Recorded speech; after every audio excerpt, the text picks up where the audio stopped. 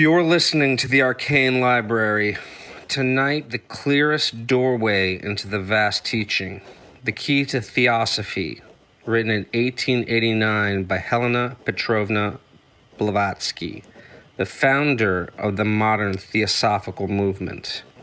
Written as a patient dialogue between a questioner and a teacher, the book lays out the heart of theosophy in plain terms, the nature of the soul, the after-death states, karma and rebirth, and the universal brotherhood that Blavatsky placed at the center of the work. It is our own invitation to the beginner, gentler and more direct than our great masterworks. Let its calm question-answer rhythm ease the mind towards sleep. Make yourself comfortable, and let us begin.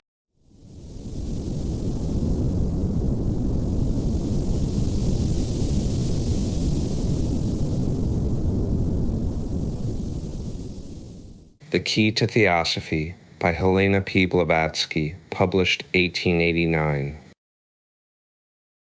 The purpose of this book is exactly expressed in its title, The Key to Theosophy, and needs but few words of explanation.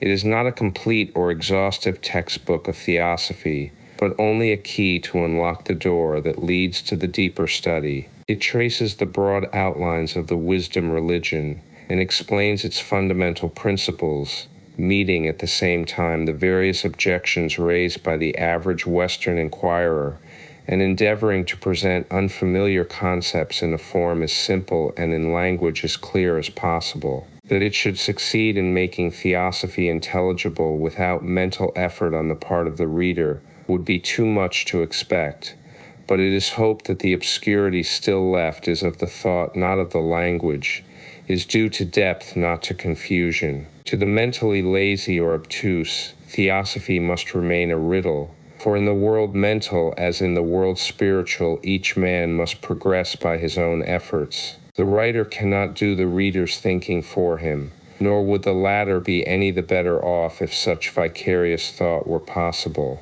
The need for such an exposition as the present has long been felt among those interested in the Theosophical Society and its work, and it is hoped that it will supply information as free as possible from technicalities to many whose attention has been awakened, but who as yet are merely puzzled and not convinced. Some care has been taken in disentangling some part of what is true from what is false in spiritualistic teachings as to the post-mortem life, and to showing the true nature of spiritualistic phenomena. Previous explanations of a similar kind have drawn much wrath upon the writer's devoted head, the spiritualists, like too many others, preferring to believe what is pleasant rather than what is true, and becoming very angry with anyone who destroys an agreeable delusion. For the past year, theosophy has been the target for every poisoned arrow of spiritualism, as though the possessors of a half-truth felt more antagonism to the possessors of the whole truth than those who had no share to boast of. Very hearty thanks are due from the author to many theosophists who have sent suggestions and questions, or have otherwise contributed help during the writing of this book. The work will be the more useful for their aid, and that will be their best reward. Second edition. In order to further facilitate the study of theosophy, which the Key has already made an easy task, I have added a copious glossary of all the technical terms found in it. Most of the definitions and explanations are transcriptions or abbreviations from the larger Theosophical Glossary, which will shortly be published together with the treatise on archaic symbolism. It is hoped that both glossaries will supply a long-felt want, and that the larger one will cover the whole range of occult terminology as completely as possible. The Key to Theosophy. Theosophy and the Theosophical Society, the meaning of the name. Inquirer. Theosophy and its doctrines are often referred to as a newfangled religion. Is it a religion? Theosophist. It is not. Theosophy is divine knowledge or science. Engage. What is the real meaning of the term? Theo, 44 divine wisdom. Theosophia, or Wisdom of the Gods, as Kyoiovia Theogonia, Genealogy of the Gods. The word Eos means a god in Greek, one of the divine beings, certainly not 44 God in the sense attached in our day to the term. Therefore, it is not 44 wisdom of God as translated by some, but divine wisdom such as that possessed by the gods. The term is many thousand years old. In Cage, what is the origin of the name Theo? It comes to us from the Alexandrian philosophers called lovers of truth, Philaletheans, from Phil 44 loving and Aletheia 44 truth. The name Theosophy dates from Thea key to Theosophy, the 3rd century of our era, and began with Ammonius Saccas and his disciples, who started the eclectic theosophical system. What was the object of this system? Theo, first of all, to inculcate certain great moral truths upon its disciples, and all those who were lovers of the truth. 3, hence the motto adopted by the Theosophical Society, there is no religion higher than truth. The chief aim of the founders, also called analogityists, as explained by Prof. Alex Wilder, FTS, in his eclectic philosophy. They were called so because of their practice of interpreting all sacred legends and narratives, myths and mysteries, by a rule or principle of analogy and correspondence, so that events which were related as having occurred in the external world were regarded as expressing operations and experiences of the human soul. They were also denominated Neoplatonists, though Theosophy, or the eclectic theosophical system, is generally attributed to the 3rd century, yet, if Diogenes Laertius is to be credited, its origin is much earlier, as he attributed the system to an Egyptian priest, Pot Amun, who lived in the early days of the Ptolemaic dynasty. The same author tells us that the name is Coptic and signifies one consecrated to Amun, the god of wisdom. Theosophy is the equivalent of Brahmvidya, divine knowledge. Eclectic theosophy was divided under 3 heads. 1. Belief in one absolute, incomprehensible, and supreme deity, or infinite essence, which is the root of all nature and of all that is visible and invisible. 2. Belief in man's eternal, immortal nature, because, being a radiation of the universal soul, it is of an identical essence with it. Theurgy, or divine work, or producing a work of gods, from theoi, gods, and erging, to work. The term is very old, but as it belongs to the vocabulary of the mysteries, was not in popular use. It was a mystic belief practically proven by initiated adepts and priests that by making oneself as pure as the incorporeal beings, i.e., by returning to one's pristine purity of nature, man could move the gods to impart to him divine mysteries and even cause them to become occasionally visible, either subjectively or objectively. It was the transcendental aspect of what is now called spiritualism, but having been abused and misconceived by the populace, it had come to be the key to Theosophy. Of the eclectic theosophical school was one of the 3 objects of its modern successor, the Theosophical Society, namely to reconcile all religions, sects, and nations under a common system of ethics based on eternal verities.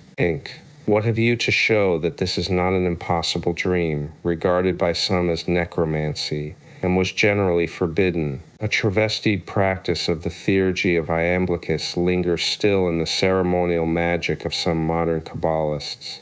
Modern theosophy avoids and rejects both these kinds of magic and necromancy as being very dangerous. Divine theurgy requires an almost superhuman purity and holiness of life. Otherwise, it degenerates into mediumship or black magic. The immediate disciples of Ammonius Saccas, who was called Theodidactos, God taught, such as Plotinus and his follower Porphyry, rejected theurgy at first, but were finally reconciled to it through Iamblichus, who wrote a work to that effect entitled De Mysteriis, under the name of his own master, a famous Egyptian priest called Abamen. Ammonius Saccas was the son of Christian parents, and having been repelled by dogmatic spiritualistic Christianity from his childhood, became a Neoplatonist, and like J. Boehme and other great seers and mystics, is said to have had divine wisdom revealed to him in dreams and visions, hence his name of Theodidactos. He resolved to reconcile every system of religion, and by demonstrating their identical origin to establish one universal creed based on ethics. His life was so blameless and pure, his learning so profound and vast, that several church fathers were his secret disciples. Clemens Alexandrinus speaks very highly of him. Plotinus, the St. John of Ammonius, was also a man universally respected and esteemed, and of the most profound learning and integrity. When 39 years of age, he accompanied the Aeaean Emperor Gordian and his army to the east, to be instructed by the sages of Bactria and India. He had a school of philosophy in Aeaeum. Porphyry, his disciple, whose Aral name was Meteltexa, Hellenized Jew, collected all the writings of his Mastes Porphyry, was himself a great author, and gave an allegorical interpretation to some parts of Homer's writings. The system of meditation the Philaletheans resorted to was ecstasy, a system akin to Indian yoga practice. What is known of the eclectic school is due to Origen, Longinus, and Plotinus, the immediate disciples of Ammonius. In the Eclectic Philos by A. Wilder, the key to Theosophy, and that all the world's religions are based on the one and the same truth, Theo, their comparative study and analysis. The wisdom religion was one in antiquity, and the sameness of primitive religious philosophy is proven to us by the identical doctrines taught to the initiates during the mysteries, an institution once universally diffused. All the old worships indicate the existence of a single theosophy anterior to them. The key that is to open one must open all. Otherwise it cannot be the right key. Philo, The Policy of the Theosophical Society, Inc. In the days of Ammonius there were several ancient great religions, and numerous were the sects in Egypt and Palestine alone. How could he reconcile them? Theo, by doing that which we again try to do now. The Neoplatonists were a large body, and belonged to various religious philosophies. So do our Theosophists. In those days, the Jew Aristobulus affirmed that the ethics of Aristotle represented it was under Philadelphus that Judaism established itself in Alexandria, and forthwith the Hellenic teachers became the dangerous rivals of the College of Eusebius of Babylon. As the author of Eclectic Philosophy very pertinently remarks, the Buddhistic, Vedantic, and Magian systems were expounded along with the philosophies of Greece at that period. It was not wonderful that thoughtful men supposed that the strife of words ought to cease, and considered it possible to extract one harmonious system from these various teachings. Hence Snooze, Athenagoras, and Clement were thoroughly instructed in Platonic philosophy and comprehended its essential unity with the Eastern systems. The key to Theosophy, the esoteric teachings of the law of Moses, Philo Judaeus endeavored to reconcile the Pentateuch with the Pythagorean and Platonic philosophy, and Josephus proved that the Essenes of Carmel were simply the copyists and followers of the Egyptian Therapeuti, the healers. So it is in our day. We can show the line of descent of every Christian religion, as of every, even the smallest sect. The latter are the minor twigs or shoots grown on the larger branches. But shoots and branches spring from the same trunk, the wisdom Meliot. To prove this was the aim of Ammonius, who endeavored to induce Gentiles and Christians, Jews and idolaters, to lay aside their contentions and strifes, remembering only that they were all in possession of the same truth under various vestments, and were all the children of a common mother. This is the aim of Theosophy likewise. Enk, what are your authorities for saying this of the ancient Theosophists of Alexandria?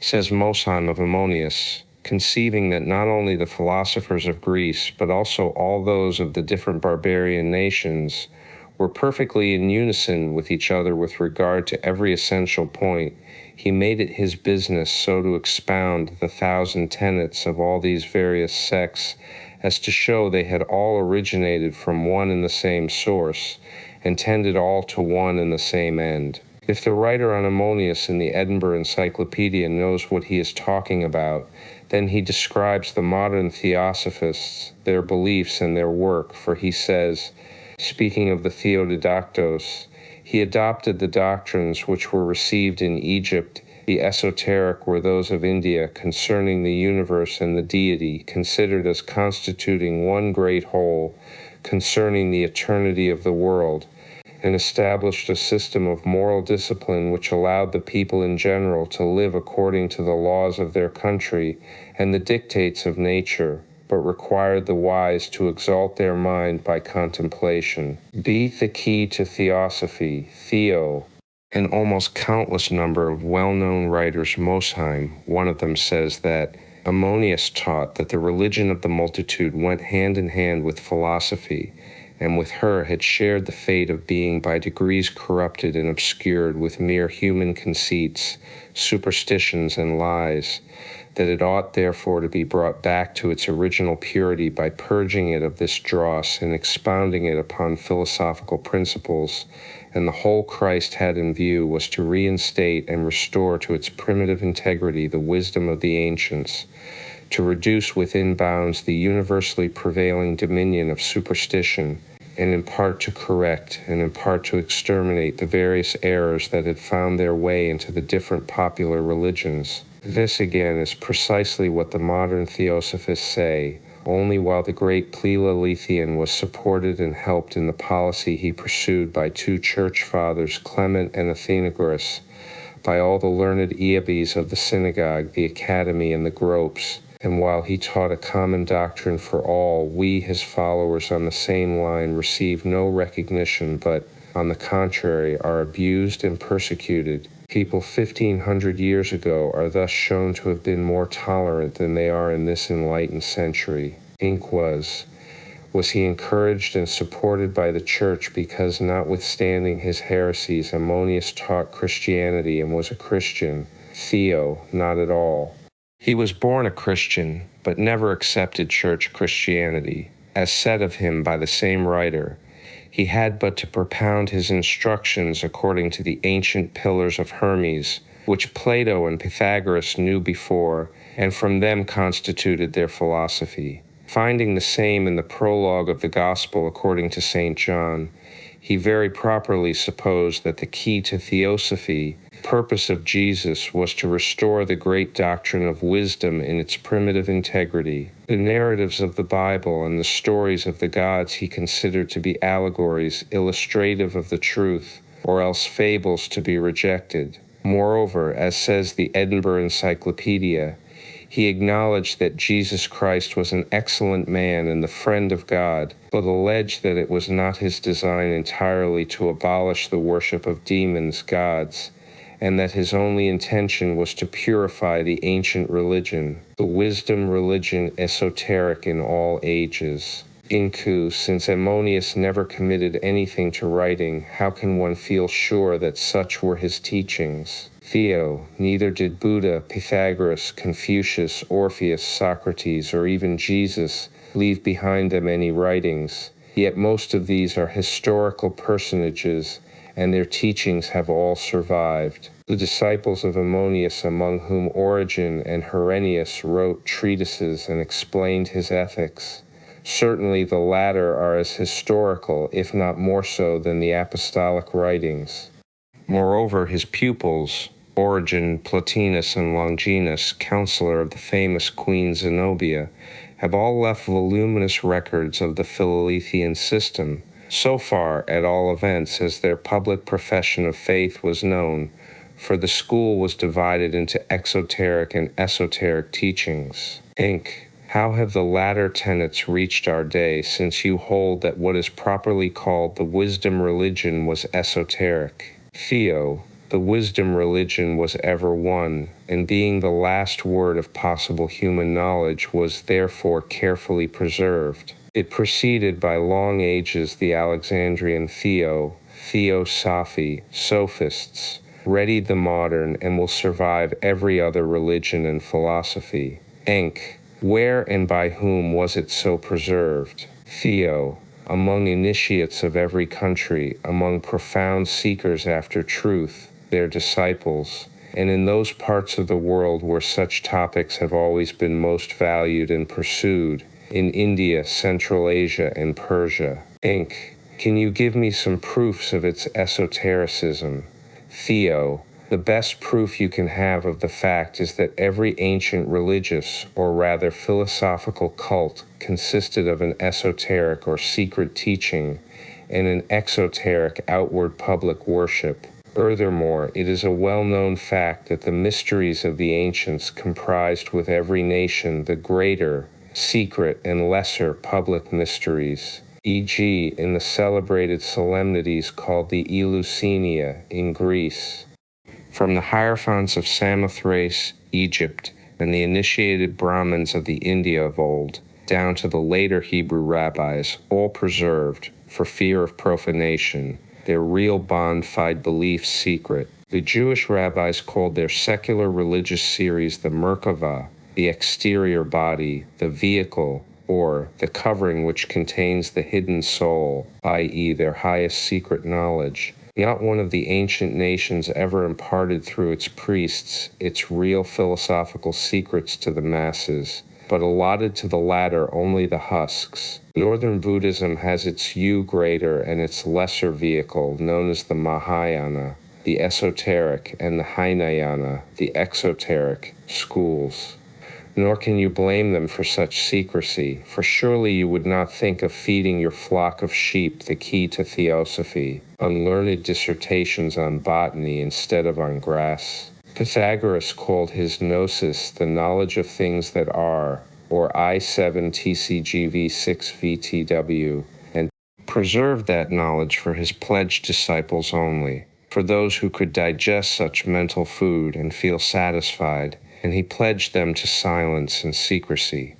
Occult alphabets and secret ciphers are the development of the old Egyptian hieratic writings, the secret of which was, in the days of old, in the possession only of the hierogrammatists, or initiated Egyptian priests. Ammonius Saccas, as his biographers tell us, bound his pupils by oath not to divulge his higher doctrines except to those who had already been instructed in preliminary knowledge, and who were also bound by a pledge. Finally, do we not find the same even in early Christianity, among the Gnostics, and even in the teachings of Christ? Did he not speak to the multitudes in parables which had a twofold meaning, and explain his reasons only to his disciples? To you, he says, it is given to know the mysteries of the kingdom of heaven, but unto them that are without, all these things done in parables. Mark 4:11. The Essenes of Judea and Carmel made similar distinctions, dividing their adherents into neophytes, brethren, and the perfect, or those initiated phil. Examples might be brought from every country to this effect. Anq. Can you attain the secret wisdom simply by study? Encyclopedias define theosophy pretty much as Webster's dictionary does, i.e. as supposed intercourse with God and superior spirits and consequent attainment of superhuman knowledge by physical means and chemical processes. Is this so, Theo? I think not. Nor is there any lexicographer capable of the key to Theosophy, explaining, whether to himself or others, how superhuman knowledge can be attained by physical or chemical processes. Had Webster said by metaphysical and alchemical processes, the definition would be approximately correct. As it is absurd. Ancient theosophists claimed, and so do the modern, that the infinite cannot be known by the finite, i.e. sensed by the finite self, but that the divine essence could be communicated to the higher spiritual self in a state of ecstasy. This condition can hardly be attained, like hypnotism, by physical and chemical means. Inc. What is your explanation of it? Theo.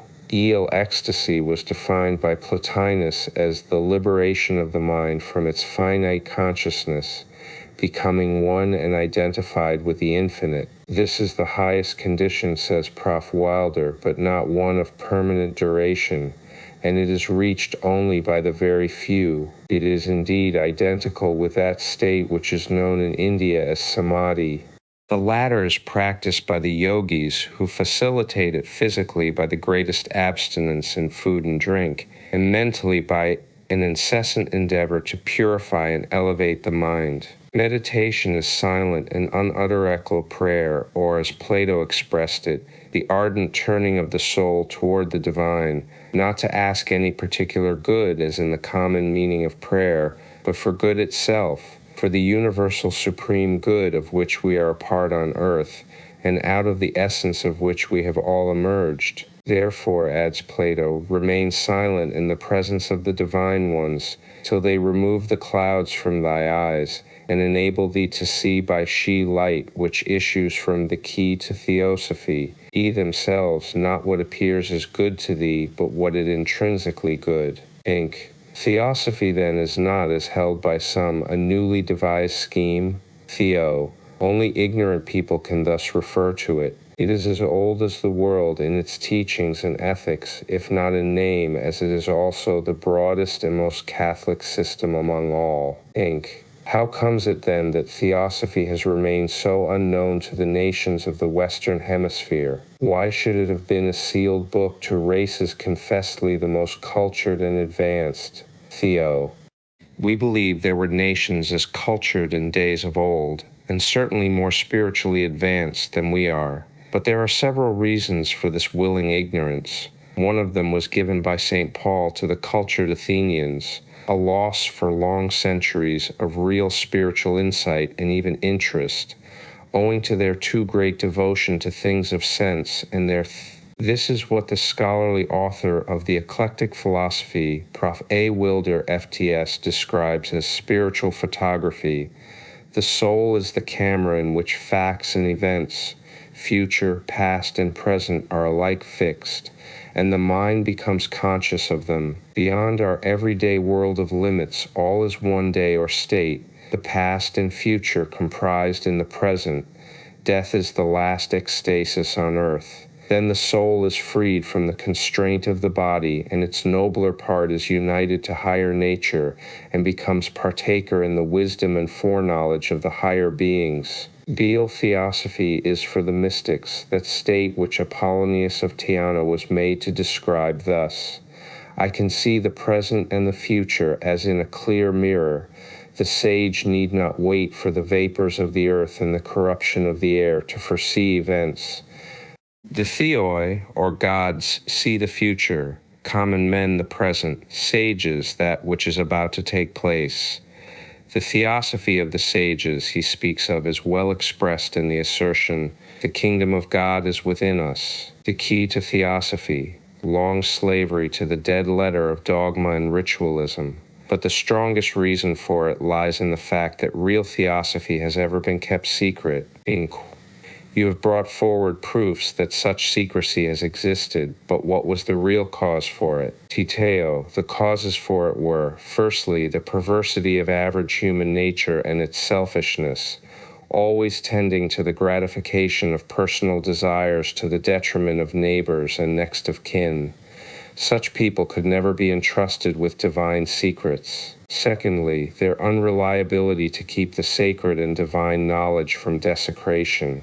It is the latter that led to the perversion of the most sublime truths and symbols, and to the gradual transformation of things spiritual into anthropomorphic, concrete, and gross imagery.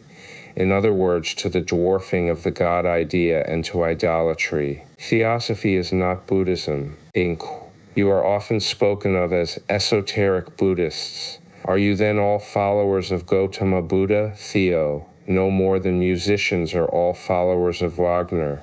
Some of us are Buddhists by religion, yet there are far more Hindus and Brahmins than Buddhists among us. and more Christian-born Europeans and Americans than converted Buddhists. The mistake has arisen from a misunderstanding of the real meaning of the title of Mr. Sinnett's excellent work, Esoteric Buddhism, which last word ought to have been spelt with one instead of two D's, as then Buddhism would have meant what it, the key to Theosophy, was intended for, merely 44 wisdoms, Bodhya, Bodhi, 64 intelligence, 44 wisdom, instead of Buddhism, Gautama's religious philosophy. Theosophy, as already said, is the wisdom religion, Enqua. What is the difference between Buddhism, the religion founded by the Prince of Kapilavastu, and Buddhism, the 44 wisdomism, which you say is synonymous with Theosophy, Enqua? But some scholar deny that Buddha ever taught any esoteric doctrine at all, Teo. They may as well deny that nature has any hidden secrets for the men of science. Further on, I will prove it by Buddha's conversation with his disciple Ananda. His esoteric teachings were simply the Gupta Vidya, secret knowledge of the ancient Brahmins, the key to which their modern successors have, with few exceptions, completely lost. And this Vidya has passed into what is now known as the inner teachings of the Mahayana school of Northern Buddhism. Those who deny it are simply ignorant pretenders to Eastern study. I advise you to read the Rev. Mr. Edkin's Chinese Buddhism, especially the chapters on the exoteric and esoteric schools I-4, the key to Theosophy, and teachings, and then compare the testimony of the whole ancient world upon the subject, Enq. But are not the ethics of Theosophy identical with those taught by Buddha, Theo? Certainly, because these ethics are the soul of the wisdom religion, and were once the common property of the initiates of all nations. But Buddha was the first to embody these lofty ethics in his public teachings, and to make them the foundation and the very essence of his public system. It is herein that lies the immense difference between exoteric Buddhism and every other religion. For while in other religions ritualism and dogma hold the first and most important place, in Buddhism it is the ethics which have always been the most insisted upon. This accounts for the resemblance amounting almost to identity between the ethics of Theosophy and those of the religion of Buddha. Enq. Are there any great points of difference? Theo. One great distinction between Theosophy and exoteric Buddhism is that the latter, represented by the Southern Church, entirely denies the existence of any deity, indeed any conscious post-mortem life, or even any self-conscious surviving individuality in man. Such, at least, is the teaching of the Siamese sect, now considered as the purest eorm of exoteric Buddhism. And it is so, if we refer only to Buddha's public teachings. The reason for such reticence on his part I will give further on. But the schools of the Northern Buddhist Church, established in those countries to which his initiated arhats retired after the Master's death, teach all that is now the key to Theosophy, 5 called Theosophical doctrines, because they form part of the knowledge of the initiates, thus proving how the truth has been sacrificed to the dead letter by the too zealous orthodoxy of Southern Buddhism. But how much grander and more noble, more philosophical and scientific, even in its dead letter 9, is this teaching than that of any other church or religion. Yet Theosophy is not Buddhism. Exoteic and esoteric Theosophy, what the modern Theosophical Society is not. Inky. Your doctrines, then, are not a revival of Buddhism, nor are they entirely copied from the Neoplatonic Theosophy, Theo. They are not. But to these questions I cannot give you a better answer than by quoting from a paper read on Theosophy by Dr. J.D. Buck, FTS, before the last Theosophical Convention at Chicago, America, April 1889. No living theosophist has better expressed and understood the real essence of Theosophy than our honored friend Dr. Buck. Theosophical Society was organized for the purpose of promulgating the theosophical doctrines and for the promotion of the theosophic life.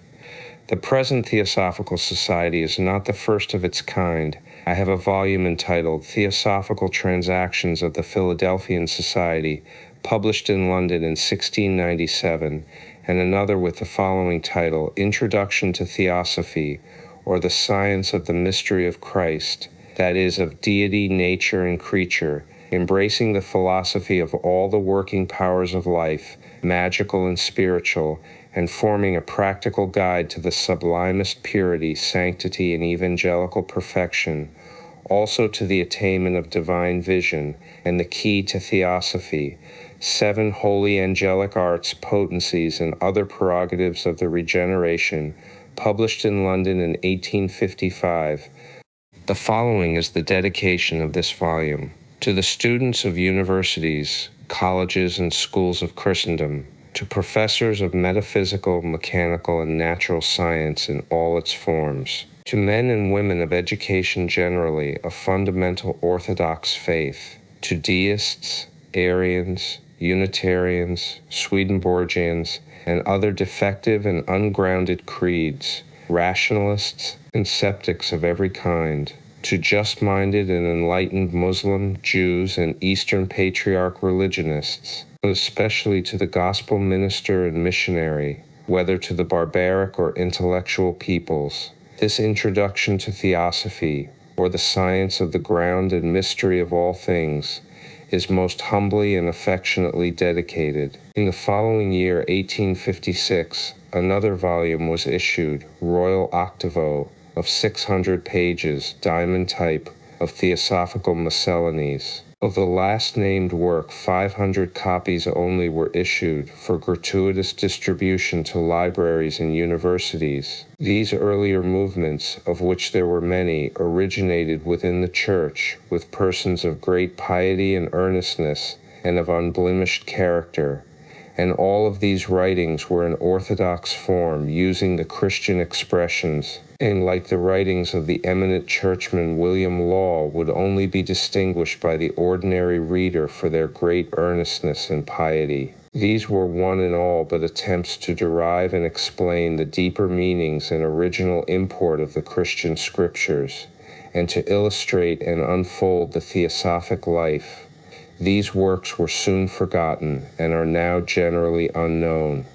They sought to reform the clergy and revive genuine piety, and were never welcomed. That one word, heresy, was sufficient to bury them in the limbo of all such utopias. At the time of the Reformation, John Reuchlin made a similar attempt with the same result, though he was the intimate and trusted friend of Luther. Orthodoxy never desired to be informed and enlightened. These reformers were informed, as was Paul by Festus, that too much learning had made them mad, and that it would be dangerous to go farther. Passing by the verbiage, which was partly a matter of habit and education with these writers, and partly due to religious restraint through I 8, the key to Theosophy, secular power, in coming to the core of the matter, these writings were theosophical in the strictest sense, and pertain solely to man's knowledge of his own nature and the higher life of the soul. The present theosophical movement has sometimes been declared to be an attempt to convert Christendom to Buddhism,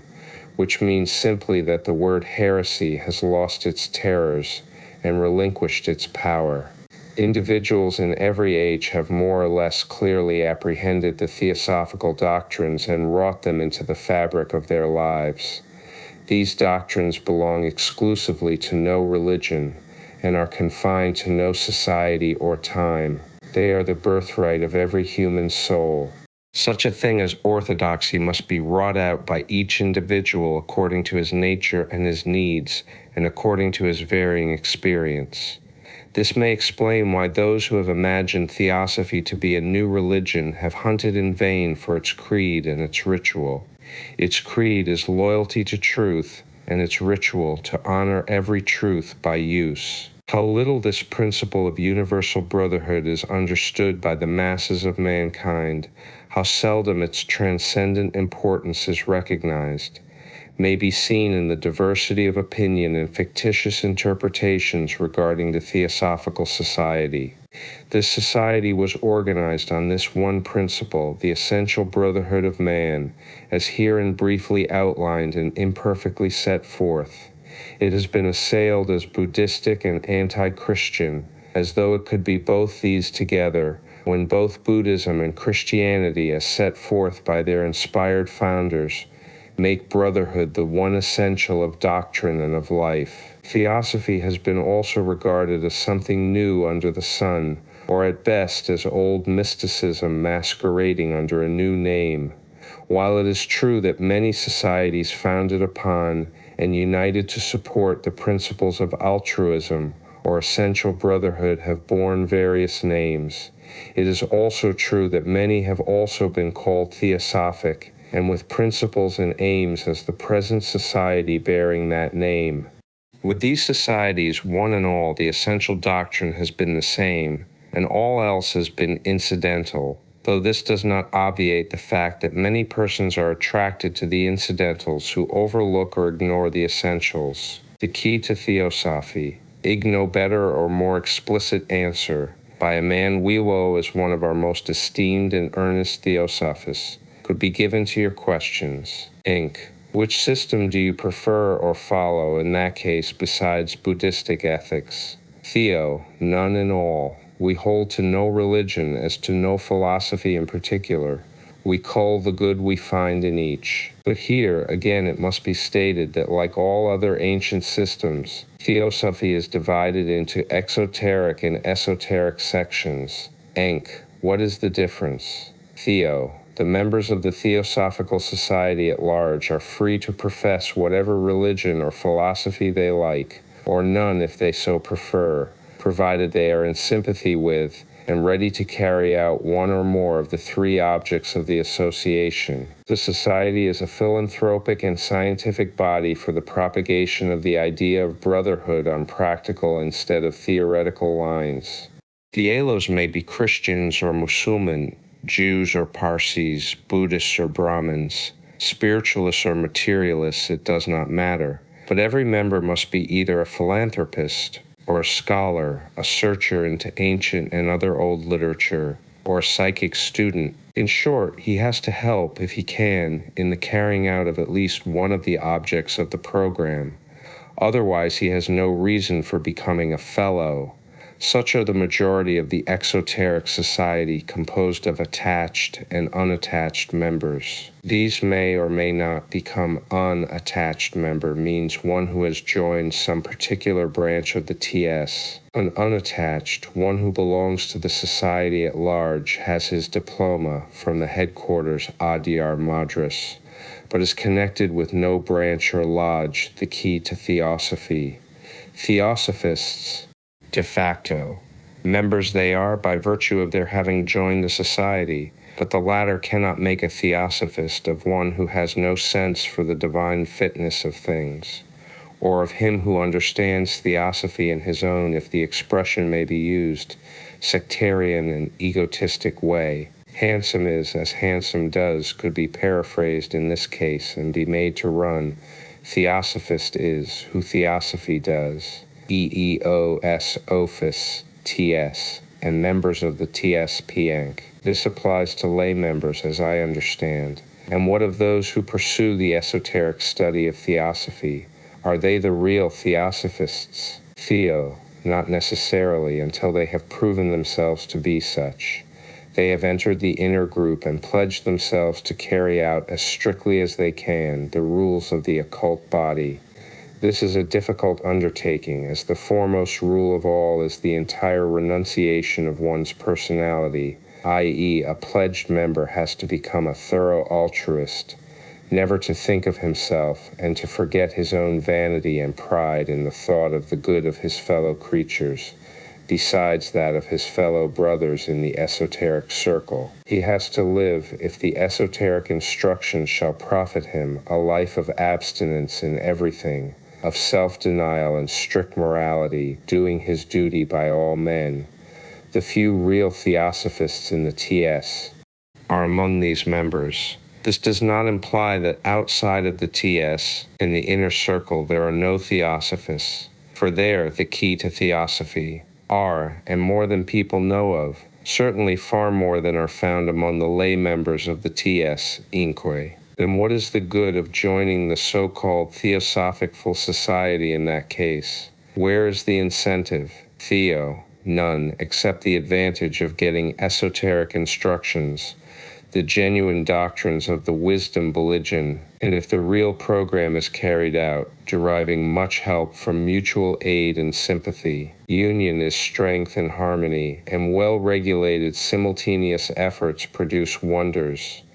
This has been the secret of all associations and communities since mankind existed, eque. But why could not a man of well-balanced mind and singleness of purpose, one, say, of indomitable energy and perseverance, become an occultist and even an adept if he works alone? Theo, he may, but there are 10,000 chances against one that he will fail.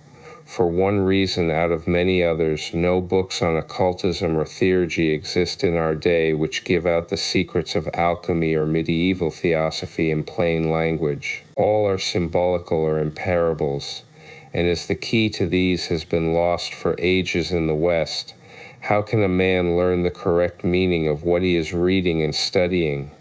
Therein lies the greatest danger, one that leads to unconscious black magic, or the most helpless mediumship. He who has not an initiate for a master had better leave the dangerous study alone. Look around you and observe.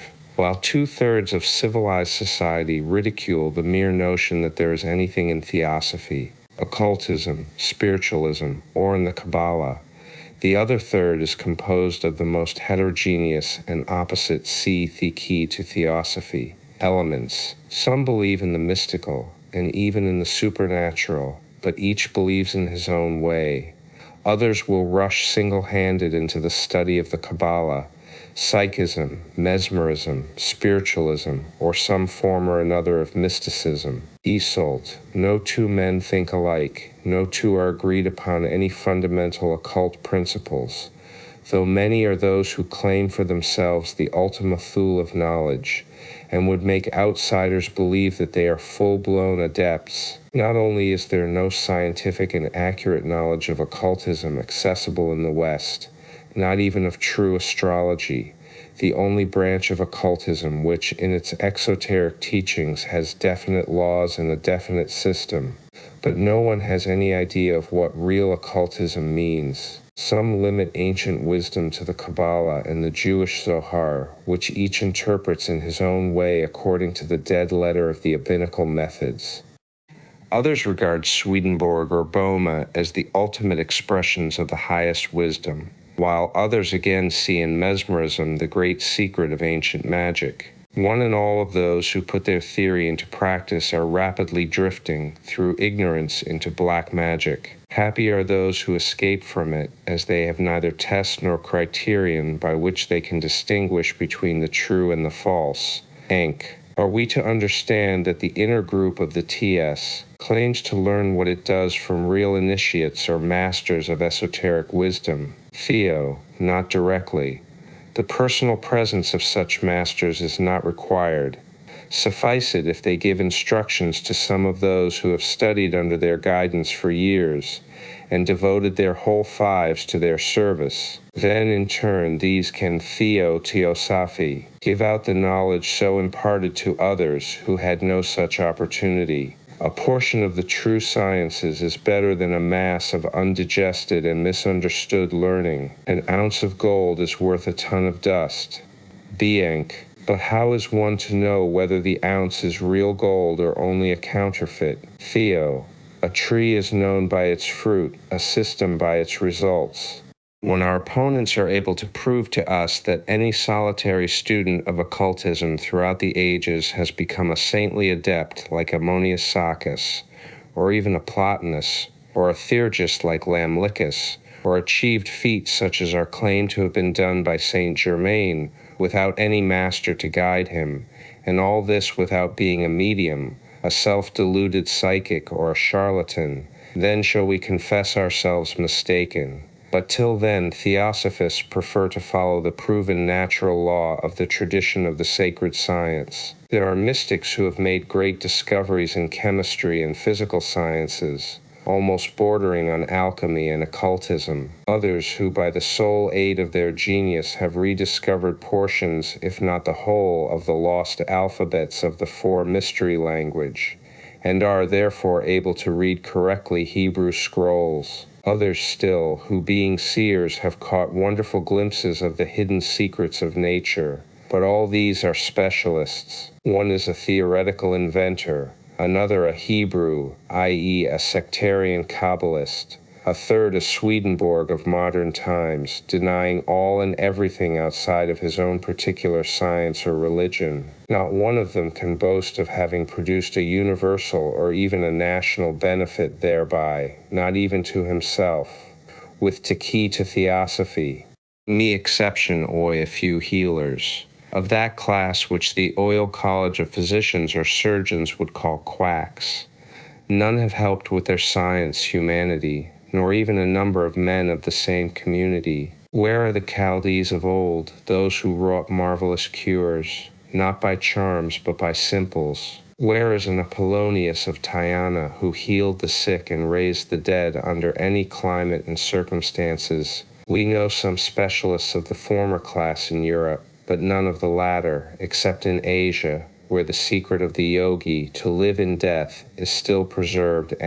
Is the production of such healing adepts the aim of Theosophy, Theo? Its aims are several, but the most important of all are those which are likely to lead to the relief of human suffering under any or every form, moral as well as physical, and we believe the former to be far more important than the latter. Theosophy has to inculcate ethics. It has to purify the soul if it would relieve the physical body whose ailments, save cases of accidents, are all hereditary. It is not by studying occultism for selfish ends, for the gratification of one's personal ambition, pride, or vanity, that one can ever reach the true goal, that of helping suffering mankind. Nor is it by studying one single branch of the esoteric philosophy that a man becomes an occultist, but by studying, if not mastering, them all. Is help, then, to reach this most important aim, given only to those who study the esoteric sciences. Theo: not at all. Every lay member is entitled to general instruction if he only wants it, but few are willing to become what is called working members, and most prefer to remain the key to Theosophy, drones of Theosophy. Let it be understood that private research is encouraged in the TS, provided it does not infringe the limit which separates the exoteric from the esoteric, the blind from the conscious magic. The difference between Theosophy and occultism. You speak of Theosophy and occultism. Are they identical? Theo: by no means. A man may be a very good Theosophist indeed, whether in or outside of the society, without being in any way an occultist. But no one can be a true occultist without being a real Theosophist. Otherwise, he is simply a black magician, whether conscious or unconscious. What do you mean, Theo? I have said already that a true Theosophist must put in practice the loftiest moral ideal, must strive to realize his unity with the whole of humanity, and work ceaselessly for others. Now, if an occultist does not do all this, he must act selfishly for his own personal benefit, and if he has acquired more practical power than other ordinary men, he becomes forthwith a far more dangerous enemy to the world and those around him than the average mortal. This is clear. Then is an occultist simply a man who possesses more power than other people? Theo: more. If he is a practical and really learned occultist, and not one only in name. Occult sciences are not as described in encyclopedias, those imaginary sciences of the key to Theosophy, Middle Ages, which related to the supposed action or influence of occult qualities or supernatural powers, as alchemy, magic, necromancy, and astrology, for they are real, actual, and very dangerous sciences. They teach the secret potency of things in nature, developing and cultivating the hidden powers 44 latent in man, thus giving him tremendous advantages over more ignorant mortals. Hypnotism, now become so common and a subject of serious scientific inquiry, is a good instance in point.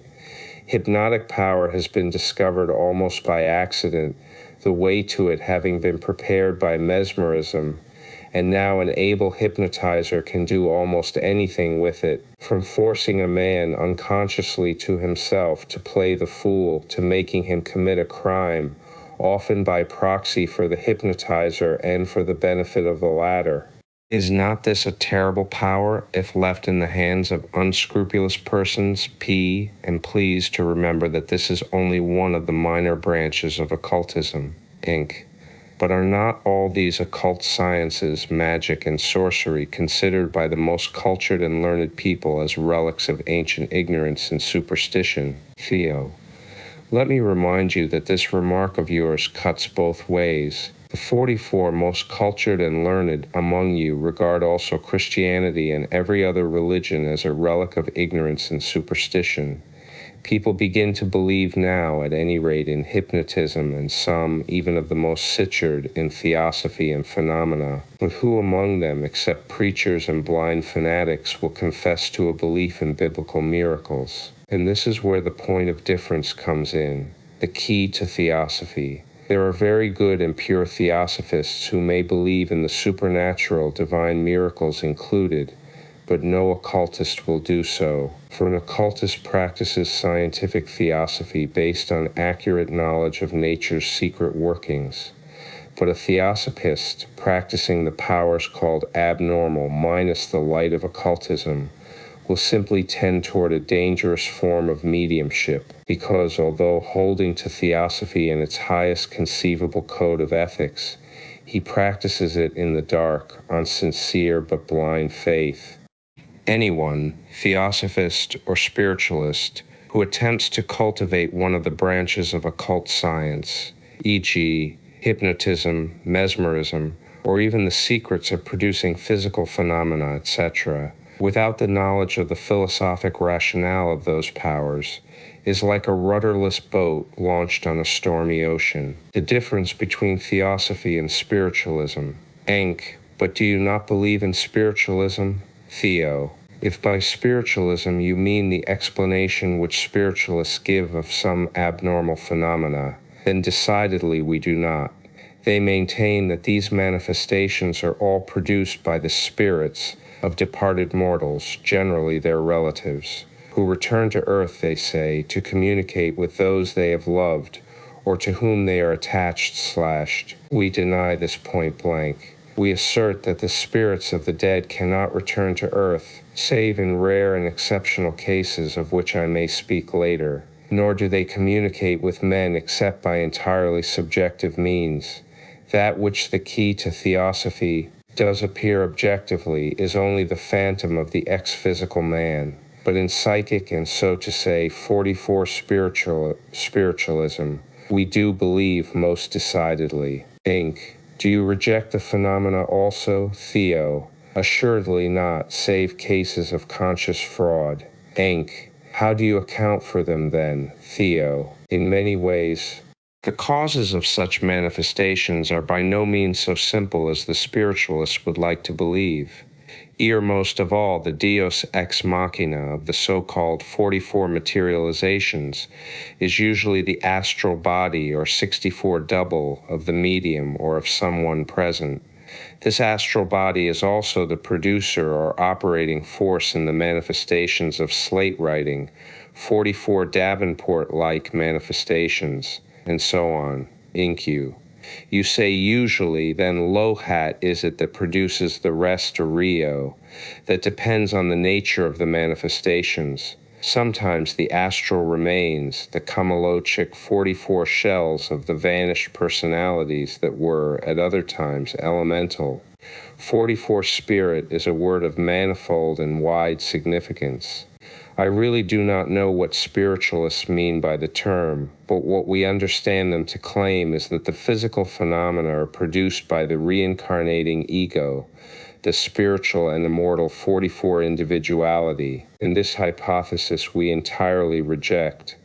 The conscious individuality of the disembodied cannot materialize, nor can it return from its own mental devachanic sphere to the plane of terrestrial objectivity, InQ. But many of the communications received from the 44 spirits show not only intelligence, but a knowledge of facts not known to Iki to Theosophy, the medium, and sometimes even not consciously present to the mind of the investigator or any of those who compose the audience, Theo. This does not necessarily prove that the intelligence and knowledge you speak of belong to spirits or emanate from disembodied souls. Somnambulists have been known to compose music and poetry and to solve mathematical problems while in their trance state, without having ever learnt music or mathematics. Others answered intelligently to questions put to them, and even in several cases spoke languages such as Hebrew and Latin, of which they were entirely ignorant when awake, all this in a state of profound sleep. Will you then maintain that this was caused by spirits, P. Enck? But how would you explain it, Theo? We assert that the divine spark in man being one and identical in its essence with the universal spirit, our spiritual self, is practically omniscient, but that it cannot manifest its knowledge owing to the impediments of matter. How the more these impediments are removed, in other words, the more the physical body is paralyzed as to its own independent activity and consciousness, as in deep sleep or deep trance, or again in illness, the more fully can the inner self manifest on this plane. This is our explanation of those truly wonderful phenomena of a higher order, in which undeniable intelligence and knowledge are exhibited.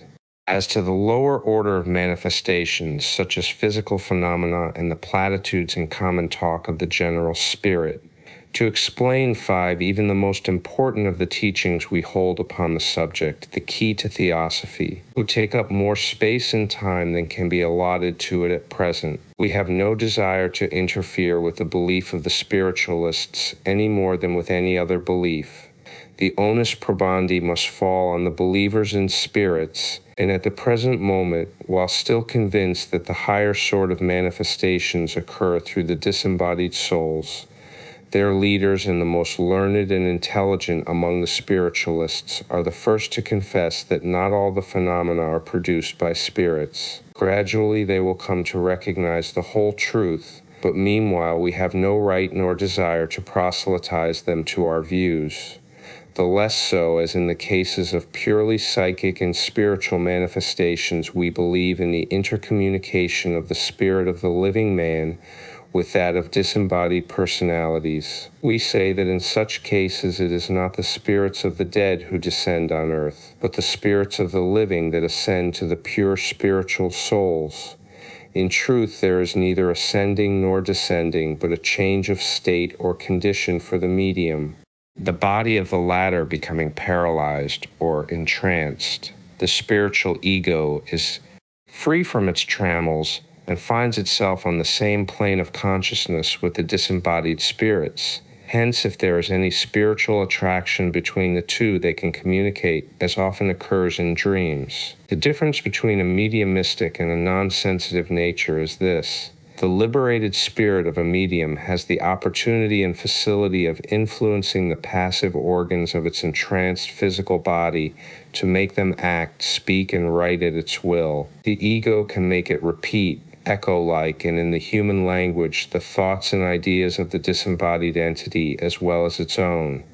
But the non-receptive or non-sensitive organism of one who is very positive cannot be so influenced. Hence, although there is hardly a human being whose ego does not hold free intercourse during the sleep of his body with those whom it loved and lost, yet on account of the positiveness and non-receptivity of its physical envelope and brain, no recollection or a very dim dream-like remembrance lingers in the memory of the person once awake. The key to Theosophy, 3R Inc. This means that you reject the philosophy of spiritualism in toto, Theo. If by philosophy you mean their crude theories, we do, but they have no philosophy in truth. Their best, their most intellectual and earnest defenders say so.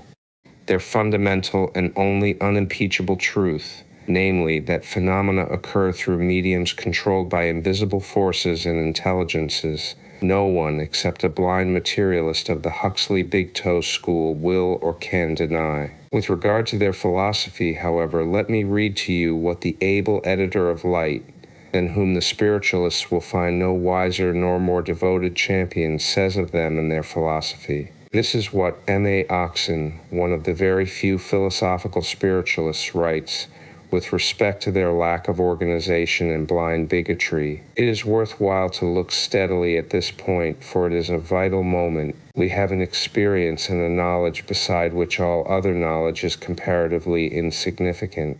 The ordinary spiritualist waxes wroth if anyone ventures to impugn his assured knowledge of the future and his absolute certainty of the life to come. Where other men have stretched forth feeble hands groping into the dark future, he walks boldly as one who has a chart and knows his way. Where other men have stopped short at a pious aspiration or have been content with a hereditary faith, it is his boast that he knows what they only believe, and that out of his rich stores he can supplement the fading faiths built only upon hope. He is magnificent in his dealings with man's most cherished expectations. You hope, he seems to say, for that which I can demonstrate. You have accepted a traditional belief in what I can experimentally prove according to the strictest scientific method. The old beliefs are fading. Come out from them and be separate. They contain as much falsehood as truth. Only by building on a sure foundation, the key to Theosophy, of demonstrated fact can your superstructure be stable. All round yen old faiths are toppling. Avoid the crash and get you out. When one comes to deal with this magnificent person in a practical way, what is the result? Very curious and very disappointing. He is so sure of his ground that he takes no trouble to ascertain the interpretation which others put upon his facts. The wisdom of the ages has concerned itself with the explanation of what he rightly regards as proven, but he does not turn a passing glance on its researches. He does not even agree altogether with his brother spiritualist. It is the story over again of the old Scotch body who, together with her husband, formed a kirk. They had exclusive keys to heaven, or rather she had, for she was na certain aboot Jamie. So the infinitely divided and subdivided and re-subdivided sects of spiritualists shake their heads and are na certain aboot one another. Again, the collective experience of mankind is solid and unvarying on this point, that union is strength, and disunion a source of weakness and failure. Shoulder to shoulder, drilled and disciplined, a rabble becomes an army, each man a match for 100 of the untrained men that may be brought against it. Organization in every department of man's work means success, saving of time and labor, profit and development, want of method, want of plan, haphazard work, fitful energy, undisciplined effort. These mean bungling failure. The voice of humanity attests the truth. Does the spiritualist accept the verdict and act on the conclusion? Verily no. He refuses to organize. He is a law unto himself, and a thorn in the side of his neighbors. Light, June 22, 1889. NQ. I was told that the Theosophical Society was originally founded to crush spiritualism and belief in the survival of the individuality in man. Theo, you are misinformed. Our beliefs are all founded on that immortal individuality. But then, like so many others, you confuse personality with individuality. Your Western psychologists do not seem to have established any clear distinction, the key to Theosophy, between the two, yet it is precisely that difference which gives the keynote to the understanding of Eastern philosophy, and which lies at the root of the divergence between the theosophical and spiritualistic teachings. And though it may draw upon us still more the hostility of some spiritualists, yet I must state here that it is Theosophy which is the true and unalloyed spiritualism, while the modern scheme of that name is, as now practiced by the masses, simply transcendental materialism, Inc. Please explain your idea more clearly, Theo. What I mean is that though our teachings insist upon the identity of spirit and matter, and though we say that spirit is potential matter, and matter simply crystallized spirit, e.g. as ice is solidified steam, yet since the original and eternal condition of all is not spirit but metaspirit, so to speak, visible and solid matter being simply its periodical manifestation, we maintain that the term spirit can only be applied to the true individuality, Inc. But what is the distinction between this true individuality and the I or ego of which we are all conscious? Theo. Before I can answer you, we must argue upon what you mean by I or 44 ego.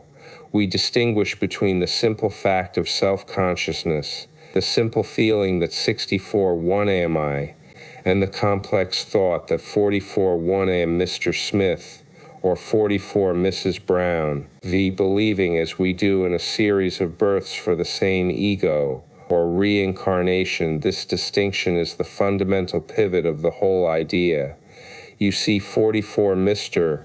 Smith really means a long series of daily experiences strung together by the thread of 2He, key to Theosophy. Inc. I understand. You say then that this true ego cannot return to earth after death, but surely the actor is at liberty, if he has preserved the sense of his individuality, to return if he likes to the scene of his former actions. T.O. We say not, simply because such a return to earth would be incompatible with any state of unalloyed bliss after death.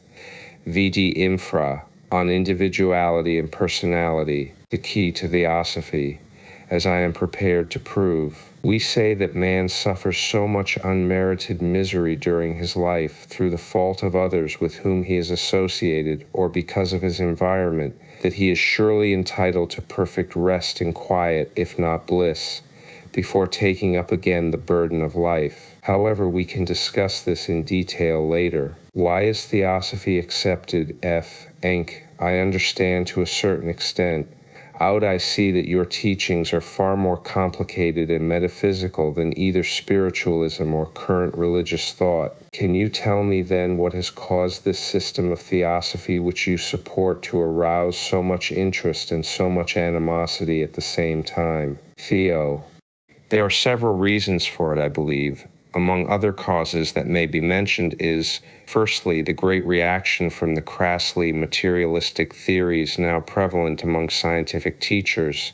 Secondly, general dissatisfaction with the artificial theology of the various Christian churches and the number of daily increasing and conflicting sects. Thirdly, an ever-growing perception of the fact that the creeds which are so obviously self and mutually contradictory cannot be true, and that claims which are unverified cannot be real. This natural distrust of conventional religions is only strengthened by their complete failure to preserve morals and to purify society and the masses. Fourthly, a conviction on the part of many and knowledge by a few that there must be somewhere a philosophical and religious system which shall be scientific, the key to Theosophy, and not merely speculative.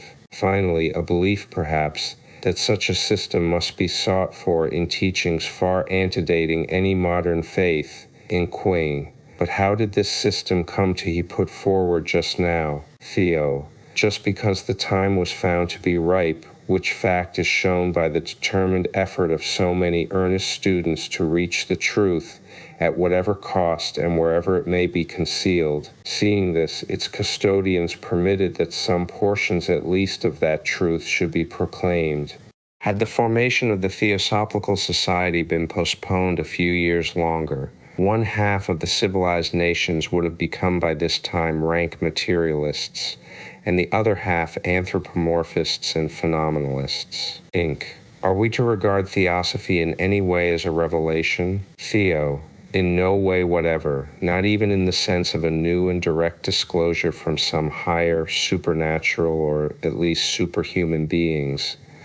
but only in the sense of an unveiling of old, very old truths to minds hitherto ignorant of them, ignorant even of the existence and preservation of any such archaic knowledge. It has become fashionable, especially of late, to deride the notion that there ever was in the mysteries of great and civilized peoples such as the Egyptians, Greeks, or Romans, anything but priestly imposture. Even the Rosicrucians were no better than half lunatics, half knaves. Numerous books have been written on them, and Tyros, who had hardly heard the name a few years before, sallied out as profound critics and Gnostics on the subject of alchemy, the fire philosophers, and mysticism in general. Yet a long series of the hierophants of Egypt, India, Chaldea, and Arabia are known, along with the greatest philosophers and sages of Greece and the West, to have included under the designation of wisdom and divine science all knowledge, for they considered the key to Theosophy. Inc. You spoke of persecution. If truth is as represented by Theosophy, why has it met with such opposition, and with no general acceptance? Iheo. For many and various reasons again, one of which is the hatred felt by men for innovations, as they call them. Selfishness is essentially conservative and hates being disturbed. It prefers an easygoing, unexacting lie to the greatest truth, if the latter requires the sacrifice of one's smallest comfort. The power of mental inertia is great in anything that does not promise immediate benefit and reward. Our age is preeminently unspiritual and matter-of-fact. Moreover, there is the unfamiliar character of theosophic teachings, the highly abstruse nature of the doctrines, some of which contradict flatly many of the human vagaries cherished by sectarians, which have eaten into the very core of popular beliefs. If we add to this the personal efforts and great purity of life exacted of those who would become the disciples of the inner circle, and the very limited class to which an entirely unselfish code appeals,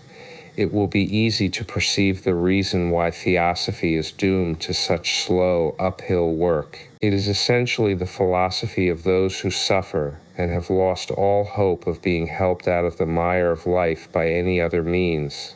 Moreover, the history of any system of belief or morals newly introduced into a foreign soil shows that its beginnings were impeded by base and origin of every art and science as essentially divine. Plato regarded the mysteries as most sacred, and Clemens Alexandrinus, who had been himself initiated into the Eleusinian mysteries, has declared that the doctrines taught therein contained in them the end of all human knowledge. Were Plato and Clemens two knaves or two fools, we wonder, or both? The key to Theosophy. Every obstacle that obscurantism and selfishness could suggest. The crown of the innovator is a crown of thorns indeed. No pulling down of old worm-eaten buildings can be accomplished without some danger. Inc. All this refers rather to the ethics and philosophy of the TS. Can you give me a general idea of the society itself, its objects and statutes? Theo. This was never made secret. Ask, and you shall receive accurate answers. Inc. But I heard that you were bound by pledges? Theo. Only in the arcane or esoteric section. Inc. And also that some members after leaving did not regard themselves bound by them. Are they right? Theo. This shows that their idea of honor is an imperfect one. How can they be right? As well said in The Path, our theosophical organ at New York, treating of such a case. Suppose that a soldier is tried for infringement of oath and discipline, and is dismissed from the service. In his rage at the justice he has called down, and of whose penalties he was distinctly forewarned, the soldier turns to the enemy with false information, a spy and traitor, as a revenge upon his former chief, and claims that his punishment has released him from his oath of loyalty to a cause. Is he justified, think you, P? Don't you think he deserves being called a dishonorable man, a coward? Enque. I believe so, but some think otherwise. Theo. So much the worse for them. but we will talk on this subject later if you please. The working system of the TS, the objects of the society. Enque. What are the objects of the Theosophical Society? Theo. They are three, and have been so from the beginning. 1. To form the nucleus of a universal brotherhood of humanity without distinction of race, color, or creed. 2. Promote the study of ancient and other scriptures, of the world's religion and sciences, and to vindicate the importance of old Asiatic literature, namely of the Brahmanical, Buddhist, and Zoroastrian philosophies. 3. To investigate the hidden mysteries of nature under every aspect possible, and the psychic and spiritual powers latent in man especially. These are, broadly stated, the three chief objects of the Theosophical Society. Inc. Can you give me some more detailed information upon these? Theo. We may divide each of the three objects into as many explanatory clauses as may be found necessary. VDA, the official rules of the TS, Appendix A. Nota bene, TS is an abbreviation for Theosophical Society. TAT to Theosophy. Inc. Then let Ness begin with the first. What means would Jan resort to in order to promote such a feeling of brotherhood among races that are known to be of the most diversified religions, customs, beliefs, and modes of thought? Theo. Allow me to add that which you seem unwilling to express. Of course we know that with the exception of two remnants of races, the Parsees and the Jutes, every nation is divided not merely against all other nations, but even against itself.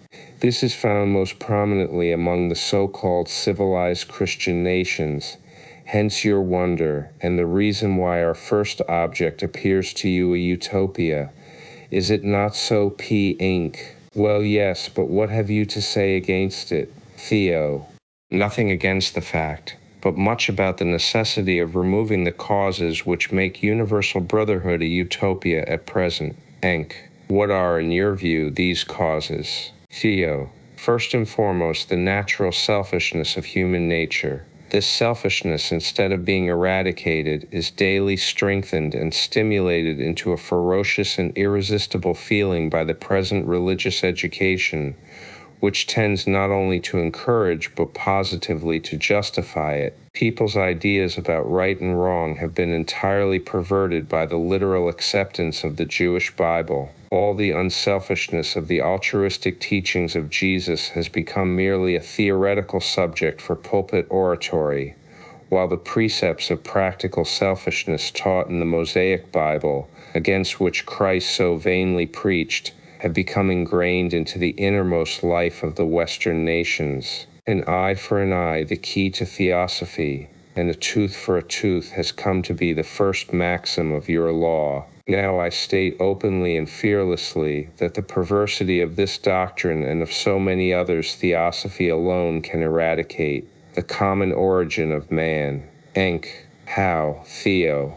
Simply by demonstrating on logical, philosophical, metaphysical, and even scientific grounds that all men have spiritually and physically the same origin, which is the fundamental teaching of Theosophy.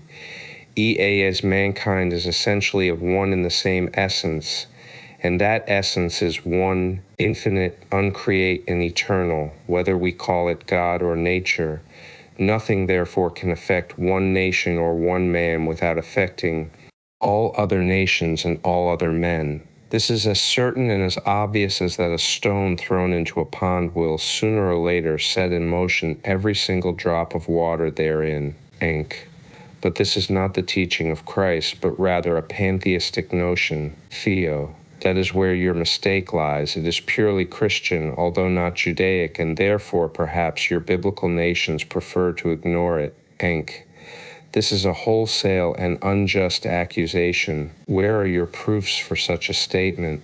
The key to Theosophy. Them only which love you, what reward or merit have ye? Do not even the publicans the same P? And if you salute your brethren only, what do ye more than others P? Do not even publicans so? These are Christ's words. but Genesis x:25 says, "Cursed be Canaan, a servant of servants shall he be unto his brethren." And therefore Christian but biblical people prefer the law of Moses to Christ's law of love. They base upon the Old Testament, which panders to all their passions, their laws of conquest, annexation, and tyranny over races which they call inferior. What crimes have been committed on the strength of this infernal, if taken in its dead letter, passage in Genesis?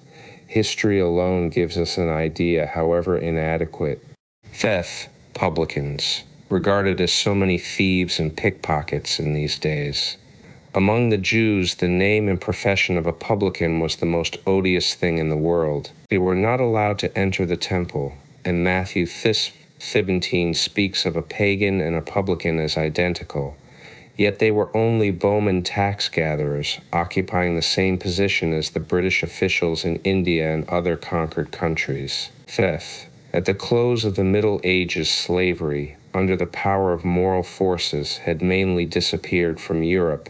But two momentous events occurred which overbore the moral power working in European society and let loose a swarm of curses upon the earth such as mankind had scarcely ever known. One of these events was the first voyaging to a populated and barbarous coast where human beings were a familiar article of traffic, and the other the discovery of a new world where mines of glittering wealth were open, provided labor could be imported to work them.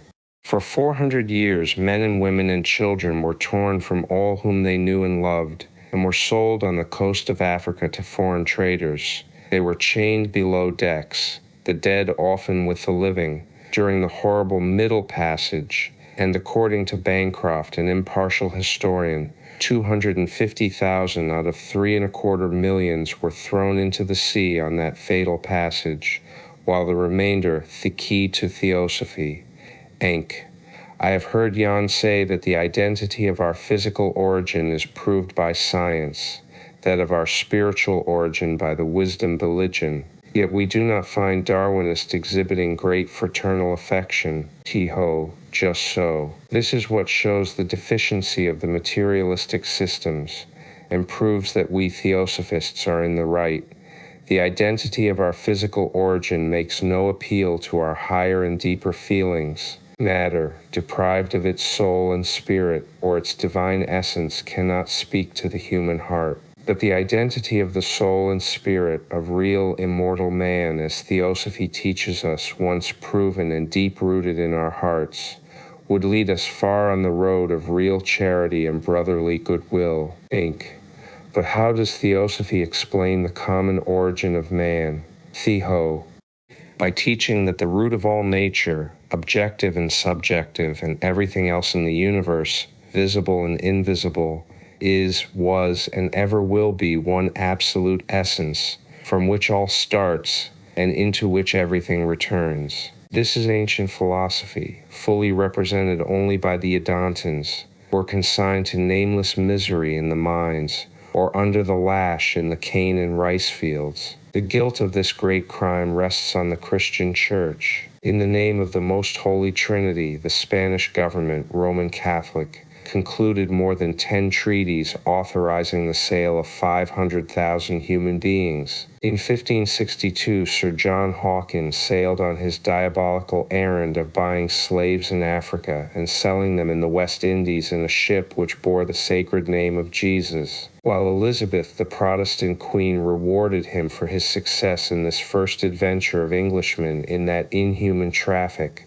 by allowing him to wear as his crest a demi-Moor in his proper color, bound with a cord, or in other words, a manacled slave. Conquests of the Cross, quoted from the Agnostic Journal, the key to Theosophy and the Buddhist system. With this object in view, it is the duty of all Theosophists to promote in every practical way and in all countries the spread of non-sectarian education. Inc.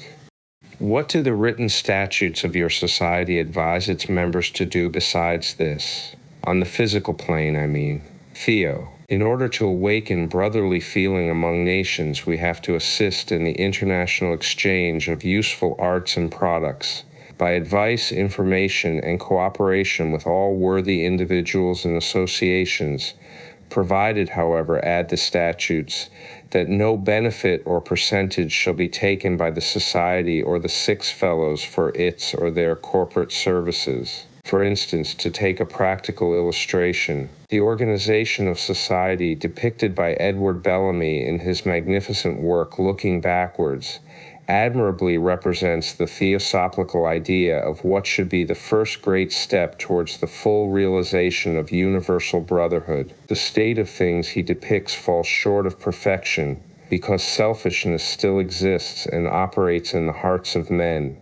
But in the main, selfishness and individualism have been overcome by the feeling of solidarity and mutual brotherhood, and the scheme of life there described reduces the causes tending to create and foster selfishness to a minimum. Inc.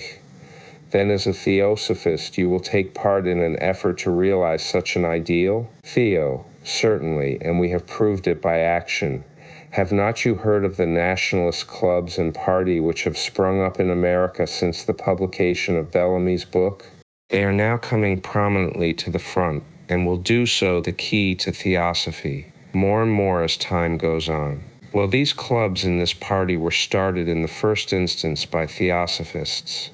One of the first, the Nationalist Club of Boston, Mass., has Theosophists for president and secretary, and the majority all its executive belong to the TS. In the constitution of all their clubs, and of the party they are forming, the influence of Theosophy and of the society is plain, for they all take as their basis, their first and fundamental principle, the brotherhood of humanity as taught by Theosophy. In their declaration of principles they state, the principle of the brotherhood of humanity is one of the eternal truths that govern the world's progress on lines which distinguish human nature from brute nature. What can be more theosophical than this P? But it is not enough.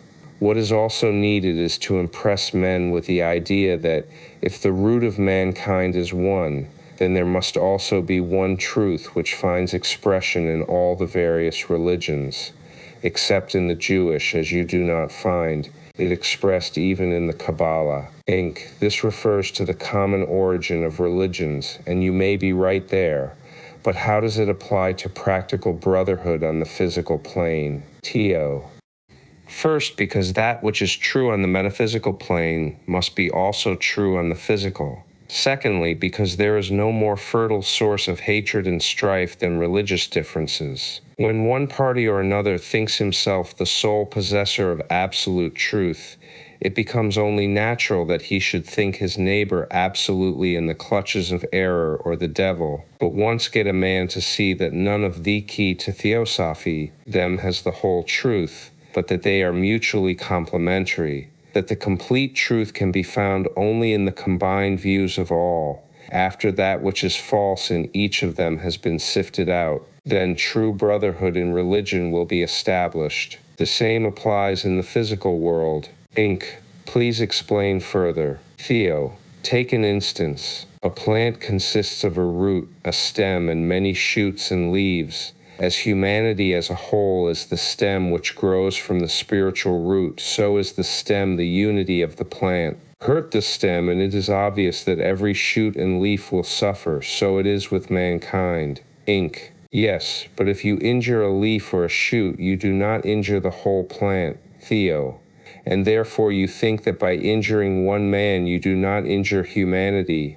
But how do you know, P? Are you aware that even materialistic science teaches that any injury, however slight, to a plant will affect the whole course of its future growth and development? Therefore you are mistaken, and the analogy is perfect. If, however, you overlook the fact that a cut in the finger may often make the whole body suffer and react on the whole nervous system, I must all the more remind you that there may well be other spiritual laws operating on plants and animals as well as on mankind, although as you do not recognize their action on plants and animals, you may deny their existence. Inqua. What laws do you mean? Theo, we call them karmic laws, but you will not understand the full meaning of the term unless you study occultism, the key to Theosophy, However, my argument did not rest on the assumption of these laws, but really on the analogy of the plant. Expand the idea, carry it out to a universal application, and you will soon find that in true philosophy, every physical action has its moral and everlasting effect. Hurt a man by doing him bodily harm, you may think that his pain and suffering cannot spread by any means to his neighbors, least of all to men of other nations. We affirm that it will in good time.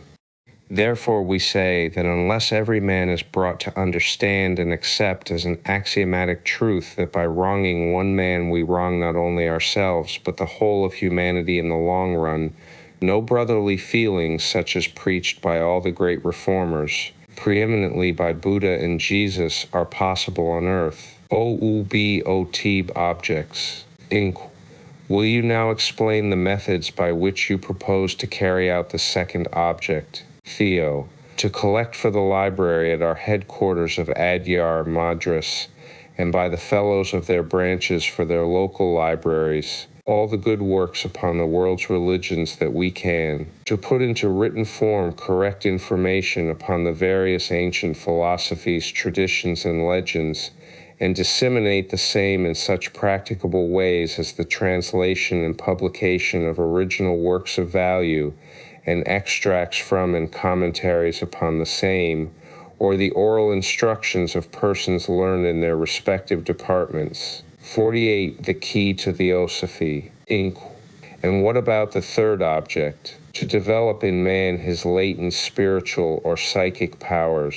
Theo. This has to be achieved also by means of publications, in those places where no lectures and personal teachings are possible. Our duty is to keep alive in man his spiritual intuitions, to oppose and counteract, after due investigation and proof of its irrational nature, bigotry in every form, religious, scientific, or social, and cant above all, whether as religious sectarianism, or as belief in miracles or anything supernatural.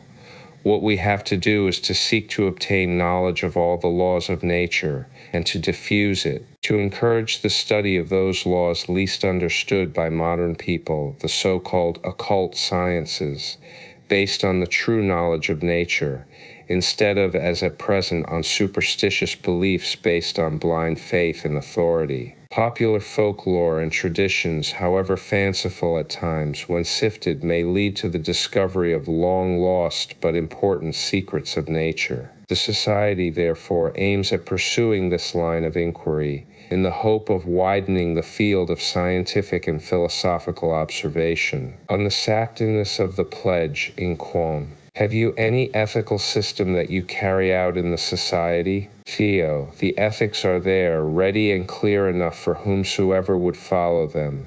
They are the essence and cream of the world's ethics, gathered from the teachings of all the worlds, the key to Theosophy. Great reformers, therefore you will find represented therein Confucius and Zoroaster, Lao Tzu and the Bhagavad Gita, the precepts of Gautama Buddha and Jesus of Nazareth, of Hillel and his school, as of Pythagoras, Socrates, Plato, and their schools. In quam.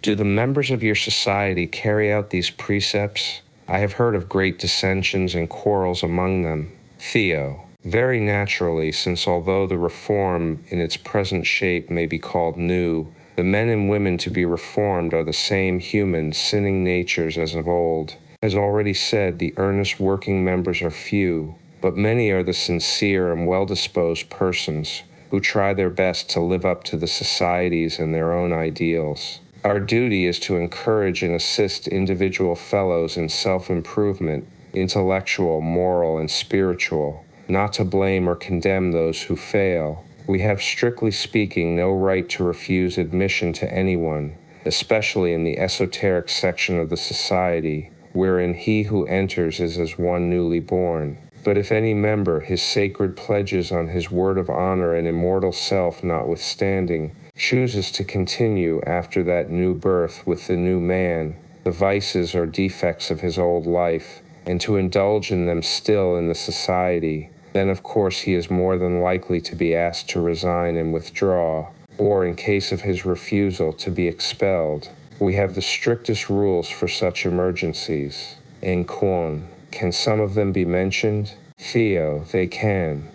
To begin with, no fellow in the society, whether exoteric or esoteric, has a right to force his personal opinions, the key to Theosophy, upon another fellow. It is not lawful for any officer of the parent society to express in public, by word or act, any hostility to or preference for any one section, religious or philosophical, more than another. All have an equal right to have the essential features of their religious belief laid before the tribunal of an impartial world, and no officer of the society in his capacity as an officer has the right to preach his own sectarian views and beliefs to members assembled, except when the meeting consists of his co-religionists. After due warning, violation of this rule shall be punished by suspension or expulsion. This is one of the offenses in the society at large. As regards the intersection, now called the esoteric, the following rules have been laid down and adopted so far back as 1880. No fellow shall put to his selfish use any knowledge communicated to him by any member of the first section,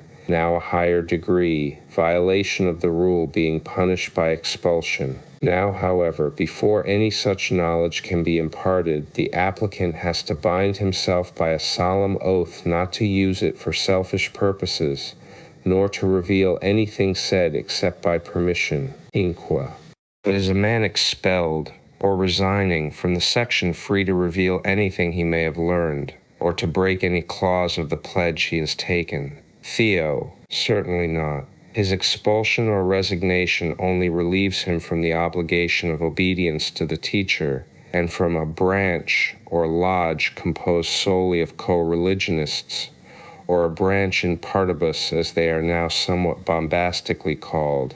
The key to Theosophy, 5e, that of taking an active part in the work of the society, but surely not from the sacred pledge of secrecy. Enc. But is this reasonable and just? Theo, most assuredly, to any man or woman with the slightest honorable feeling, a pledge of secrecy taken even on one's word of honor, much more to one's higher self, the God within, is binding till death. And though he may leave the section and the society, no man or woman of honor will think of attacking or injuring a body to which he or she has been so pledged. Inc. But is not this going rather far, Theo? Perhaps so, according to the low standard of the present time and morality. But if it does not bind as far as this, what use is a pledge at all? How can anyone expect to be taught secret knowledge if he is to be at liberty to free himself from all the obligations he had taken, whenever he pleases p. what security, confidence, or trust would ever exist among men if pledges such as this were to have no really binding force at all?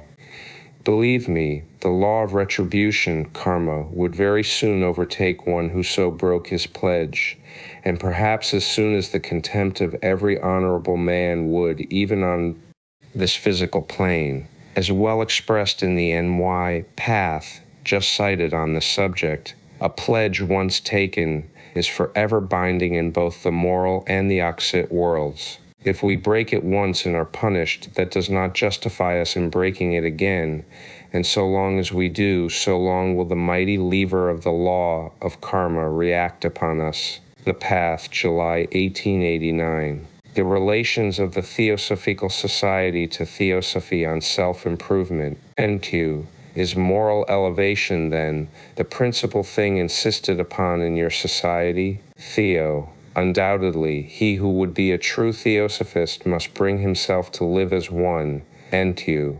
If so, then, as I remarked before, the behavior of some members strangely belies this fundamental rule. Theo, indeed it does. But this cannot be helped among us any more than amongst those who call themselves Christians and act like fiends.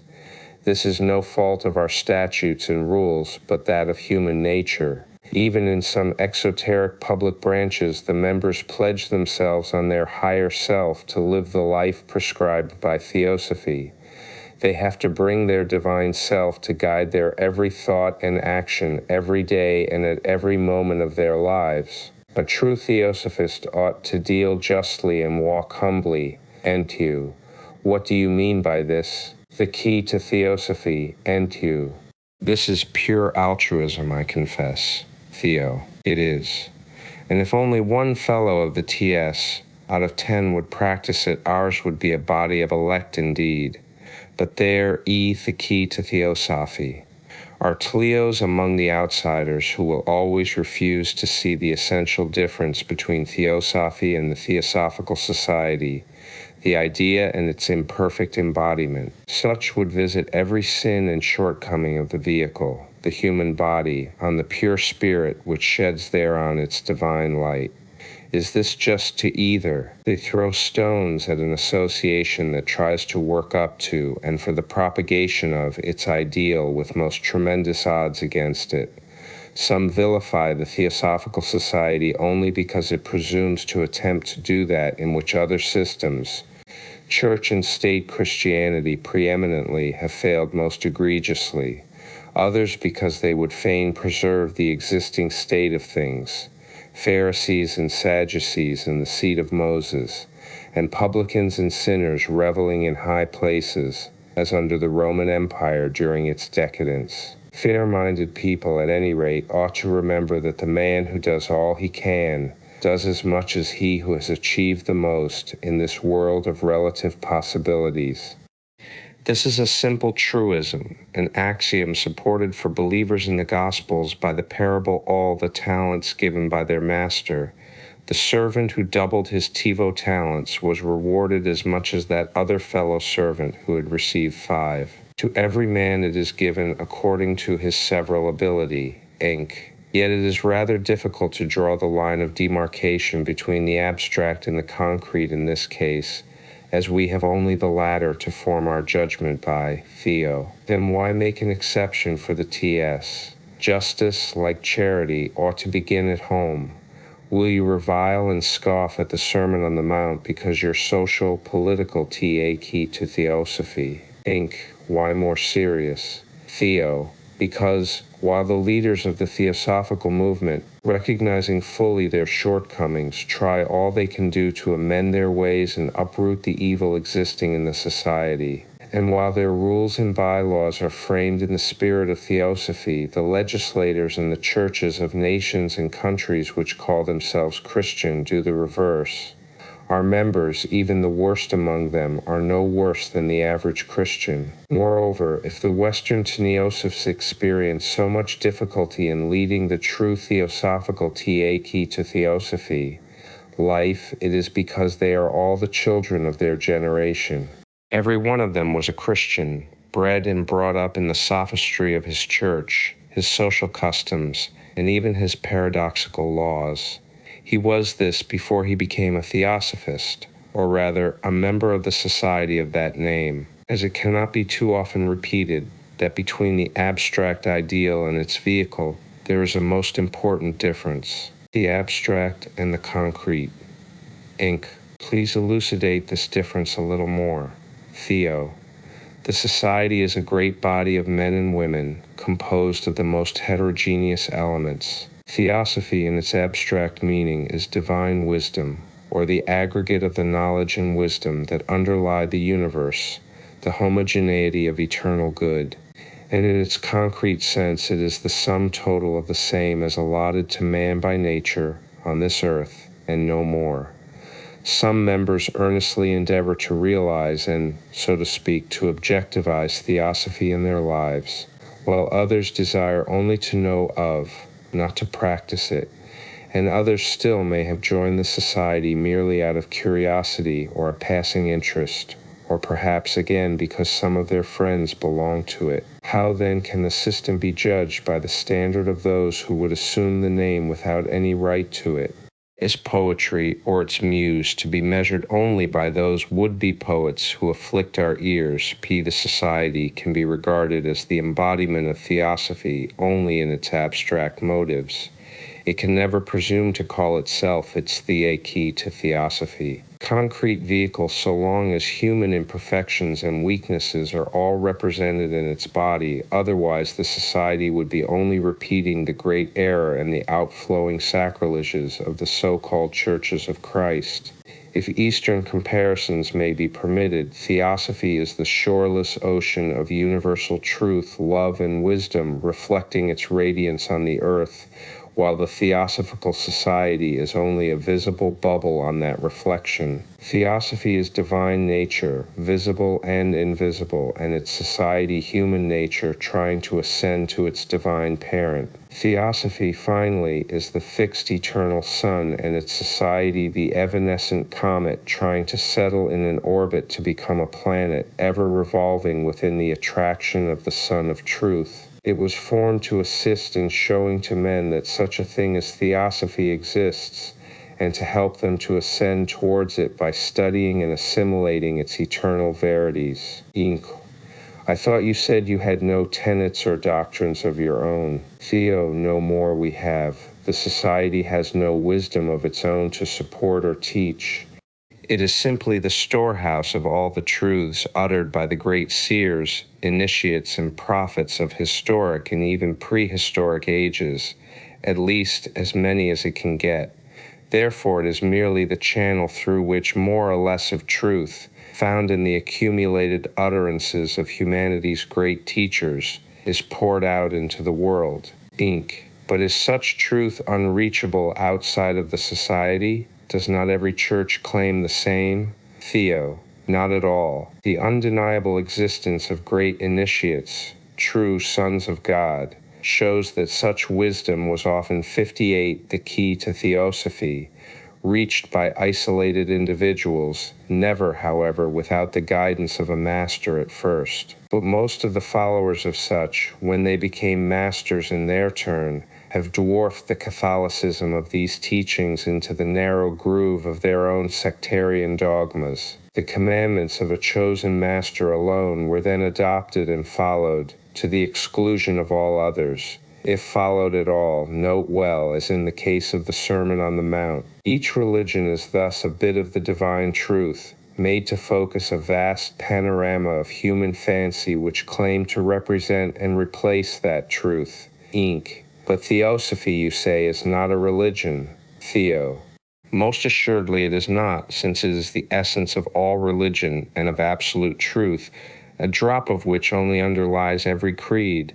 To resort once more to metaphor, Theosophy on earth is like the white ray of the spectrum, and every religion only one of the 7 prismatic colors. Ignoring all the others, and cursing them as false, every special colored ray claims not only priority but to be that white ray itself, and anathematizes even its own tints from light to dark as heresies. Yet, as the sun of truth rises higher and higher on the horizon of man's perception, and each colored ray gradually fades out until it is finally reabsorbed in its turn, humanity will at last be cursed no longer with artificial polarizations, but will find itself bathing in the pure colorless sunlight of eternal truth, and this will be Theosophia, in Quae. Your claim is then that all the great religions are derived from Theosophy, and that it is by assimilating it that the world will be finally saved from the curse of its great illusions and errors. The key to Theosophy, Theo, precisely so. And we add that our Theosophical Society is ye holy humble seed which, if watered and left to live, will finally produce the tree of knowledge of good and evil which is grafted on the tree of life eternal. For it is only by studying the various great religions and philosophies of humanity, by comparing them dispassionately and with an unbiased mind, that men can hope to arrive at the truth.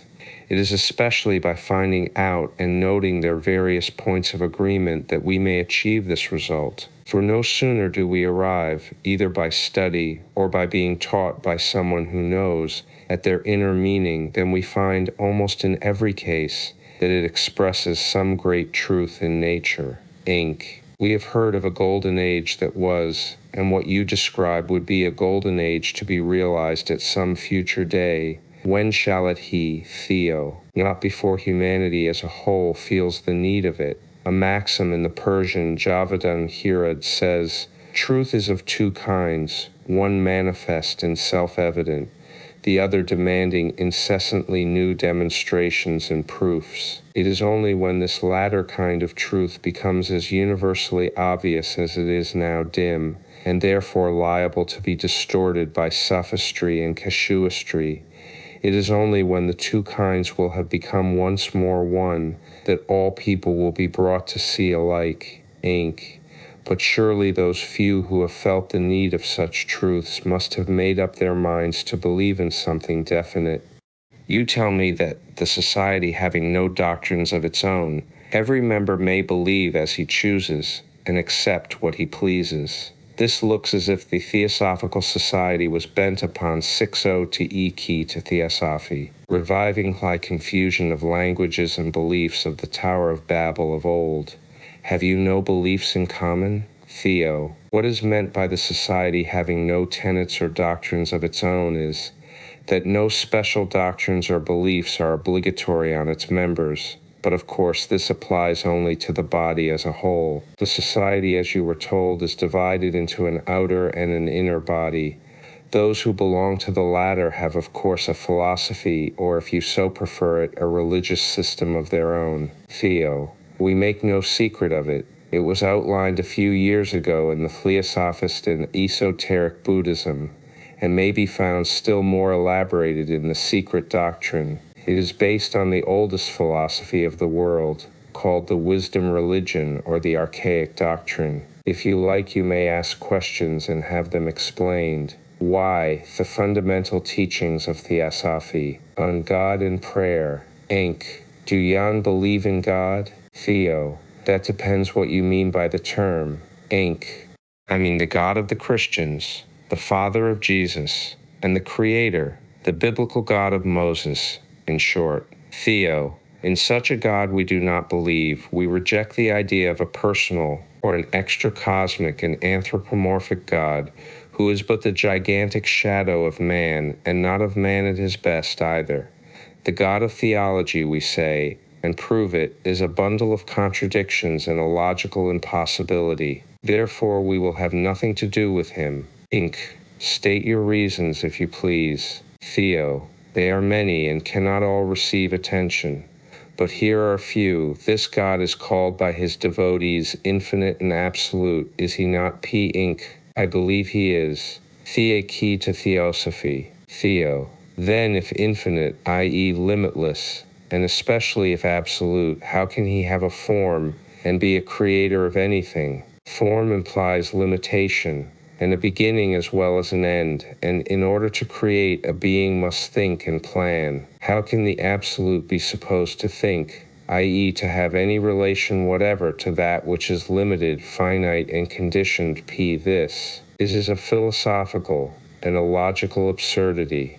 Even the Hebrew Kabbalah rejects such an idea, and therefore makes of the one and the absolute deific principle an infinite unity called Ein Sof. In order to create, the creator has to become active, and as this is impossible for absoluteness, the infinite principle had to be shown becoming the cause of evolution, not creation, in an indirect way, i.e. through the emanation from itself. Another absurdity due this time to the translators of the Kabbalah, F of the Sephiroth. Inc.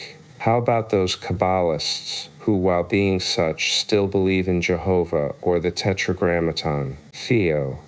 They are at liberty to believe in what they please, as their belief or disbelief can hardly affect a self-evident fact. The Jesuits tell us that 2 and 2 are not always 4 to Ein Sof, to Taviesher Ipos, the endless or boundless, in and with nature, the non-existent which is but is not a being. How can the non-active eternal principle emanate or emit? The paragram of the Vedantins does nothing of the kind, nor does the Ein Sof of the Chaldean Kabbalah. It is an eternal and periodical law which causes an active and creative force, the Logos to emanate from the ever-concealed and incomprehensible one principle at the beginning of every Vahamanvantara, or new cycle of life. The key to Theosophy, 63 certainty, since it depends on the will of God to make 2 by 2 5. Shall we accept their sophistry for all that? Anku. Then you are atheists? Theo. Not that we know of, and not unless the epithet of atheist is to be applied to those who disbelieve in an anthropomorphic God. We believe in a universal divine principle, the root of all, from which all proceeds, and within which all shall be absorbed at the end of the great cycle of being. Anku. This is the old claim of pantheism. If you are pantheists, you cannot be deists, and if you are not deists, then you have to answer to the name of atheists. Theo. Not necessarily so. The term pantheism is again one of the many abused terms whose real and primitive meaning has been distorted by blind prejudice and a one-sided view of it. If you accept the Christian etymology of this compound word and form it of Tav, 66 all, and Dios, God, and then imagine and teach that this means that every stone and every tree in nature is a god or the one God, then of course you will be right and make of pantheists fetish worshippers in addition to their legitimate name. But you will hardly be as successful if you etymologize the word pantheism esoterically and as we do. Anku. What is then your definition of it, Theo? Let me ask you a question in my turn. What do you understand by pan, or nature P64, the key to Theosophy? Anku. Nature is, I suppose, the sum total of things existing around us, the aggregate of causes and effects in the world of matter, the creation or universe. Theo. Hence the personified sum and order of known causes and effects, the total of all finite agencies and forces, as utterly disconnected from an intelligent creator or creators, and perhaps 64 conceived of as a single and separate force, as in your cyclopedias? Anku. Yes, I believe so. Theo. Well, we neither take into consideration this objective and material nature, which we call an evanescent illusion, nor do we mean by seven nature, in the sense of its accepted derivation from the Latin natura, becoming from nasci, to be born. When we speak of the deity and make it identical, hence coeval, with nature, the eternal and uncreate nature is meant, and not your aggregate of flitting shadows and finite unrealities. We leave it to the hymn makers to call the visible sky or heaven God's throne, and our earth of mud his footstool. Our deity is neither in a paradise nor in a particular tree, building, or mountain. It is everywhere, in every atom of the visible as of the invisible cosmos, in, over, and around every invisible atom and divisible molecule, for it is the mysterious power of evolution and involution, the omnipresent, omnipotent, and even omniscient creative potentiality. Inc. Stop. Omniscience is the prerogative of something that thinks, and you deny to your absoluteness the power of thought. Theo. We deny it to the absolute, since thought is something limited and conditioned, but you evidently forget that in the key to Theosophy, philosophy absolute unconsciousness is also absolute consciousness, as otherwise it would not be absolute. Inq. Then your absolute thinks? Theo. No, it does not, for the simple reason that it is absolute thought itself, nor does it exist for the same reason as it is absolute existence, and beingness, not a being. Read the superb Kabbalistic poem by Solomon ben Jehuda Gabirol in the Kether Malchut, and you will understand, thou art one, the root of all numbers, but not as an element of numeration, for unity admits not of multiplication, change, or form. Thou art one, and in the secret of thy unity the wisest of men are lost, because they know it not. Thou art one, and thy unity is never diminished, never extended, and cannot be changed. Thou art one, and no thought of mine can fix for thee a limit or define thee. thou ABT, but not as one existent, for the understanding and vision of mortals cannot attain to thy existence, nor determine for thee the where, the how, and the why, etc., etc. In short, our deity is the eternal, incessantly evolving, not creating, builder of the universe, that universe itself unfolding out of its own essence, not being made. It is a sphere without circumference in its symbolism, which has but one ever-acting attribute embracing all other existing or thinkable attributes, Sicile. It is the one law giving the impulse to manifested, eternal, and immutable laws within that never manifesting, because absolute law, which in its manifesting periods is the ever-becoming, Inc. I once heard one of your members remarking that universal deity being everywhere was in vessels of dishonor, as in those of the key to Theosophy, honor, and therefore was present in every atom of my cigar ash tea. Is this not rank blasphemy, Theo? I do not think so, as simple logic can hardly be regarded as blasphemy. Were we to exclude the omnipresent principle from one single mathematical point of the universe, or from a particle of matter occupying any conceivable space, could we still regard it as infinite? Is it necessary to pray? Ank. Do you believe in prayer, and do you ever pray, Theo? We do not. We act instead of talking. Ank. You do not offer prayers even to the absolute principle? Theo, why should we, being well-occupied people, we can hardly afford to lose time in addressing verbal prayers to a pure abstraction? The unknowable is capable of relations only in its parts to each other, but is non-existent as regards any finite relations.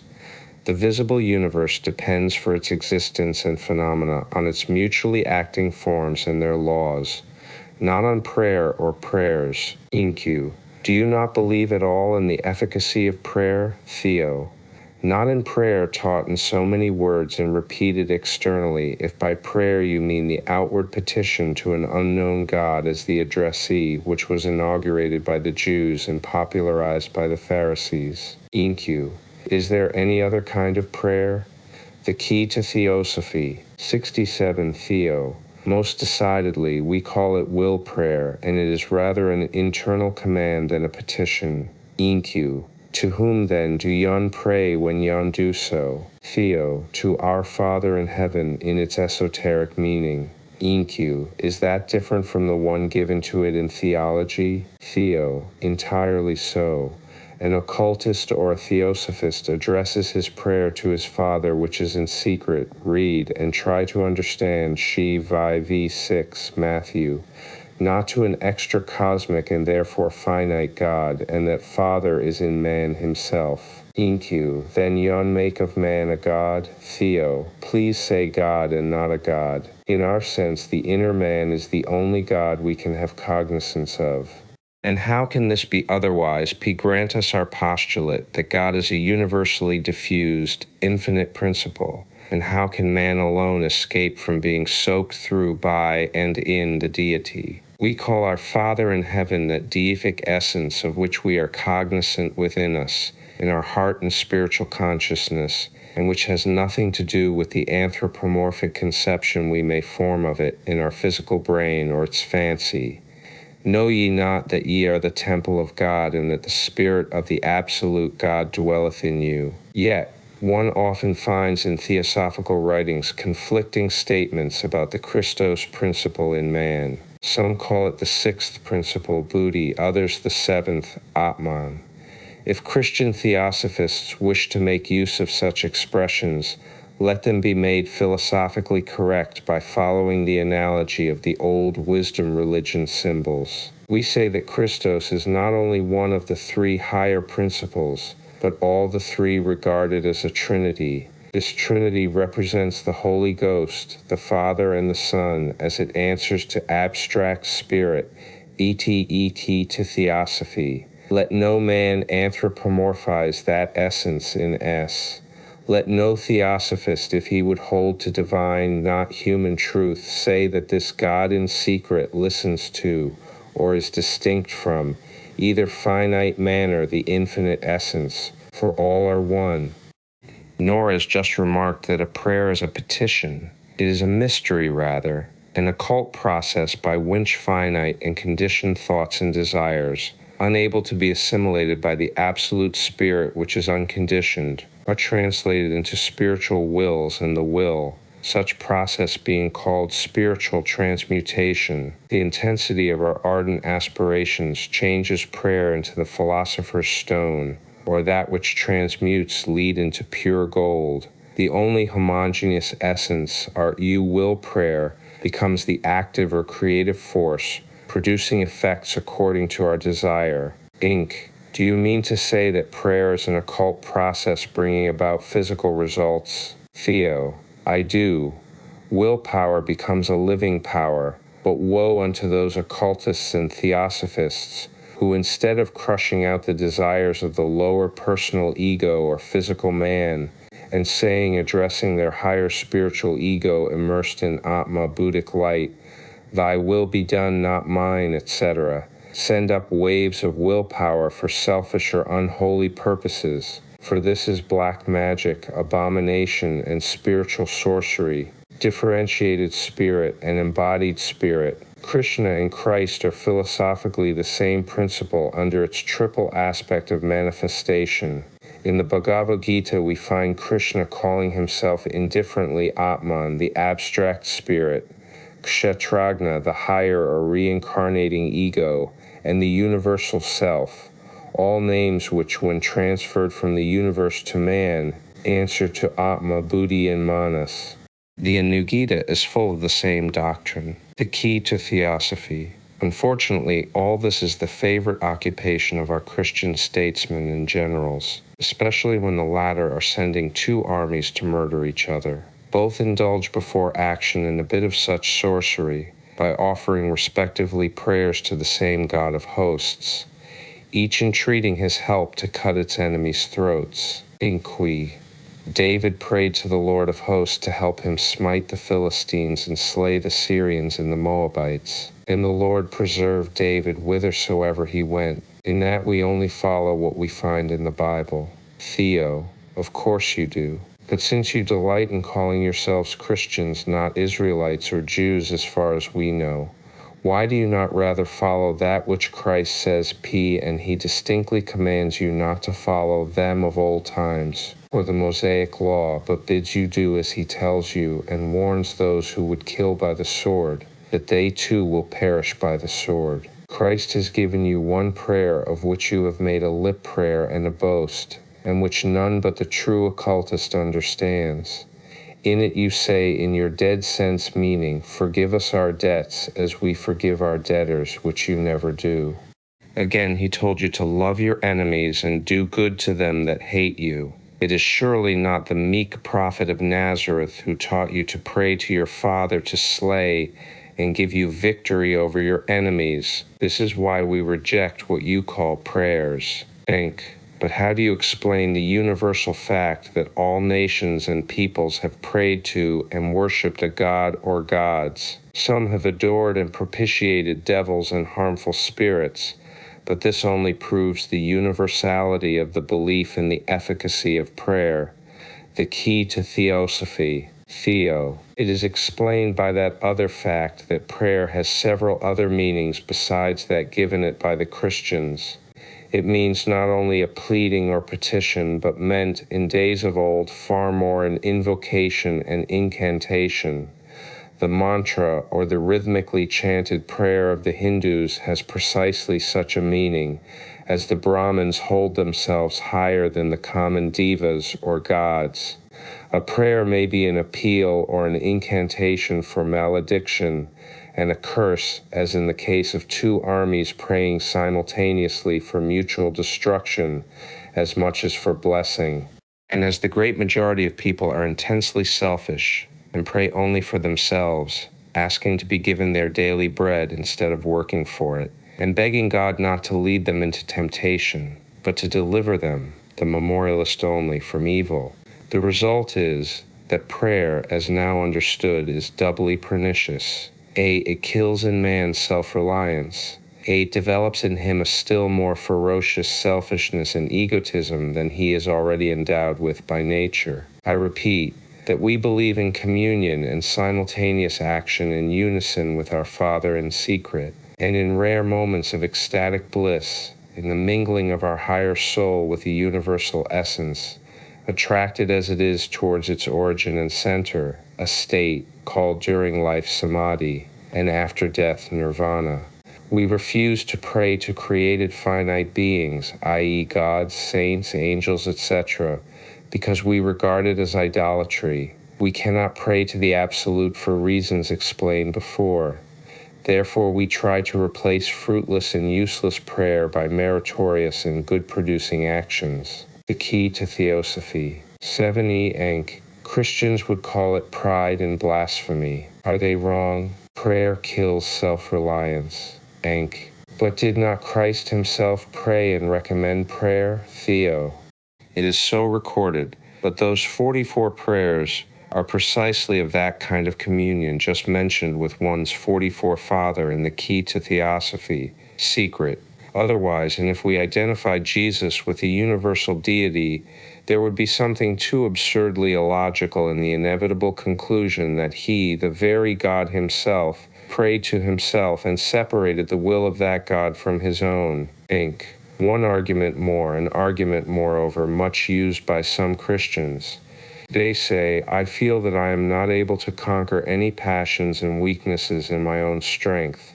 But when I pray to Jesus Christ, I feel that he gives me strength and that in his power I am able to conquer. Theo, no wonder. If Christ Jesus is God and one independent and separate from him who prays, of course everything is and must be possible to a mighty God. But then where's the merit or justice either of such a conquest? Why should the pseudo-conqueror be rewarded for something done which has cost him only prayers? Would you, even a simple mortal man, pay your laborer a full day's wage if you did most of his work for him, he sitting under an apple tree, and praying to you to do so, all the while this idea of passing one's whole life in moral idleness, and having one's hardest work and duty done by another, whether God or man, is most revolting to us, as it is most degrading to human dignity. Inc. Perhaps so. Yet it is the idea of trusting in a personal Savior to help and strengthen in the battle of life, which is the fundamental idea of modern Christianity. And there is no doubt that subjectively such belief is efficacious, i.e. that those who believe do feel themselves helped and strengthened. Tao. Nor is there any more doubt that some patients of Christian and mental scientists, the great TAT key to Theosophy, you deniers, row also sometimes cured, nor that hypnotism and suggestion, psychology, and even mediumship will produce such results, as often, if not oftener, you take into consideration and string on the thread of your argument successes alone, and how about 10 times the number of failures? Surely you will not presume to say that failure is unknown even with a sufficiency of blind faith among fanatical Christians. Enk. But how can you explain those cases which are followed by full success? Where does a theosophist look to for power to subdue his passions and selfishness? Theo, to his higher self, the divine spirit, or the God in him, and to his karma. How long shall we have to repeat over and over again that the tree is known by its fruit, the nature of the cause by its effects? You speak of subduing passions and becoming good through and with the help of God or Christ. We ask, where do you find more virtuous, guiltless people abstaining from sin and crime? In Christendom or Buddhism, in Christian countries or in pagan lands, peace statistics are there to give the answer and corroborate our claims. According to the last census in Ceylon in India, in the comparative table of crimes committed by Christians, Muslims, Hindu, Eurasians, Buddhists, etc., on 2 millions of population taken at random from each, and covering the new sect of healers who, by disavowing the existence of anything but spirit, which spirit can neither suffer nor be ill, claim to cure all and every disease, provided the patient has faith that what he denies can have no existence. A new form of self-hypnotism, the key to Theosophy, Inc. Then they are truly atheists. Theo, most undeniably, but they are also the most virtue-loving and virtue-keeping men in the whole world. Buddhism says, respect the religions of other men and remain true to your own, but church Christianity, denouncing all the gods of other nations as devils, would doom every non-Christian to eternal perdition, Inc. Does not the Buddhist priesthood do the same? Theo, never. They hold too much to the wise precept found in the Dhammapada to do so, for they know that if any man, whether he be learned or not, consider himself so great as to despise other men, he is like a blind man holding a candle. Blind himself, he illumines others. The key to Theosophy, on the awence of the human soul, Inc. How then do yon account for man being endowed with a spirit and soul? Whence these? Theo, from the universal soul, certainly not bestowed by a personal God. Whence the moist element in the jellyfish? From the ocean which surrounds it, in which it lives and breathes and has its being, and whither it returns when dissolved. Inc. So you reject the teaching that soul is given or breathed intec man by God. Theo, we are obliged to. The soul spoken of in Chesh E of Genesis v7 is as therein stated, the living soul, or nephesh, the vital animal soul with which God, we say nature and immutable law, endows man like every animal, is not at all the thinking soul or mind. Least of all is it the immortal spirit. Enk. Well, let us put it otherwise. Is it God who endows man with a human rational soul and immortal spirit? Theo. Again, in the way you put the question, we must object to it. Since we believe in no personal God, how can we believe that he endows man with anything? But granting, for the sake of argument, a God who takes upon himself the risk of creating a new soul for every newborn baby, all that can be said is that such a God can hardly be regarded as himself endowed with any wisdom or provision. Certain other difficulties and the impossibility of reconciling this with the claims made for the mercy, justice, equity, and 76 the key to Theosophy, omniscience of that God, are so many deadly reefs on which this theological dogma is daily and hourly broken. Inc. What do you mean? What difficulties? Theo, I am thinking of an unanswerable argument offered once in my presence by a Sinhalese Buddhist priest, a famous preacher, to a Christian missionary, one in no way ignorant or unprepared for the public discussion during which it was advanced. It was near Colombo, and the missionary had challenged the priest Megativati to give his reasons why the Christian God should not be accepted by the 64 pagan. Well, the missionary came out of that forever memorable discussion second best, as usual. Enk.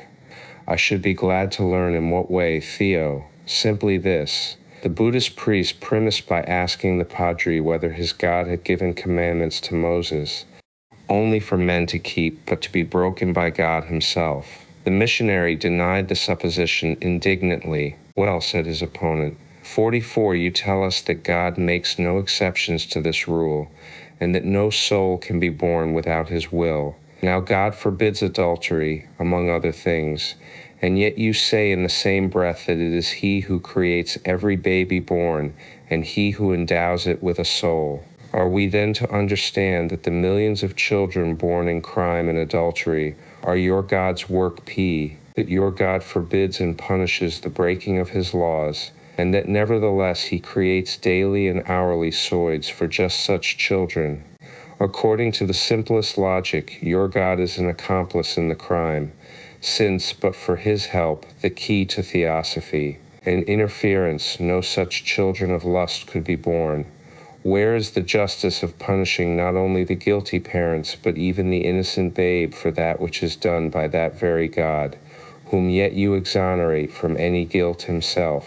The missionary looked at his watch and suddenly found it was getting too late for further discussion. Inc. You forget that all such inexplicable cases are mysteries, and that we are forbidden by our religion to pry into the mysteries of God. Theo, no, we do not forget, but simply reject such impossibilities. Nor do we want you to believe as we do. We only answer the questions you ask. We have, however, another name for your 64 mysteries, the Buddhist teachings on the above. Enqua. What does Buddhism teach with regard to the soul? 7 and the key to Theosophy. Attributes of the old personality, and ask whether this new aggregation of S.J. Khandas is a new being likewise, in which nothing has remained of the last. We read that in one sense it is a new being, in another it is not. During this life the skandhas are continually changing, while the man A.B. of 40 is identical as regards personality with the youth A.B. of 18, yet by the continual waste and reparation of his body and change of mind and character, he is a different being. Nevertheless, the man in his old age justly reaps the reward or suffering consequent upon his thoughts and actions at every previous stage of his life. So the new being of the rebirth, being the same individuality as before, but not the same personality, with but a changed form, or new aggregation of S.J. Khandas, justly reaps the consequences of his actions and thoughts in the previous existence. This is abstruse metaphysics, and plainly does not express disbelief in soul by any means. Enqua. Is not something like this spoken of in esoteric Buddhism? Theo. It is, for this teaching belongs both to esoteric Buddhism, or secret wisdom, and to the exoteric Buddhism, or the religious philosophy of Gautama Buddha. Inc. But we are distinctly told that most of the Buddhists do not believe in the soul's immortality. Theo. No more do we, if you mean by soul the personal ego, or life soul, nephesh. But every learned Buddhist believes in the individual or divine ego. Those who do not err in their judgment. They are as mistaken on this point as those Christians who mistake the theological interpolations of the key to Theosophy. Later editors of the Gospels about damnation and hell liar for verbatim utterances of Jesus.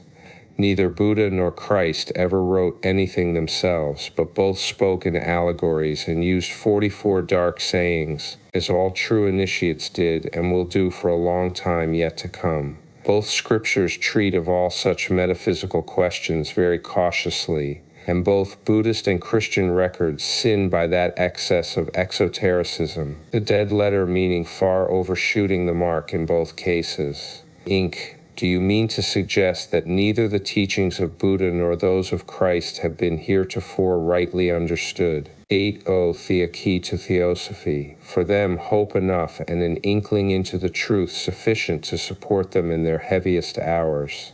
But the object of both beformers was frustrated, owing to excessive zeal of their later followers. The words of the masters having been misunderstood and misinterpreted, behold the consequences. Inc. But surely Buddha must have repudiated the soul's immortality, if all the scholar and his own priests say so. Theo. The Arhats began by following the policy of their master, and the majority of the subsequent priests were not initiated, just as in Christianity, and so little by little the great esoteric truths became almost lost. A proof in point is that out of the two existing sects in Ceylon, the Siamese believes death to be the absolute annihilation of individuality and personality, and the other explains nirvana, as we Theosophists do. Inc. But why in that case do Buddhism and Christianity represent the two opposite poles of such belief? Theo. Because the conditions under which they were preached were not the same. In India, the Brahmins, jealous of their superior knowledge, and excluding from it every caste save their own, had driven millions of men into idolatry and almost fetishism. Buddha had to give the death blow to an exuberance of unhealthy fancy and fanatical superstition resulting from ignorance, such as has rarely been known before or after. Better a philosophical atheism than such ignorant worship for those who cry upon their gods and are not heard, or are not heeded, the key to Theosophy, and who live and die in mental despair. He had to arrest, first of all, this muddy torrent of superstition, to uproot errors before he gave out the truth. And as he could not give out all for the same good reason as Jesus, who reminds his disciples that the mysteries of heaven are not for the unintelligent masses, but for the elect alone, and therefore spake he to them in parables, Matt 13:11, so his caution led Buddha to conceal too much. He even refused to say to the monk Yakagata whether there was or was not an ego in man. When pressed to answer, the Exalted One maintained silence. Inc. This refers to Gautama, but in what way does it touch the Gospels? The key to Theosophy, T.O. Read history and think over it. At the time the events narrated in the Gospels are alleged to have happened, there was a similar intellectual fermentation taking place in the whole civilized world, only with opposite results in the East and the West. The old gods were dying out, while the civilized classes drifted in the train of the unbelieving Sadducees into materialistic negations and mere dead-letter mosaic form in Palestine, and into moral dissolution in Rome. The lowest and poorer classes ran after sorcery and strange gods, or became hypocrites and Pharisees. Once more, the time for a spiritual reform had arrived. The cruel, anthropomorphic, and jealous God of the Jews, with his sanguinary laws of an eye for eye and tooth for tooth, of the shedding of blood and animal sacrifice, had to be relegated to a secondary place and replaced by the merciful Father in secret. The latter had to be shown not as an extra-cosmic God, but as a divine Savior of the man of flesh, enshrined in his own heart and soul in the poor as in the rich. No more here than in India could the secrets of initiation be divulged, lest by giving that which is holy to the dogs, and casting pearls before swine, both the revealer and the things revealed should be trodden under foot. Thus the reticence of both Buddha and Jesus, whether the latter lived out the historic period allotted to him or not, and who equally abstained from revealing plainly the mysteries of life and death, led in the one case to the blank negations of Southern Buddhism, and in the other to the three clashing forms of the Christian Church and the 300 sects in Protestant England alone, theosophical teachings as to nature and man, the unity of all in all. Inc. Having told me what God, the soul, and man are not, in your views, can you inform me what they are according to your teachings? Theo. In their origin and in eternity, the three, like the universe and all therein, are one with the absolute unity, the unknowable deific essence I spoke about some time back.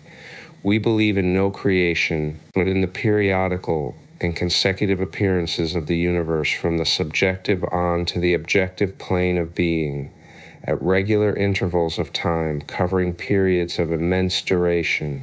Inc. Can you elaborate the subject? Theo. Take as a first comparison and a help towards a more correct conception the solar year, and as a second the two halves of that year, producing each a day and a night of 6 months' duration at the North Pole. Now imagine, if you can, instead of a solar year of 365 days, eternity, let the sun, the key to Theosophy, represent the universe, and the polar days and nights of 6 months each, days and nights lasting each 182 trillions and quadrillions of years instead of 182 days each. As the sun arises every morning on our objective horizon out of its to us subjective and antipodal space, so does the universe emerge periodically on the plane of objectivity, issuing from that of subjectivity the antipodes of the former. This is the cycle of life, and as the sun disappears from our horizon, so does the universe disappear at regular periods when the universal night sets in. The Hindu calls such alternations the days and nights of Brahma, or the time of Manvantara and that of Pralaya, dissolution. The Westerns may call them universal days and nights if they prefer. During the latter, the nights, All is in all. Every atom is resolved into one homogeneity. Evolution and illusion, unque. But who is it that creates each time the universe? Theo. No one creates it. Science would call the process evolution. The pre-Christian philosophers and the scholar called it emanation. We, occultists and theosophists, see in it the only universal and eternal reality, casting a periodical reflection of itself on the infinite spatial depths. This reflection, which you regard as the objective material universe, we consider as a temporary illusion and nothing else. That alone which is eternal is real, unque. At that rate, you and I are also illusions. The key to Theosophy, Theo. As flitting personalities, today one person, tomorrow another, we are. Would you call the sudden flashes of the aurora borealis, the northern lights, a reality, though it is as real as can be while you look at it? Certainly not. It is the cause that produces it, if permanent and eternal, which is the only reality, while the other is but a passing illusion, unque. All this does not explain to me how this illusion called the universe originates, how the conscious to be proceeds to manifest itself from the unconsciousness that is. Teo, it is unconsciousness only to our finite consciousness. Verily may we paraphrase verse V in the first chapter of St. John, and say, and absolute light, which is darkness, shineth in darkness, which is illusionary material light, and the darkness comprehendeth it not. This absolute light is also absolute and immutable law. Whether by radiation or emanation, we need not quarrel over terms. The universe passes out of its homogeneous subjectivity onto the first plane of manifestation, of which planes there are 7, we are taught. With each plane it becomes more dense and material until it reaches this, our plane, on which the only world approximately known and understood in its physical composition by science is the planetary or solar system, one sui generis, we are told. Inc. What do you mean by sui generis? Teo. I mean that though the fundamental law and the universal working of laws of nature are uniform, still our solar system, like every other such system and the millions of others in cosmos, and even our Earth, has its own program of manatee. Giso, the key to Theosophy. Festations differing from the respective programs of all others. We speak of the inhabitants of other planets and imagine that if they are men, i.e. thinking entities, they must be as we are. The fancy of poets and painters and sculptors never fails to represent even the angels as a beautiful copy of man, plus wings. We say that all this is an error and a delusion because if on this little earth alone one finds such a diversity in its flora, fauna, and mankind, from the seaweed to the cedar of Lebanon, from the jellyfish to the elephant, from the bushman and to the Apollo Belvedere, alter the conditions cosmic and planetary, and there must be, as a result, quite a different flora, fauna, and mankind. The same laws will fashion quite a different set of things and beings even on this our plane, including in it all our planets. How much more different, then, must be external nature in other solar systems, and how foolish is it to judge of other stars and worlds and human beings by our own, as physical science does. Inc.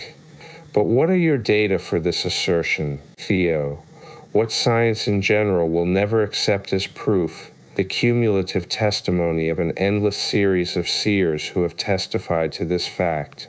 Their spiritual visions, real explorations by and through physical and spiritual senses untrammeled by blind fleet she, were systematically checked and compared one with the other, and their nature sifted. All that was not corroborated by unanimous and collective experience was rejected, while that only was recorded as established truth which, in various ages, under different climes, and throughout an untold series of incessant observations, was found to agree and receive the key to Theosophy, constantly further corroboration. The methods used by our scholars and students of the psycho-spiritual sciences do not differ from those of students of the natural and physical sciences, as you may see.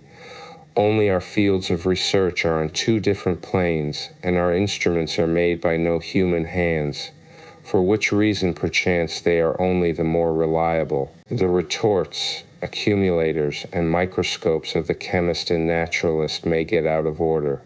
The telescope and the astronomer's horological instruments may get spoiled. Our recording instruments are beyond the influence of weather or the elements, and therefore you have implicit faith in them. Theo, faith is a word not to be found in theosophical dictionaries. We say knowledge based on observation and experience.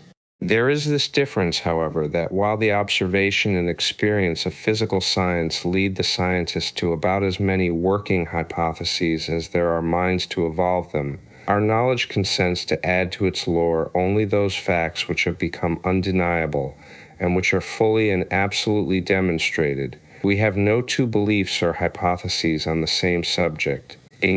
Is it on such data that you came to accept the strange theories we find in esoteric Buddhism? Tio, just so. These theories may be slightly incorrect in their minor details and even faulty in their exposition by lay students.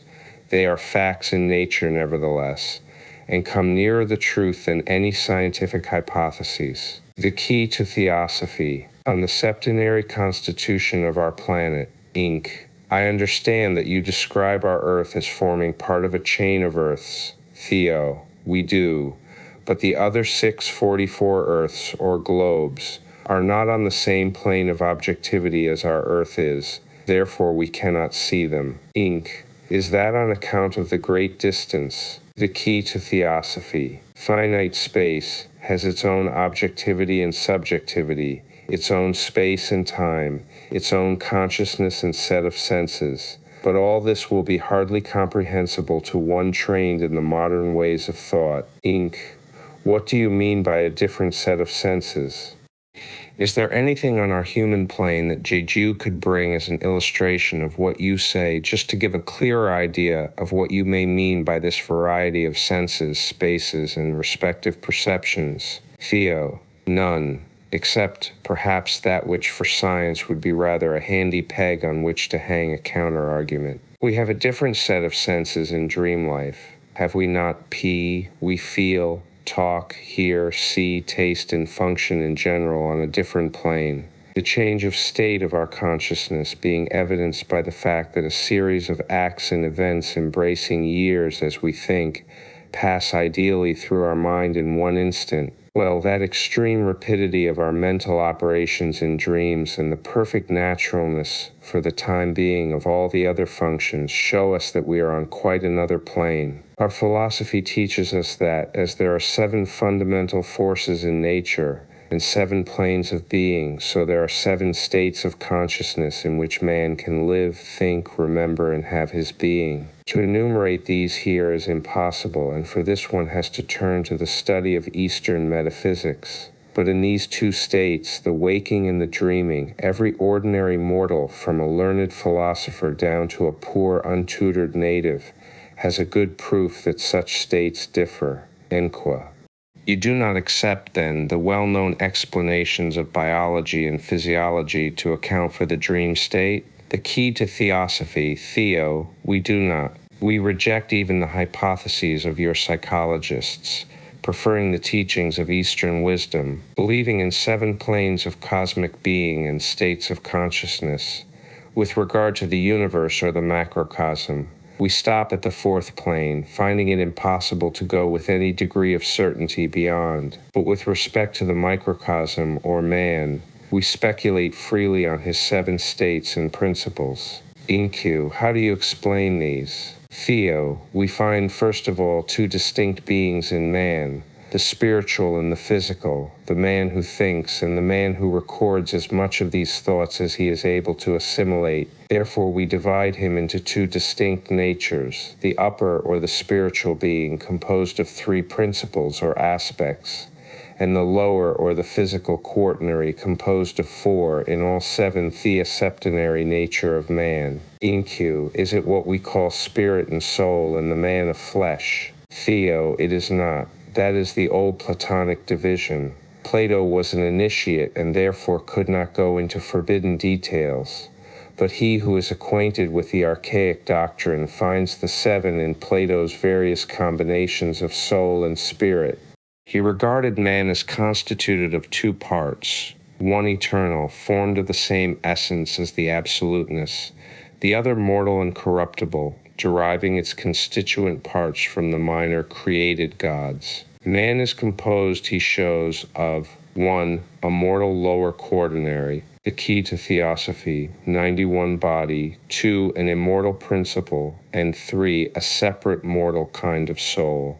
It is that which we respectively call the physical man, the spiritual soul or spirit, and the animal soul, the nous and souch. This is the division adopted by Paul, another initiate, who maintains that there is a psychical body which is sown in the corruptible astral soul or body, and a spiritual body that is raised in incorruptible substance. Even James 3:15 corroborates the same by saying that the wisdom of our lower soul descendeth not from the above, but is terrestrial, psychical, demoniacal, vide Greek text, while the other is heavenly wisdom.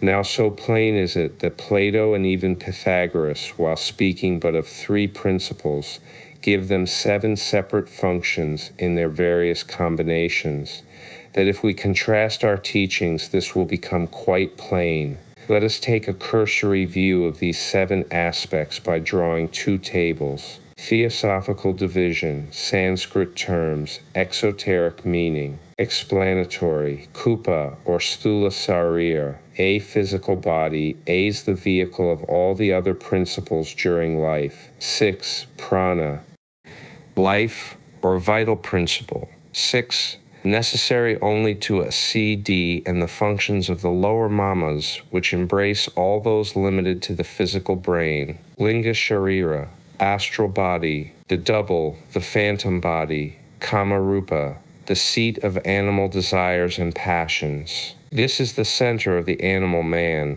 where lies the line of demarcation which separates the mortal man from the immortal entity, the upper imperishable triad, the key to Theosophy, Nasiaho, Manas, a dual, mind, intelligence, the future state and the principle in its function, which is the higher karmic destiny of mansions. Human mind, whose light or radiation links the monad for the lifetime to the mortal man. Depend on whether Manas gravitates more downward to Kamarupa, the seat of the animal passions, or upwards to Buddhi, the spiritual ego. In the latter case, the higher consciousness of the individual spiritual aspirations of mind, manas, assimilating Buddhi, are absorbed by it and form the ego, which goes into devachanic bliss. Buddhi, spiritual soul, the vehicle of pure universal spirit.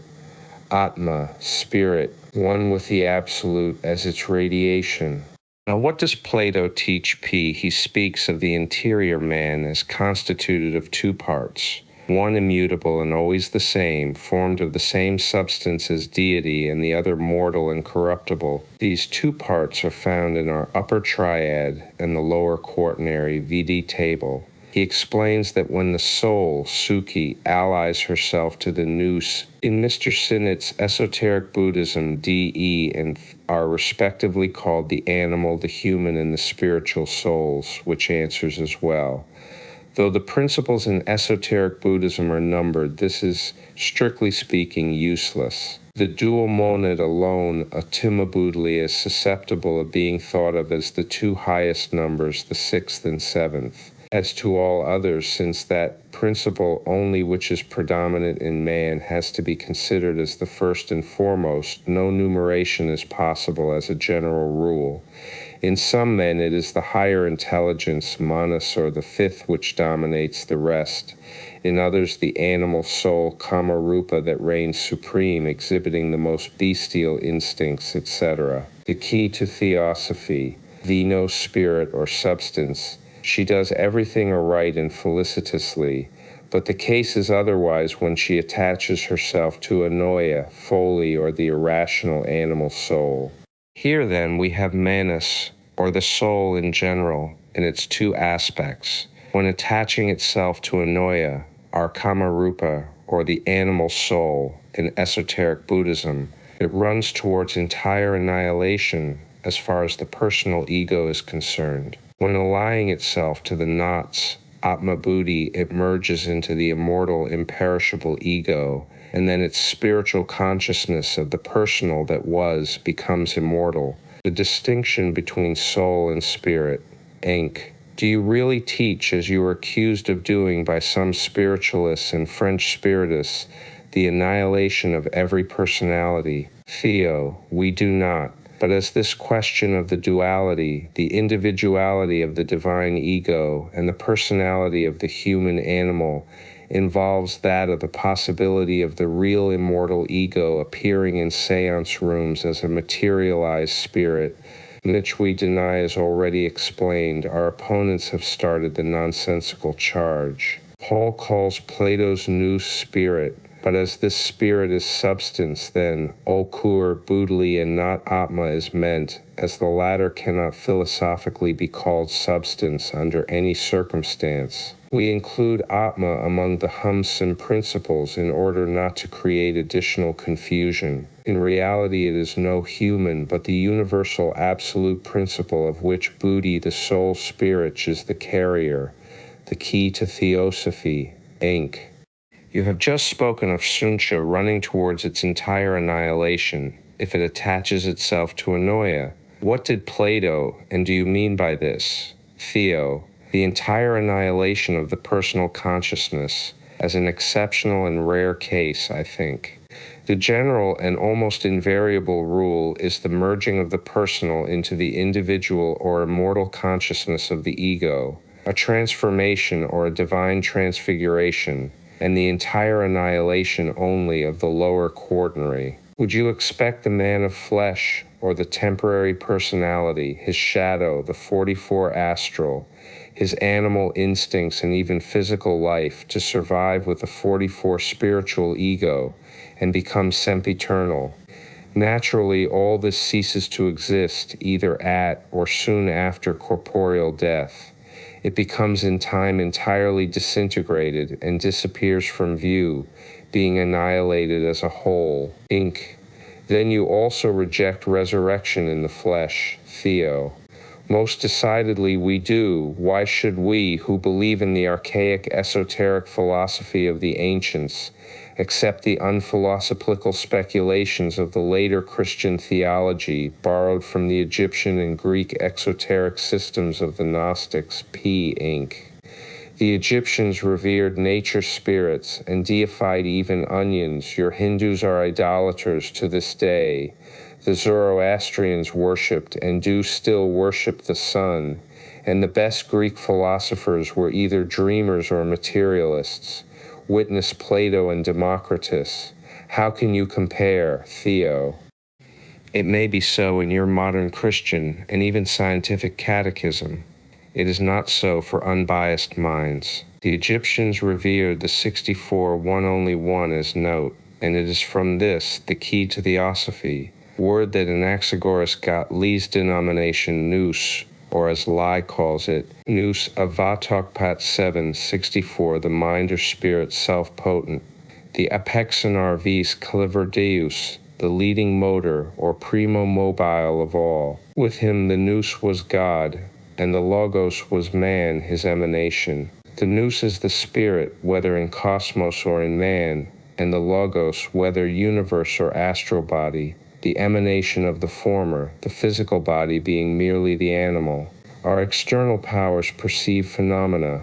Our nous alone is able to recognize their noumena. It is the logos alone, or the noumenon, that survives, because it is immortal in its very nature and essence. And the Logos in man is the eternal ego, that which reincarnates and lasts forever. But how can the evanescent or external shadow, the temporary clothing of that divine emanation which returns to the source whence it proceeded, be that which is raised in incorruptibility? Still you can hardly escape the charge of having invented a new division of man's spiritual and psychic constituents, for no philosopher speaks of them, though you believe that Plato does, Theo, and I support the view. Besides Plato, there is Pythagoras, who also followed the same idea. He described the soul as a self-moving unit, munad, composed of three elements, the Plato and Pythagoras, says Plutarch. Distribute the soul into two parts, the rational, noetic, and irrational, agnoia. That part of the soul of man which is rational is eternal, for though it be not God, yet it is the product of an eternal deity. But that part of the soul which is divested of reason, agnoia, dies.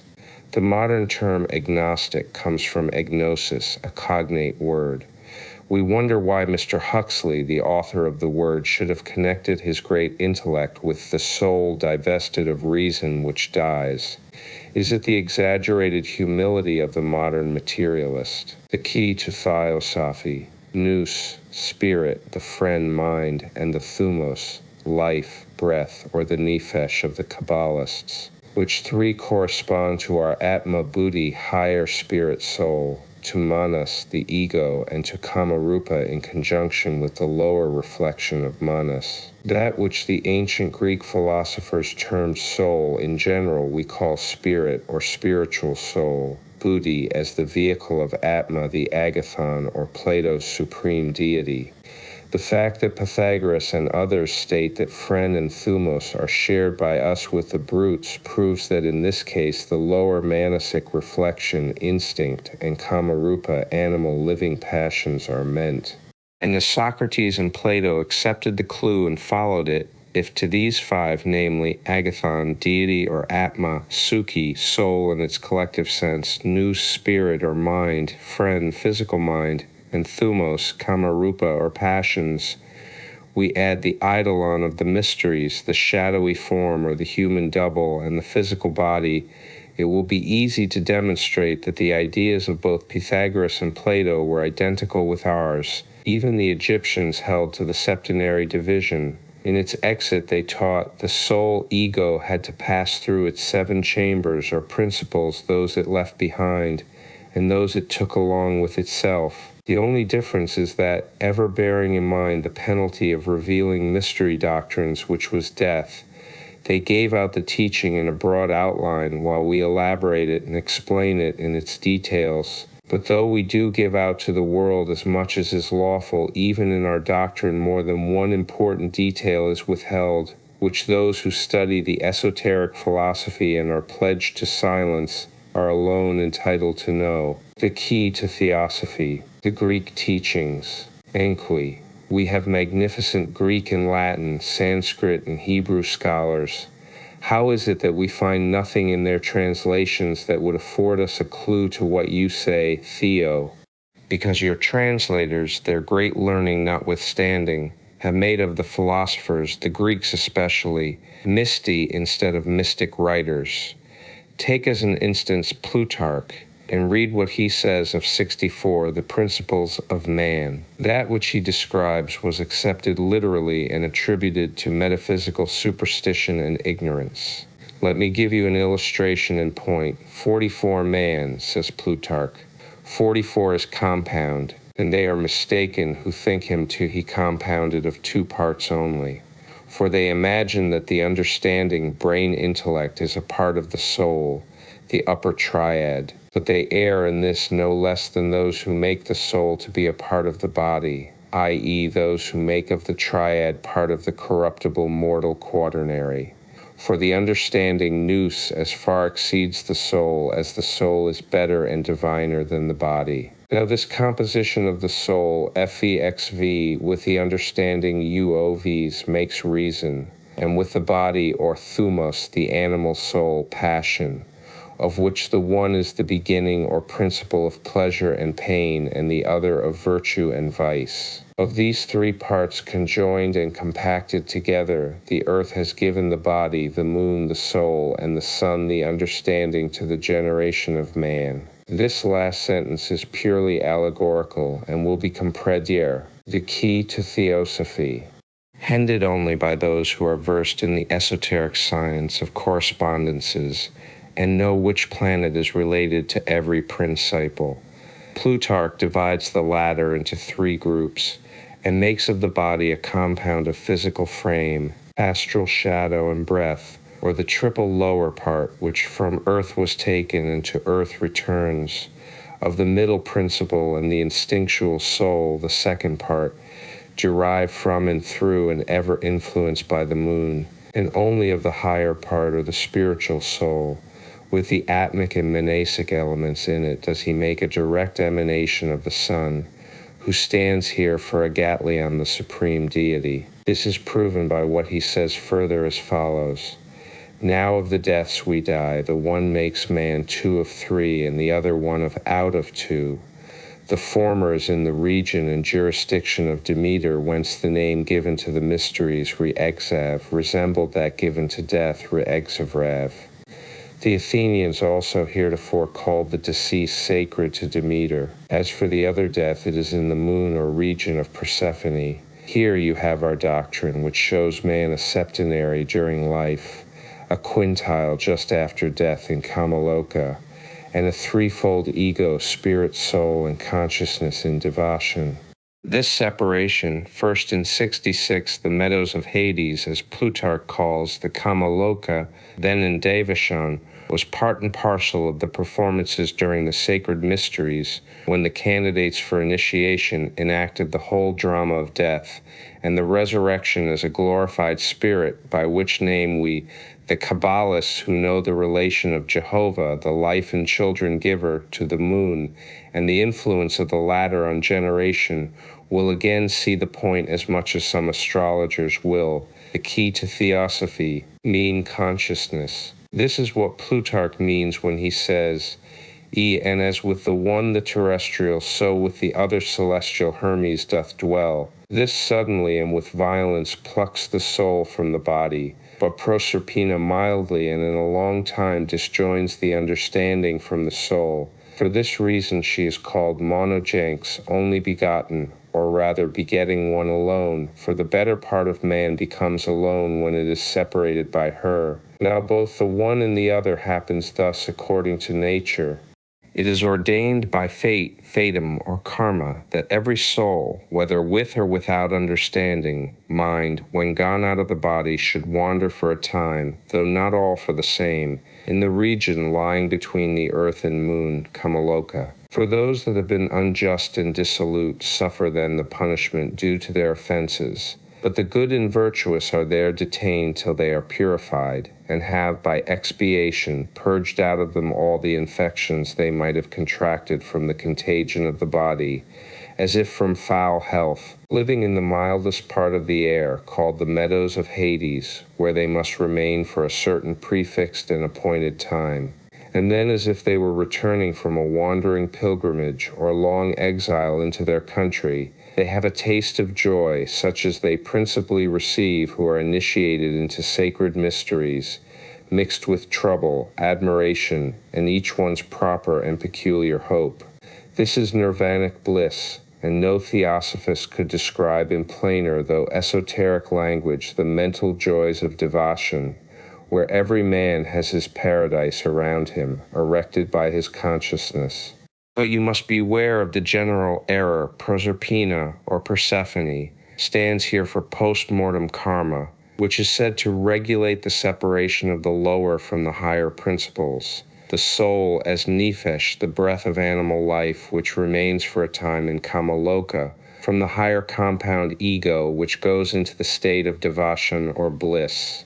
Until the separation of the higher spiritual principle takes place from the lower ones, which remain in the Kamaloka until disintegrated. The key to Theosophy, into which too many even of our theosophists fall. Do not imagine that because man is called septenary, then quintuple and a triad, he is a compound of 7, 5, or 3 entities, or as well expressed by a theosophical writer, of skins to be peeled off like the skins of an onion. The principles, as already said, save the body, the life, and the astral eidolon, all of which disperse at death, are simply aspects and states of consciousness.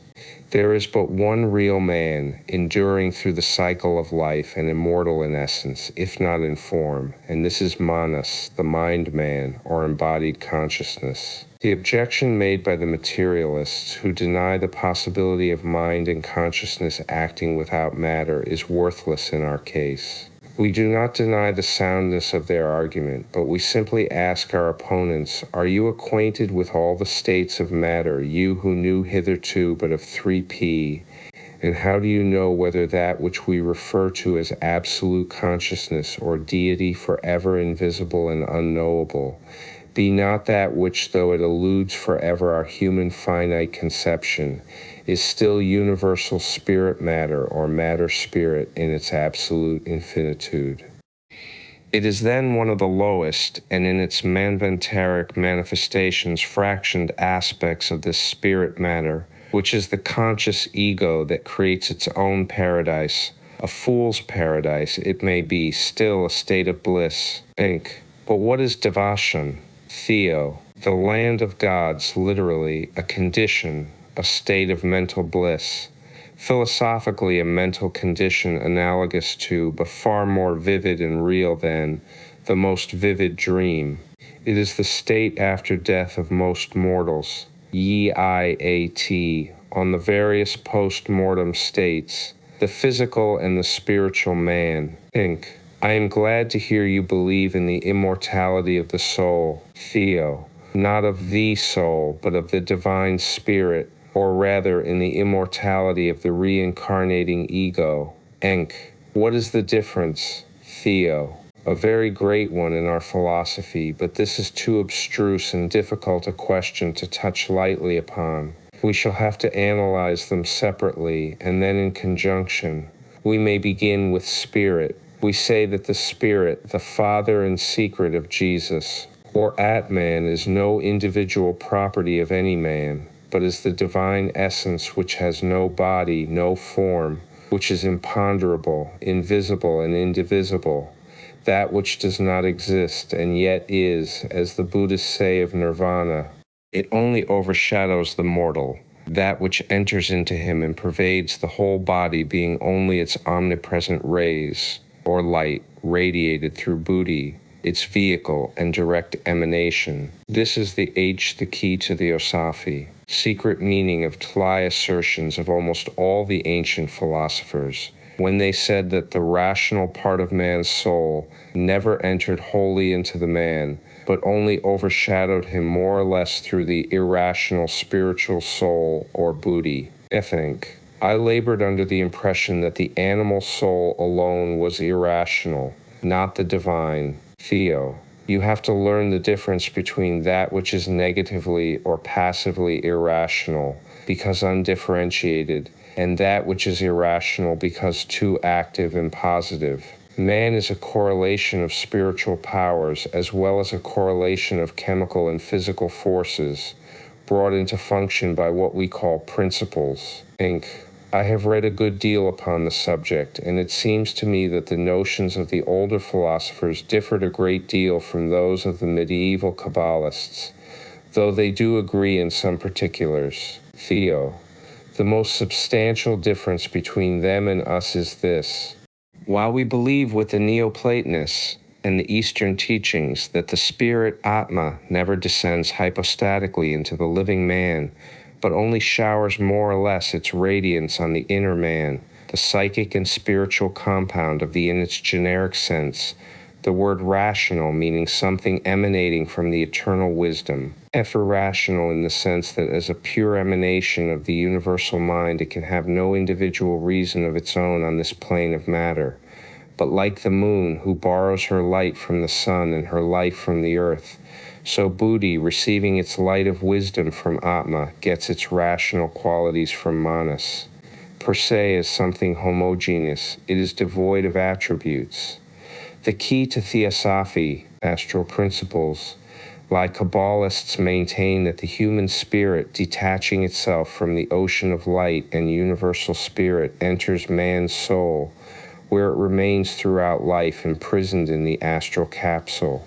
All Christian Kabbalists still maintain the same, as they are unable to break quite loose from their anthropomorphic and biblical doctrines. Inqua. And what do you say, Theo?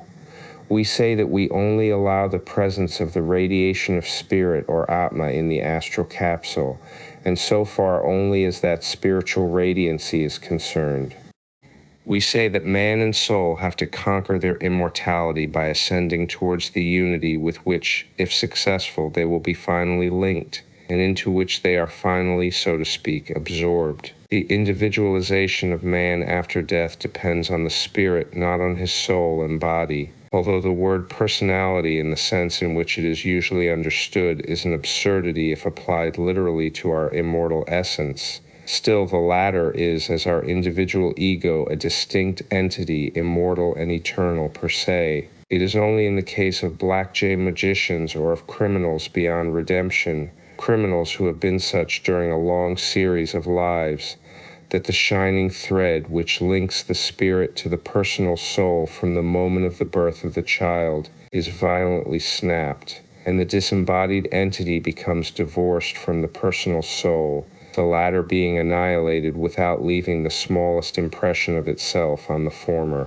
If that union between the lower or personal manas and the individual reincarnating ego has not been effected during life, then the former is left to share the fate of the lower, theaki to Theosophy, animals, to gradually dissolve into ether and have its personality annihilated. But even then the ego remains a distinct being.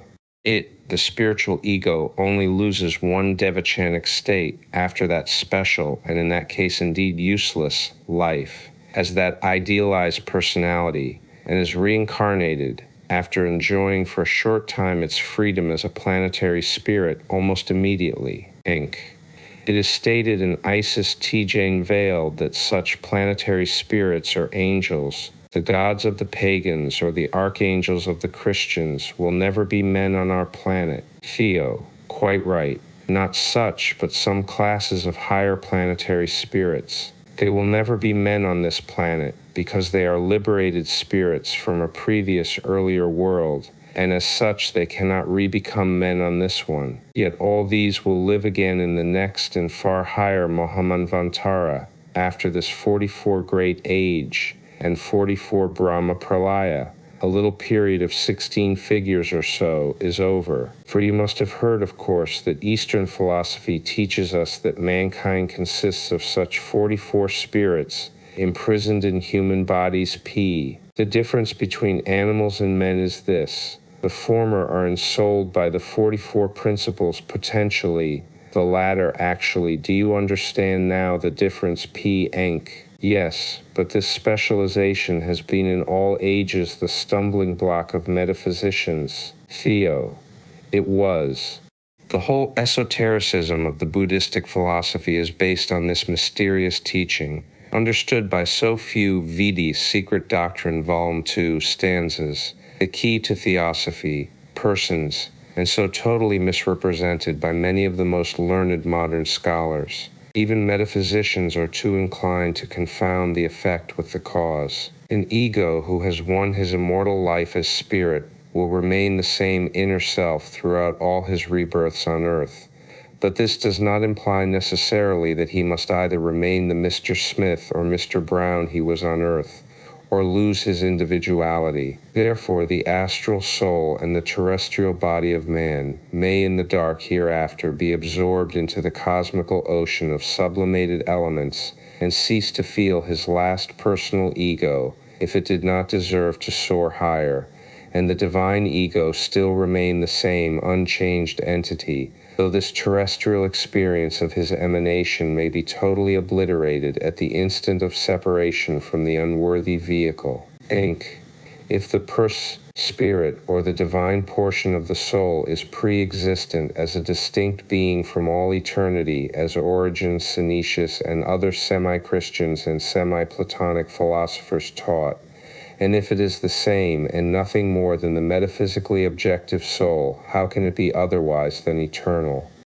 And what matters it in such a case whether man leads a pure life or an animal, if, do what he may, he can never lose his individuality? Theo, this doctrine, as you have stated it, is just as pernicious in its consequences as that of vicarious atonement. Had the latter dogma, in company with the false idea that we are all immortal, been demonstrated to the world in its true light, humanity would have been bettered by its propagation. Let me repeat to you again, Pythagoras, Plato, Timaeus of Locris, and the old Alexandrian school derived the soul of man, or his higher principles and attributes, from the universal Eo6, the key to Theosophy, world soul, the latter being, according to their teachings, ether patersius. Therefore, neither of these principles can be unalloyed essence of the Pythagorean monus or our Atma Buddhi, because the anima mundi is but the effect, the subjective emanation, or rather radiation of the former. Both the human spirit, or the individuality, the reincarnating spiritual ego, and Buddhi, the spiritual soul, are pre-existent.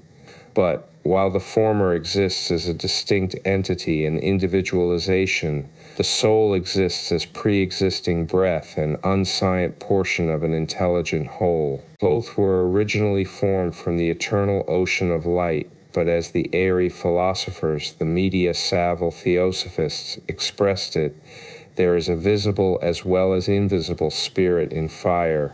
They made a difference between the anima hruta and the anima divina. Empedocles firmly believed all men and animals to possess two souls, and in Aristotle we find that he calls one the reasoning soul, rubs, and the other the animal soul, vxy.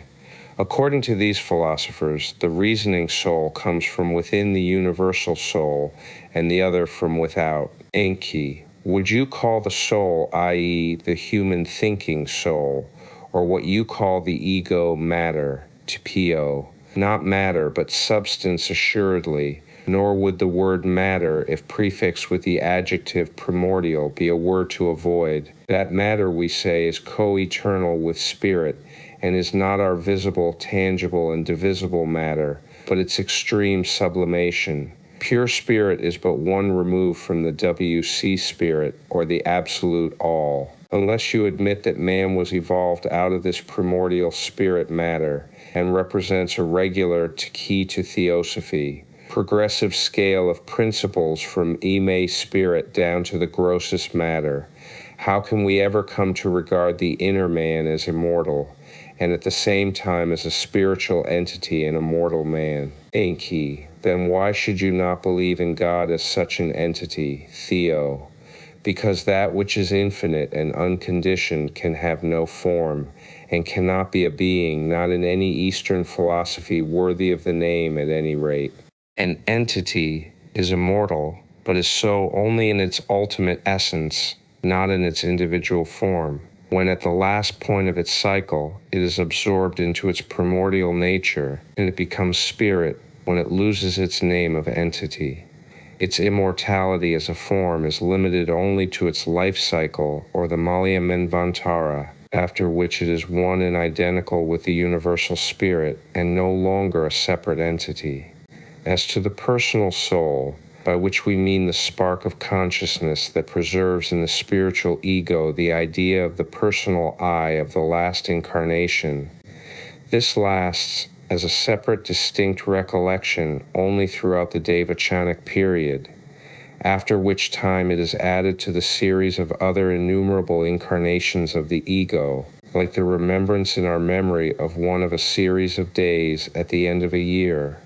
Will you bind the infinitude you claim for your God to finite conditions pe hat alone, which is indissolubly cemented by Atma e Buddhimanas is immortal?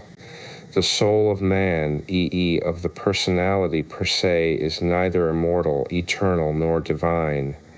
Says the Zohar, Vol. p. 616, the soul, when sent to this earth, puts on an earthly garment to preserve herself here, so she eo8, the key to Theosophy, receives above a shining garment, in order to be able to look without injury into the mirror, whose light proceeds from the Lord of light. Moreover, the Zohar teaches that the soul cannot reach the abode of bliss unless she has received the holy kiss, or the reunion of the soul with the substance from which she emanated, spirit. All souls are dual, and while the latter is a feminine principle, the spirit is masculine. While imprisoned in body, man is a trinity, unless his pollution is such as to have caused his divorce from the spirit. 44. Woe to the soul which prefers to her divine husband, spirit, the earthly wedlock with her terrestrial body, records a text of the Boo of the Keys, a hermetic work.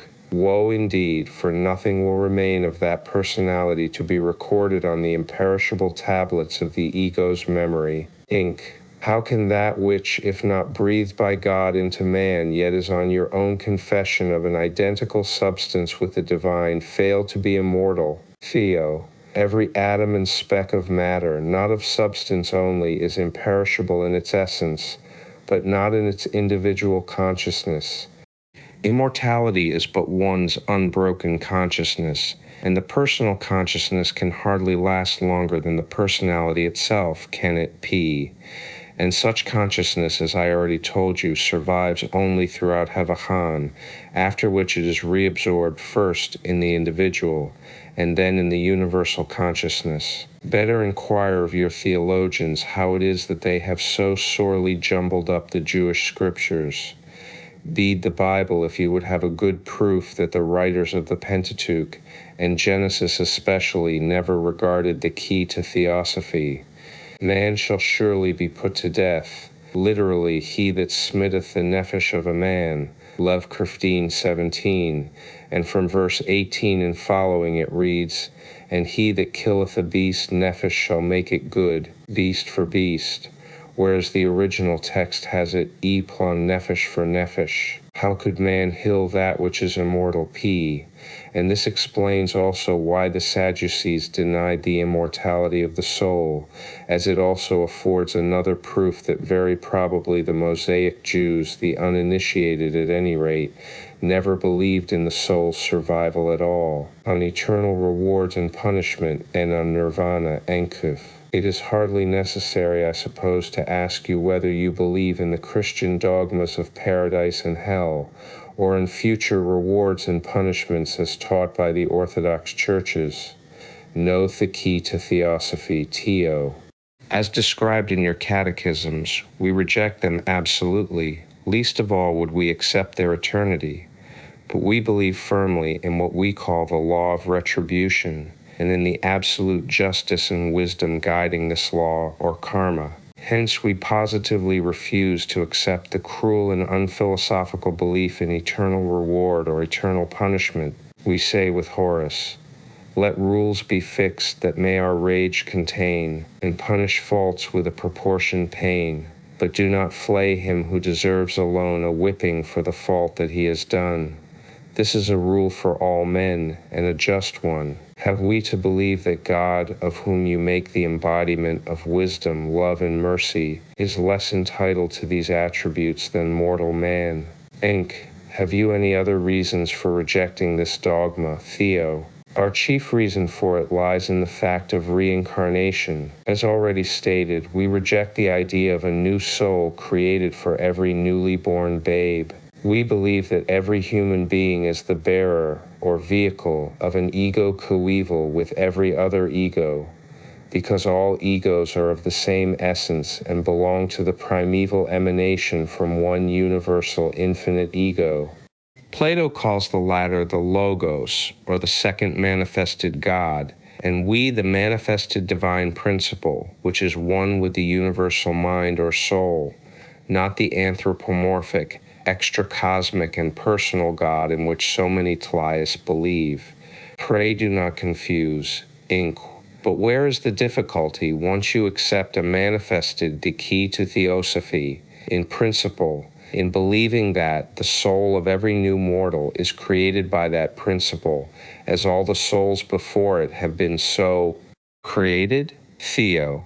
Because that which is impersonal can hardly create, plan, and think at its own sweet will and pleasure. Being a universal law, immutable in its periodical manifestations, those of radiating and manifesting its own essence at the beginning of every new cycle of life, it is not supposed to create men, only to repent a few years later of having created them. If we have to believe in a divine principle at all, it must be in one which is as absolute harmony, logic, and justice as it is absolute love, wisdom, and impartiality, and a God who would create every soul for the space of one brief span of life, regardless of the fact whether it has to animate the body of a wealthy, happy man or that of a poor, suffering wretch, hapless from birth to death, though he has done nothing to deserve his cruel fate, would be rather a senseless fiend than a god. Vide Fraud on the punishment of the ego. Why, even the Jewish philosophers, believers in the Mosaic Bible, esoterically of course, have never entertained such an idea, and moreover they believed in reincarnation as we do. Inc. Can you give me some instances as a proof of this? Theo. Most decidedly I can. Philo Judaeus says in De Somnis, p. 455, the air is full of them, of souls, those which are nearest the earth, descending to be tied to mortal bodies, XW8PO/MMs return to other bodies, being desirous to live in them. In the Zohar, the soul is made to plead her freedom before God, Lord of the universe. I am happy in this world, and do not wish to go into another world, where I 112, the key to Theosophy, shall be a handmaid, and be exposed to all kinds of pollutions. The doctrine of fatal necessity, the everlasting immutable law, is asserted in the answer of the deity. Against thy will thou becomest tea in embryo, and against thy will thou art born. Flight would be incomprehensible without darkness to make it manifest by contrast. Good would be no longer good without evil to show the priceless nature of the boon, and so personal virtue could claim no merit unless it had passed through the furnace of temptation. Nothing is eternal and unchangeable save the concealed deity. Nothing that is finite, whether because it had a beginning or must have an end, can remain stationary. It must either progress or recede, and a soul which thirsts after a reunion with its spirit, which alone confers upon it immortality, must purify itself through cyclic transmigrations onward toward the only land of bliss and eternal rest, called in the Zoshir the Palace of Love, Rhone. In the Hindu religion, moksha; among the Gnostics, the pleroma of eternal light; and by the Buddhists, nirvana. And all these states are temporary, not eternal. Inc. Yet there is no reincarnation spoken of in all this. Theo. A soul which pleads to be allowed to remain where she is must be pre-existent and not have been created for the occasion. In the Zohar, Vol. Ethi p. 61, however, there is a still better proof. Speaking of the reincarnating egos, the rational souls, those whose last personality has to fade out entirely, it is the key to Theosophy. Ethi said, all souls which have alienated themselves in heaven from the Holy One, blessed be his name, have thrown themselves into an abyss at their very existence, and have anticipated the time when they are to descend once more on earth. The Holy One means here, esoterically, the Atman, or Atma Buddhi, Enk.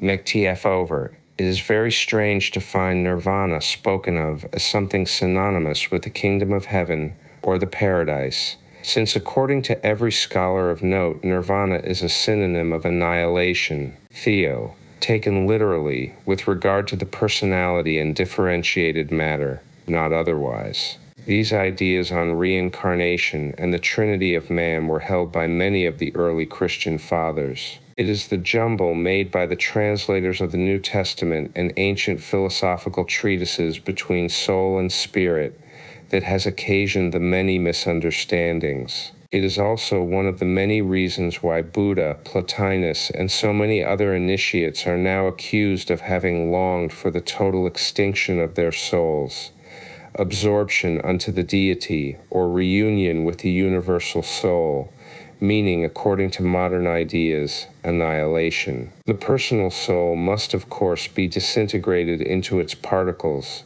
before it is able to link its pure essence forever with the immortal spirit. But the translators of both the Acts and the Epistles, who laid the foundation of the kingdom of heaven, and the modern commentators on the Buddhist Sutra of the foundation of the kingdom of righteousness, have muddled the sense of the great apostle of Christianity as of the great key to Theosophy, reformer of India. The former have smothered the word veklos, so that no reader imagines it to have any relation with soul, and with this confusion of soul and spirit together, Bible readers get only a perverted sense of anything on the subject. On the other hand, the interpreters of Buddha have failed to understand the meaning and object of the Buddhist 4 degrees of dhyana. Ask the Pythagoreans, can that spirit which gives life and motion and partakes of the nature of light be reduced to nonentity P? Can even that sensitive spirit in brutes which exercises memory, one of the rational faculties, die and become nothing? Observe the occultists. In Buddhistic philosophy, annihilation means only a dispersion of matter, in whatever form or semblance of form it may be, for everything that has form is temporary, and is therefore really an illusion. For in eternity the longest periods of time are as a wink of the eye, so with form.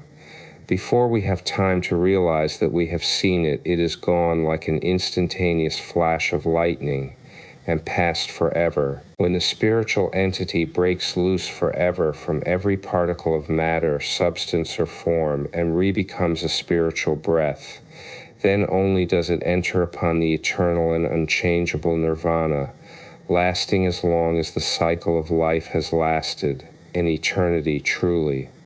And then that breath existing in spirit is nothing because it is all. As a form, a semblance, a shape, it is completely annihilated.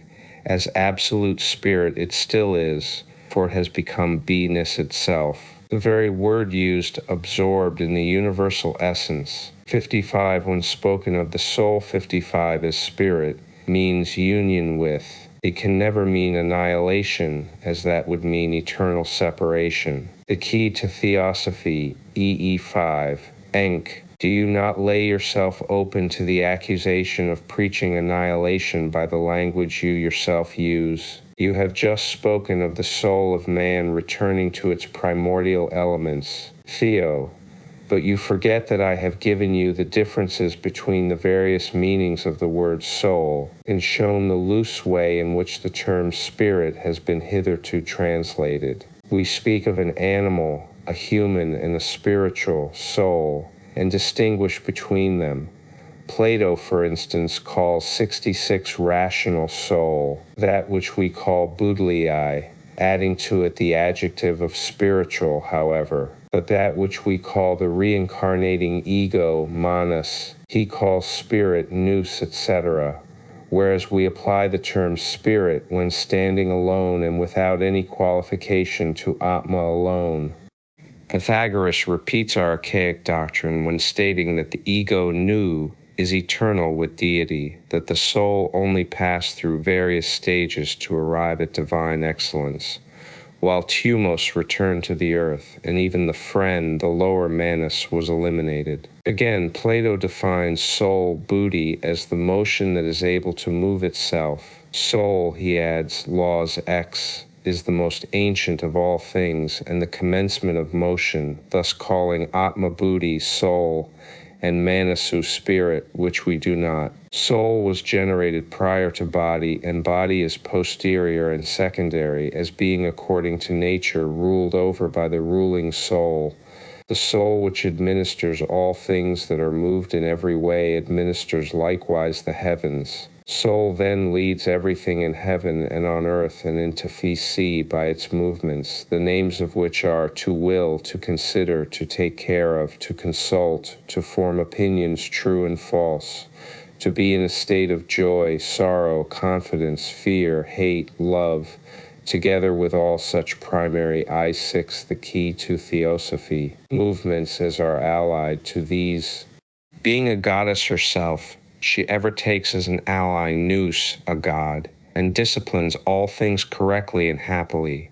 But when with anoia, not notes, it works out everything the contrary. In this language, as in the Buddhist texts, the negative is treated as essential existence. Annihilation comes under a similar exegesis. The positive state is essential being, but no manifestation as such. When the spirit, in Buddhistic parlance, enters nirvana, it loses objective existence, but retains subjective being. To objective minds, this is becoming absolute, #see nothing. To subjective, no thing, nothing to be displayed to sense. Thus their nirvana means the certitude of individual immortality in spirit, not in soul, which though the most ancient of all things is still, along with all the other gods, a finite emanation, in forms and individuality, if not in substance. Enqua. I do not quite seize the idea yet, and would be thankful to have you explain this to me by some illustrations. Theo, no doubt it is very difficult to understand, especially to one brought up in the regular orthodox ideas of the Christian Church. Moreover, I must tell you one thing, and this is that unless you have studied thoroughly well the separate functions assigned to all the human principles and the state of all these after death, you will hardly realize our Eastern philosophy, the key to Theosophy. EE7 on the Vabius Principles in Man, Inc. I have heard a good deal about this constitution of the inner man, as you call it, but could never make head or tail on't, as Gabalis expresses it, Theo. Of course it is most difficult, and, as you say, puzzling, to understand correctly and distinguish between the various aspects called by us the 44 principles of the real ego. It is the more so as there exists a notable difference in the numbering of those principles by various Eastern schools, though at the bottom there is the same identical substratum of teaching. Inc. Do you mean the Vedantins as an instance? Don't they divide your 7 principles into 5 only? By waking conscious state, their sukshmopsidi, the same body in svapna, or the dreaming state, and their karanopadi, or causal body, or that which passes from one incarnation to another, are all dual in their aspects, and thus make 6. Add to this Atma, the impersonal divine principle, or the immortal element in man, undistinguished from the universal spirit, and you have the same 7 again. They are welcome to hold to their division, we hold to ours. Enk. Then it seems almost the same as the division made by the mystic Christians, body, soul, and spirit. Theo, just the same. We could easily make of the body the vehicle of the vital double, of the latter the vehicle of life or prand, of Kamarupa or animal soul the vehicle of the higher and the lower mind, and make of this 6 principles, crowning the whole with the one immortal spirit.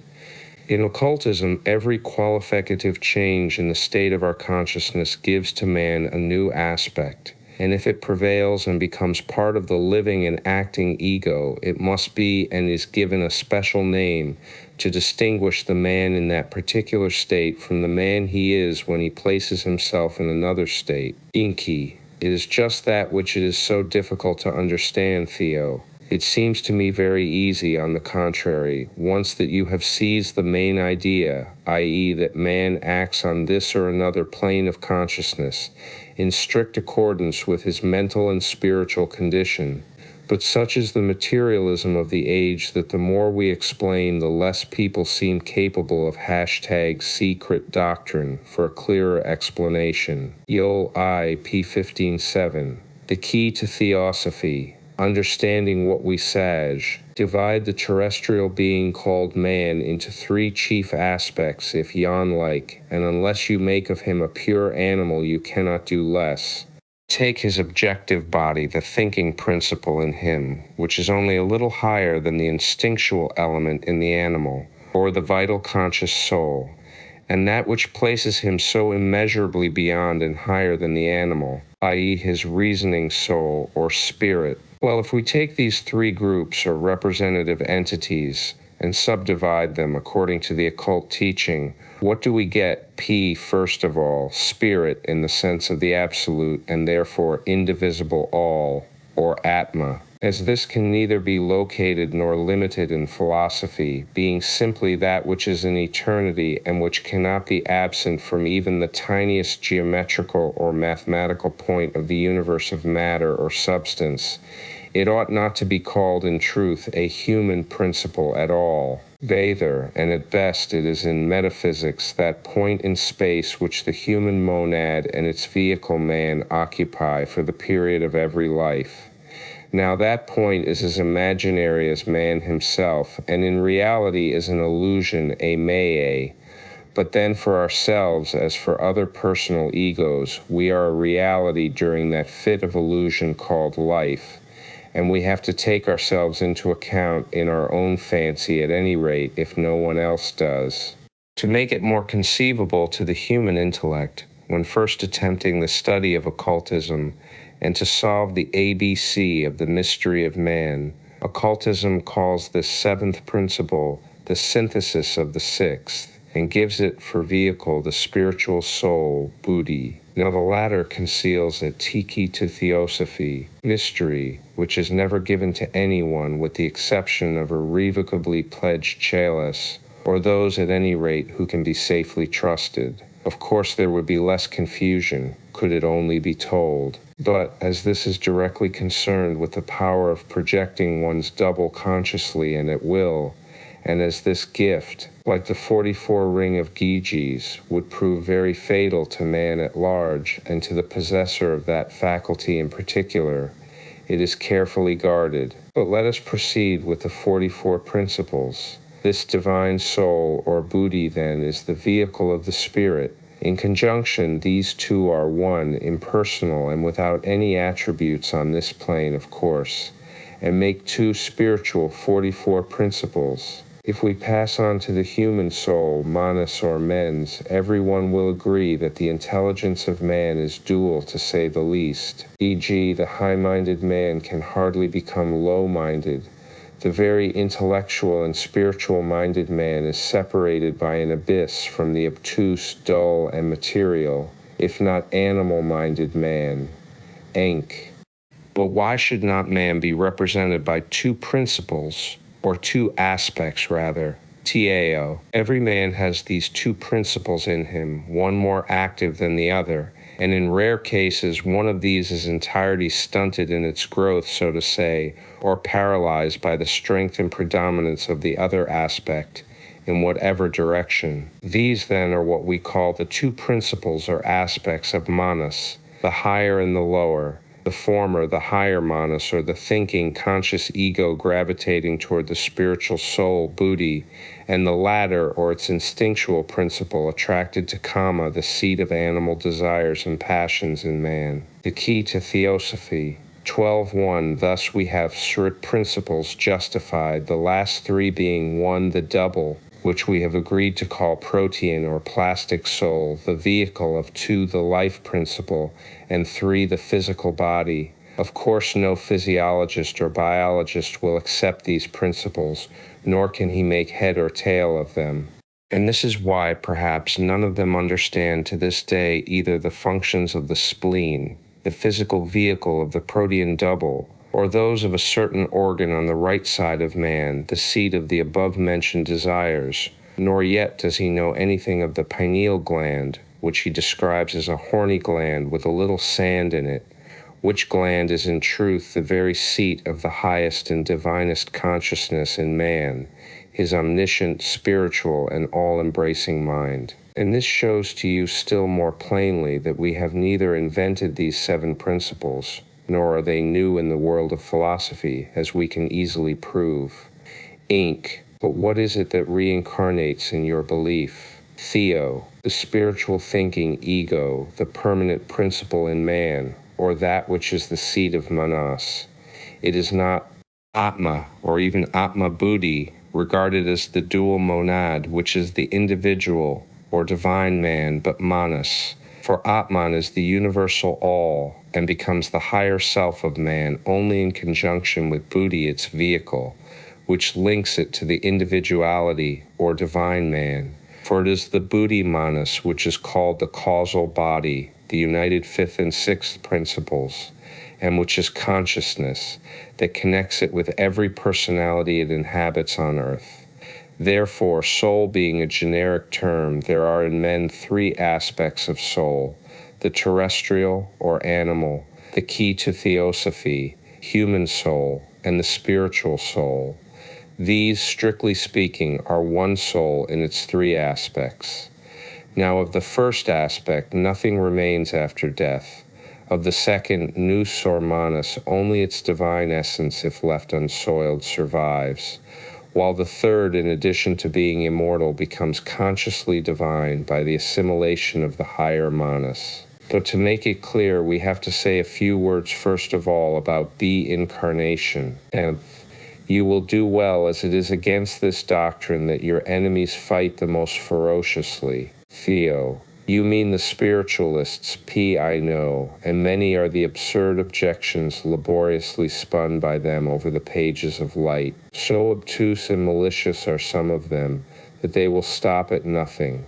One of them found recently a contradiction which he gravely discusses in a letter to that journal, in two statements picked out of Mr. Sinnett's lectures. He discovers that grave contradiction in these two sentences. Premature returns to earth life in the cases when they occur may be due to karmic complication, and there is no accident in the supreme act of divine justice guiding evolution. So profound a thinker would surely see a contradiction of the law of gravitation. If a man stretched out his hand to stop a falling stone from crushing the head of a child, on reincarnation or rebirth, what is memory according to theosophical teaching? Inc. The most difficult thing for you to do will be to explain and give reasonable grounds for such a belief. No theosophist has ever yet succeeded in bringing forward a single valid proof to shake my skepticism. First of all, you have against this theory of reincarnation the fact that no single man has yet been found to remember that he has lived, least of all who he was during his previous life. Theo. Your argument, I see, tends to the same old objection, the loss of memory in each of us of our previous incarnation. You think it invalidates our doctrine. My answer is that it does not, and that at any rate such an objection cannot be final. Inc. I would like to hear your arguments. Theo. They are short and few. Yet when you take into consideration A, the utter inability of the best modern psychologists to explain to the world the nature of mind, and B, their complete ignorance of its potentialities and higher states, you have to admit that this objection is based on an atheatic to theosophy, priori conclusion drawn from prima facie and circumstantial evidence more than anything else. Now what is memory in your conception, pray? Inc. That which is generally accepted, the faculty in our mind of remembering and of retaining the knowledge of previous thoughts, deeds, and events. Theo. Please add to it that there is a great difference between the three accepted forms of memory. Besides memory in general, you have remembrance, recollection, and reminiscence, have you not, P? Have you ever thought over the difference? Memory, remember, is a generic name, Inc. Yet all these are only synonyms. Theo. Indeed, they are not in philosophy at all events. Memory is simply an innate power in thinking beings, and even in animals, of reproducing past impressions by an association of ideas principally suggested by objective things or by some action on our external sensory organs. Memory is a faculty depending entirely on the more or less healthy and normal functioning of our physical brain, and remembrance and recollection are the attributes and handmaidens of that memory. But reminiscence is an entirely different thing. Reminiscence is defined by the modern psychologist as something intermediate between remembrance and recollection, or a conscious process of recalling past occurrences, but without that full and varied reference to particular things which characterizes recollection. Locke, speaking of recollection and remembrance, says, when an idea again recurs without the operation of the like object on the external sensory, it is remembrance. If it be the key to Theosophy, sought after by the mind, and with pain and endeavor found and brought again into view, it is recollection. But even Locke leaves reminiscence without any clear definition, because it is no faculty or attribute of our physical memory, but an intuitional perception apart from and outside our physical brain. A perception which, covering as it does, being called into action by the ever-present knowledge of our spiritual ego, all those visions in man which are regarded as abnormal, from the pictures suggested by genius to the ravings of fever and even madness, are classed by science as having no existence outside of our fancy. Occultism and Theosophy, however, regard reminiscence in an entirely different light. For us, while memory is physical and evanescent and depends on the physiological conditions of the brain, a fundamental proposition with all teachers of mnemonics, who have the researches of modern scientific psychologists to back them, we call reminiscence the memory of the soul. And it is this memory which gives the assurance to almost every human being, whether he understands it or not, of his having lived before and having to live again. Indeed, as Wordsworth has it, our birth is but a sleep and a forgetting. The soul that rises with us, our life's star, hath elsewhere had its setting, and cometh from afar, ink. If it is on this kind of memory, poetry, and abnormal fancies, on your own confession, that you base your doctrine, then you will convince very few, I am afraid, Theo. I did not confess it was a fancy. I simply said that physiologists and scientists in general regard such reminiscences, the key to Theosophy, as hallucinations and fancy, to which learned conclusion they are welcome. We do not deny that such visions of the past and glimpses far back into the corridors of time are not abnormal, as contrasted with our normal daily life experience and physical memory. But we do maintain with Professor W. Knight that the absence of memory of any action done in a previous state cannot be a conclusive argument against our having lived through it, and every fair-minded opponent must agree with what is said in Butler's lectures on Platonic philosophy, that the feeling of extravagance with which pre-existence affects us has its secret source in materialistic or semi-materialistic prejudices, besides which we maintain that memory, as Olympiodorus called it, is simply fantasy and the most unreliable thing in us. Ammonius Saccas asserted that the only faculty in man directly opposed to prognostication or looking into futurity is memory. Furthermore, remember that memory is one thing and mind or thought is another. One is a recording machine, a register which very easily gets out of order.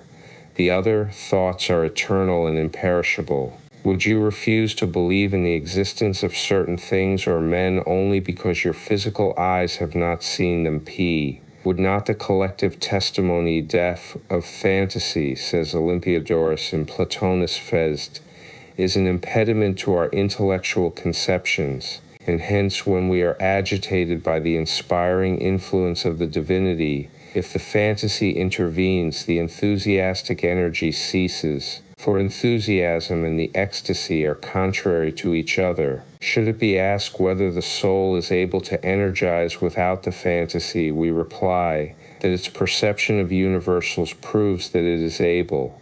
It has perceptions, therefore, independent of the fantasy. At the same time, however, the fantasy attends in its energies, just as a storm pursues him who sails on the sea. The key to Theosophy. Past generations who have seen him be a sufficient guarantee that Julius Caesar once lived. P. Why should not the same testimony of the psychic senses of the masses be taken into consideration? Inc.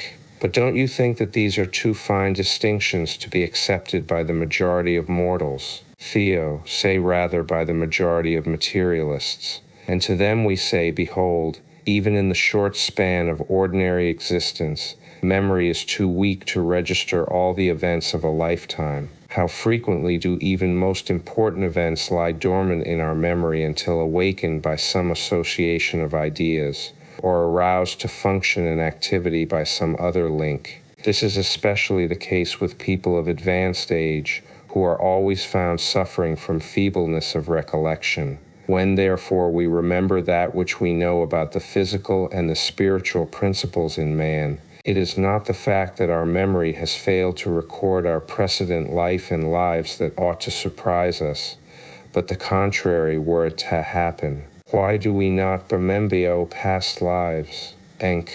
You have given me a bird's eye view of the 7 principles. Now how do they account for our complete loss of any recollection of having lived before, Theo? Very easily, since those 64 principles, which we call physical, and none of which is denied by science, though it to Theosophy calls them by other names, are disintegrated after death with their constituent elements, memory along with its brain, this vanished memory of a vanished personality, can neither remember nor record anything in the subsequent reincarnation of the ego. Deincarnation means that this ego will be furnished with a new body, a new brain, and a new memory.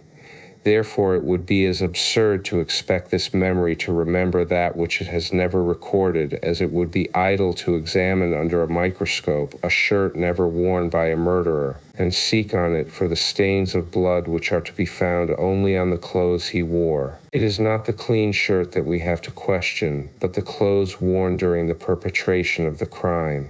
And if these are burnt and destroyed, how can you get at them, how can you get at the certainty that the crime was ever committed at all, or that the man in the clean shirt ever lived before, Theo?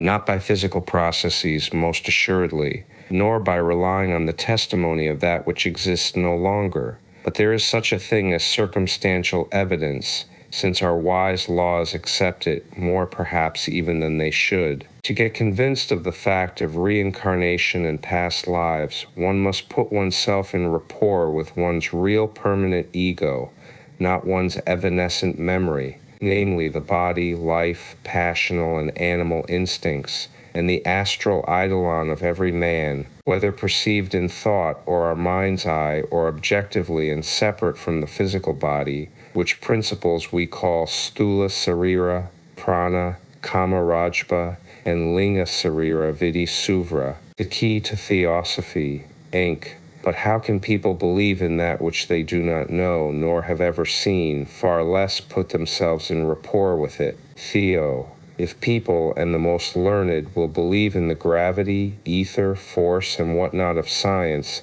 abstractions 44 and working hypotheses, which they have neither seen, touched, smelt, heard, nor tasted, why should not other people believe on the same principle in one's permanent ego, a far more logical and important 44 working hypotheses than any other Enk? What is finally this mysterious eternal principle? Can you explain its nature so as to make it comprehensible to all, Theo?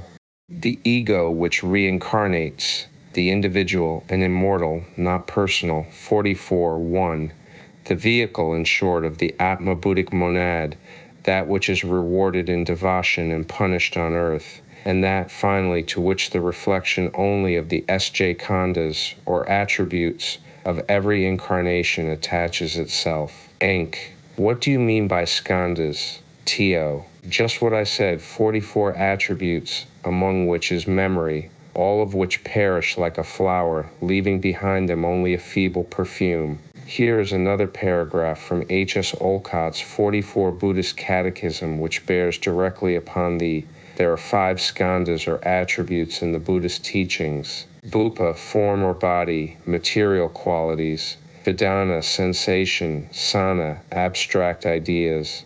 Samkara, tendencies of mind. Vijnana, mental powers. Of these we are formed. By them we are conscious of existence, and through them communicate with the world about us. Te, by H.S. Olcott, President and founder of the Theosophical Society.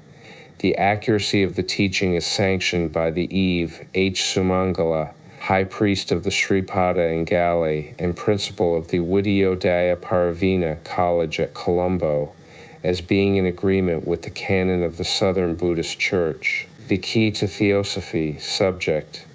It deals with the question as follows. The aged man remembers the incidents of his youth, despite his being physically and mentally changed.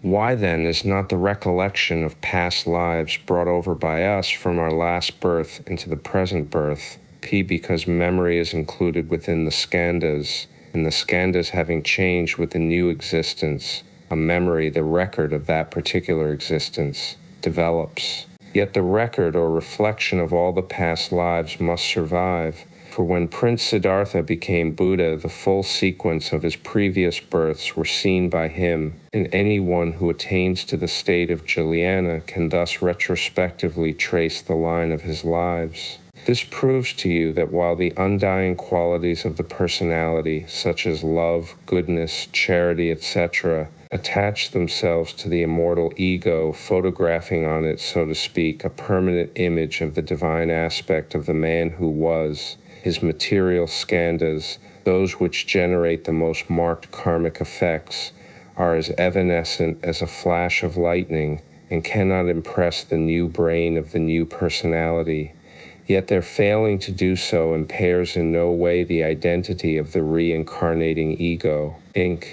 Do you mean to infer that which survives is only the soul memory, as you call it, that soul or ego being one and the same, while nothing of the personality remains? Theo.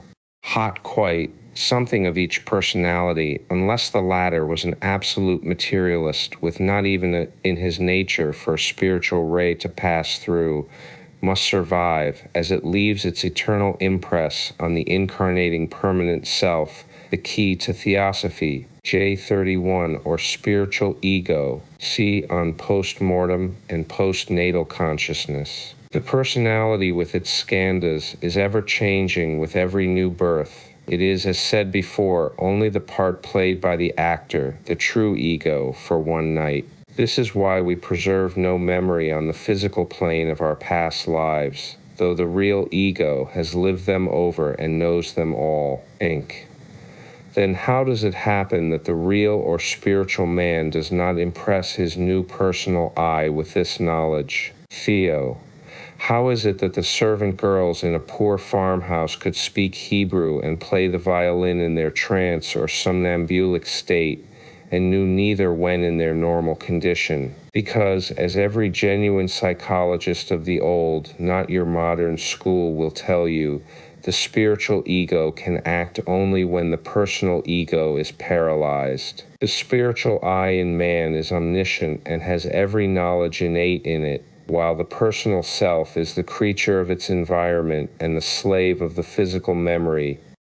Could the former manifest itself uninterruptedly and without impediment, there would be no longer men on earth, but we should all be gods. Inc. Still there ought to be exceptions, and some ought to remember. Theo. And so there are. But who believes in their report?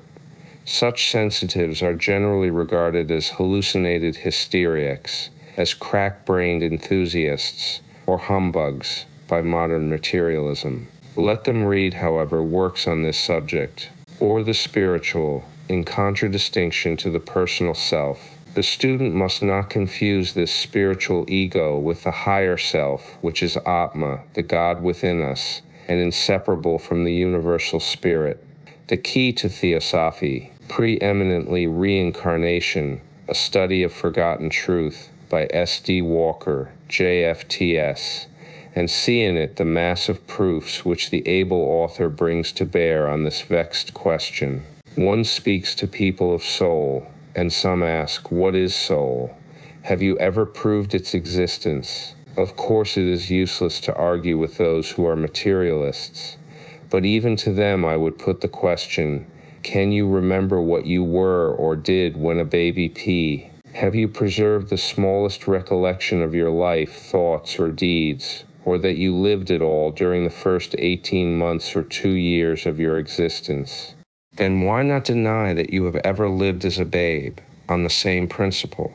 When to all this we add that the reincarnating ego or individuality retains during the devachanic period merely the essence of the experience of its past earth life or personality, The whole physical experience evolving into a state of impotentia, or being, so to speak, translated into spiritual formulas, when we remember further that the term between two rebirths is said to extend from 10 to 15 centuries, during which time the physical consciousness is totally and absolutely inactive, having no organs to act through and therefore no existence.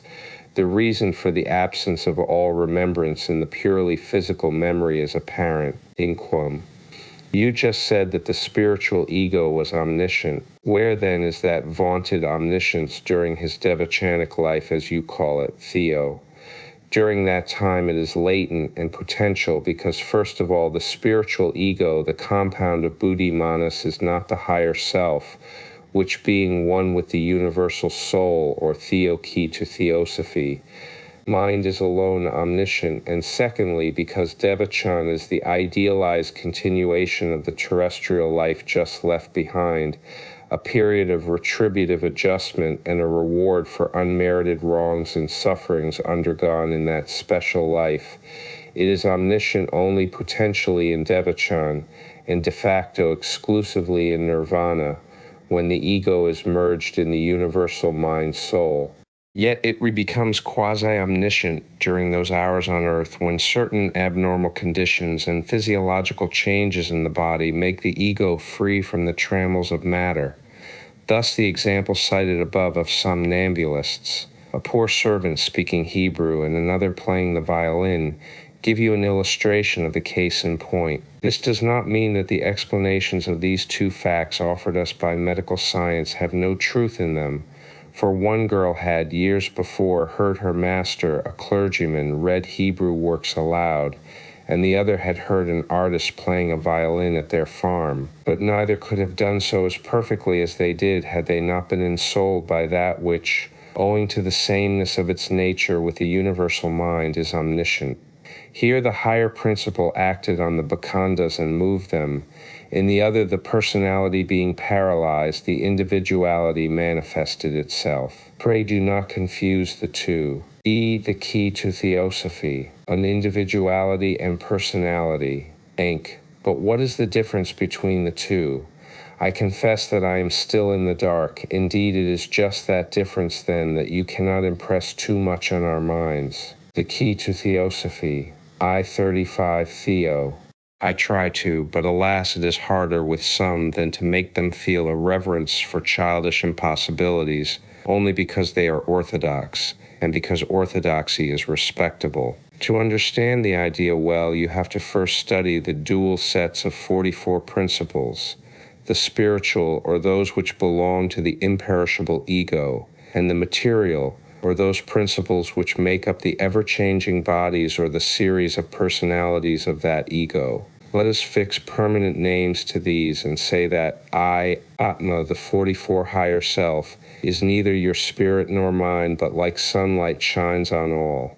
It is the universally diffused 44 divine principle and is inseparable from its one and absolute meta-spirit, as the sunbeam is inseparable from sunlight. Buddhi, the spiritual soul, is only its vehicle. Neither each separately nor the two collectively are of any more use to the body of man than sunlight and its beams are for a mass of granite buried in the earth, unless the divine duad is assimilated by and reflected in some consciousness. Neither Atma nor Buddhi are ever reached by karma, because the former is the highest aspect of karma, its working agent of itself in one aspect, and the other is unconscious on this plane. This consciousness or mind is 3 Fug.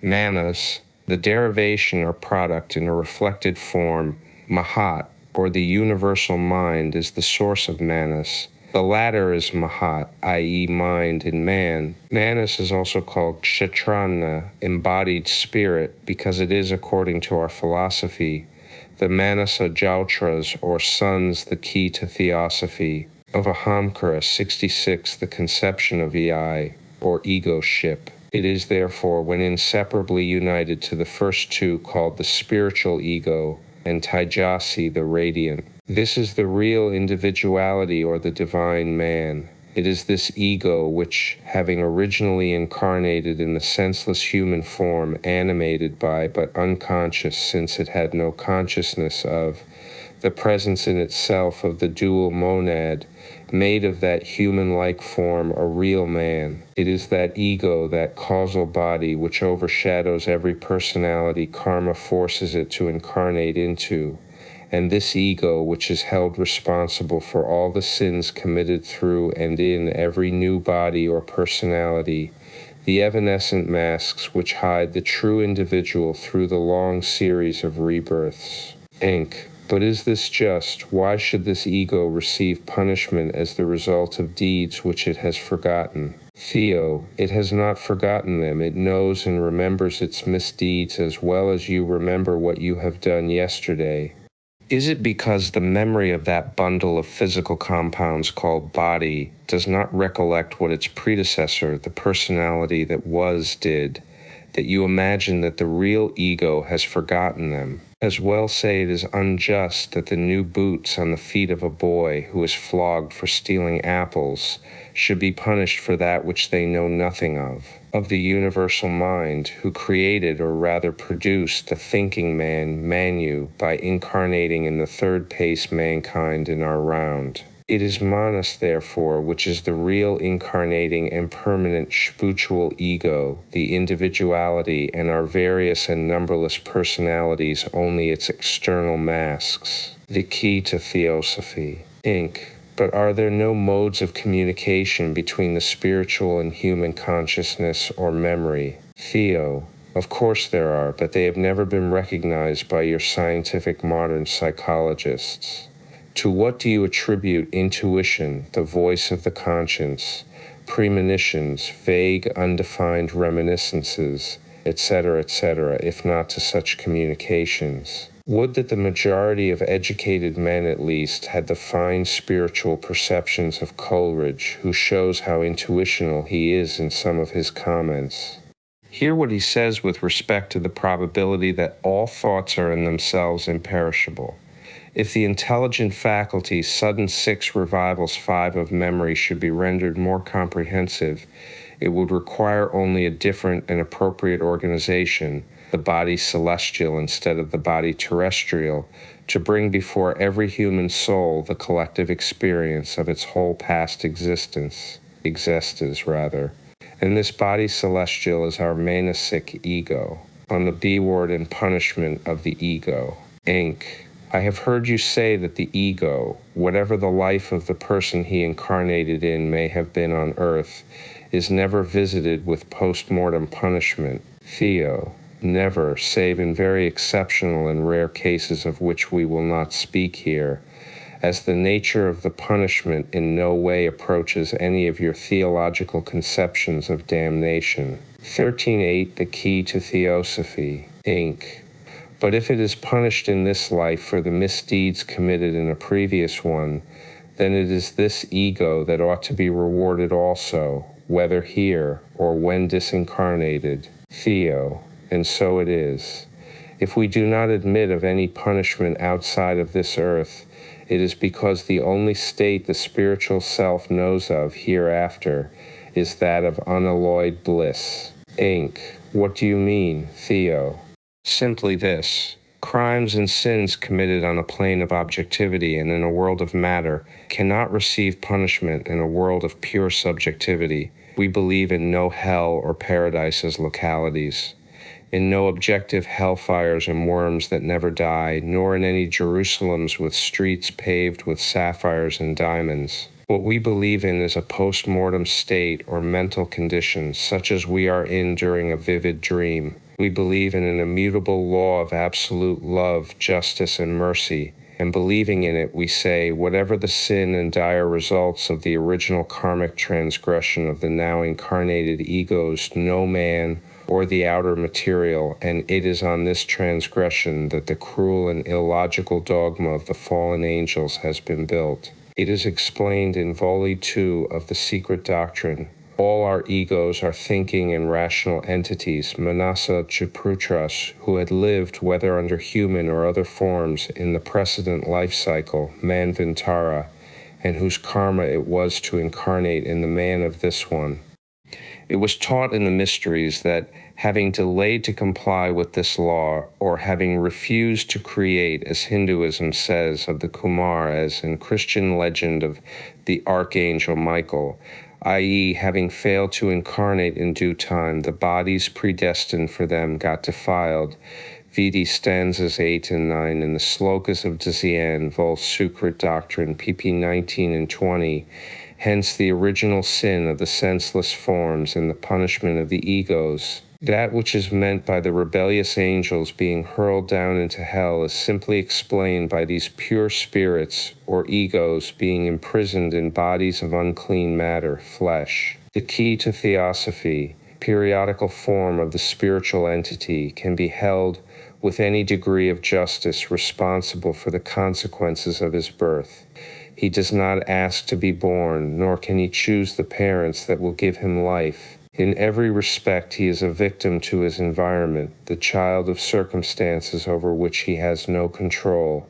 And if each of his transgressions were impartially investigated, there would be found 9 out of every 10 cases when he was the one sinned against, rather than the sinner. Life is at best a heartless play, a stormy sea to cross, and a heavy burden often too difficult to bear. The greatest philosophers have tried in vain to fathom and find out its raison d'etre, and have all failed except those who had the key to it, namely the Eastern sages. Life is, as Shakespeare describes it, that struts and frets his hour upon the stage, and then is heard no more. It is a tale told by an idiot, full of sound and fury, signifying nothing in its separate parts, yet of the greatest importance in its collectivity or series of lives. At any rate, almost every individual life is, in its full development, a sorrow. And are we to believe that poor helpless man, after being tossed about like a piece of rotten timber on the angry billows of life, is, if he proves too weak to resist them, to be punished by a sempiternity of damnation, or even a temporary punishment? Never. Whether a great or an average sinner, good or bad, guilty or innocent, once delivered of the burden of physical life, the tired and worn-out Manu, thinking ego, has the key to Theosophy, the right to a period of absolute rest and bliss. The same unerringly wise and just rather than merciful law, which inflicts upon the incarnated ego the karmic punishment for every sin committed during the preceding life on earth, provided for the now disembodied entity a long lease of mental rest, i.e., the entire oblivion of every sad event, to the smallest painful thought, that took place in its last life as a personality, leaving in the sole memory but the reminiscence of that which was bliss, or led to happiness. Plotinus, who said that our body was the true river of Lethe, for souls plunged into it forget all, meant more than he said. For, as our terrestrial body is like Lethe, so is our celestial body in Devachan, and much more, Inc. Then am I to understand that the murderer, the transgressor of law divine and human in every shape, is allowed to go unpunished? Theo, whoever said that? Our philosophy has a doctrine of punishment as stern as that of the most rigid Calvinist, only far more philosophical and consistent with absolute justice. No deed, not even a sinful thought, will go unpunished, the latter more severely even than the former, as a thought is far more potential in creating evil results than even a deed. We believe in an unerring law of attribution called karma, which asserts itself in a natural concatenation of causes and their unavoidable results. Enk, and how or where does it act? Theo. Every laborer is worthy of his hire, saith wisdom in the Frerly. I say unto you, that whosoever looketh at a woman to lust after her hath committed adultery with her already in his heart. Matt v. 28. The key to Theosophy, eye for eye gospel. Every action, good or bad, is a prolific parent, saith the wisdom of the ages. Put the two together, and you will find the 44 why. After allowing the soul escape from the pangs of personal life, a sufficient, a hundredfold compensation, karma, with its army of skandhas, waits at the threshold of devotion, whence the ego reemerges to assume a new incarnation. It is at this moment that the future destiny of the now rested ego trembles in the scales of just attribution, as it now falls once again under the sway of active karmic law. It is in this rebirth which is ready for it, a rebirth selected and prepared by this mysterious, inexorable, but in the equity and wisdom of its decrees infallible law, that the sins of the previous life of the ego are punished. Only it is into no imaginary hell, with theatrical flames and ridiculous-tailed and horned devils, that the ego is cast, but verily onto this earth, the plane and region of his sins, where he will have to atone for every bad thought and deed. As he has sown, so will he reap. Incarnation will gather around him all those other egos who have suffered, whether directly or indirectly at the hands, or even through the unconscious instrumentality of the past personality. They will be thrown by Nemesis in the way of the new man, concealing the old, the eternal ego, and ink. But where is the equity you speak of, since these new personalities are not aware of having sinned or been sinned against? Theo, has the coat torn to shreds from the back of the man who stole it by another man who was robbed of it and recognizes his property to be regarded as fairly dealt with? The new TE key to Theosophy 44 personality is no better than a fresh suit of clothes with its specific characteristics, color, form, and qualities. But the real man who wears it is the same culprit as of old. It is the individuality who suffers through his 44 personality, and it is this and this alone that can account for the terrible, still only apparent, injustice in the distribution of lots in life to man. When your modern philosophers will have succeeded in showing to us a good reason why so many apparently innocent and good men are born only to suffer during a whole lifetime, why so many are born poor unto starvation in the slums of great cities, abandoned by fate and men, why, while these are born in the gutter, others open their eyes to light in palaces, while a noble birth and fortune seem often given to the worst of men and only rarely to the worthy, while there are beggars whose inner selves are peers to the highest and noblest of men, when this and much more is satisfactorily explained by either your philosophers or theologians, then only but not till then you will have the right to reject the theory of reincarnation. The highest and grandest of poets have dimly perceived this truth of truths. Shelley believed in it. Shakespeare must have thought of it when writing on the worthlessness of birth. Remember his words, "Why should my birth keep down my mounting spirit? Are not all creatures subject unto time? There's legions now of beggars on the earth, that their original did spring from kings. And many monarchs now, whose fathers were the riffraff of their age, alter the word fathers into 44 egos, and you will have the Trutton, on the Kamaloka and Deva Oan. On the fate of the lower principles, NQ. You spoke of Kamaloha. What is it? Theo. When the man dies, his lower three principles leave him forever, i.e. body, life, and the vehicle of the latter, the astral body or the double of the living man. And then his four principles, the central or middle principle, the animal soul or Kamarupa, with what it has assimilated from the lower manas, and the higher triad find themselves in Kamaloka. The latter is an astral locality, the limbus of scholastic theology, the Hades of the ancients, and strictly speaking, a locality only in a relative sense. It has neither a definite area nor boundary, but exists within subjective space, i.e. is beyond our sensuous perceptions. Still it exists, and it is there that the astral eidolons of all the beings that have lived, animals included, await their second death. For the animals it comes with the disintegration and the entire fading out of their astral particles to the last. For the human eidolon, it begins when the Atma Buddhi monastic triad is said to, the key to Theosophy, separate itself from its lower principles, or the reflection of the ex-personality, by falling into the devachanic state, ink, And what happens after this? Theo, then the Kamarupi phantom, remaining bereft of its informing thinking principle, the higher manas, and the lower aspect of the latter, the animal intelligence, no longer receiving light from the higher mind, and no longer having a physical brain to work through, collapses. In what way, Theo?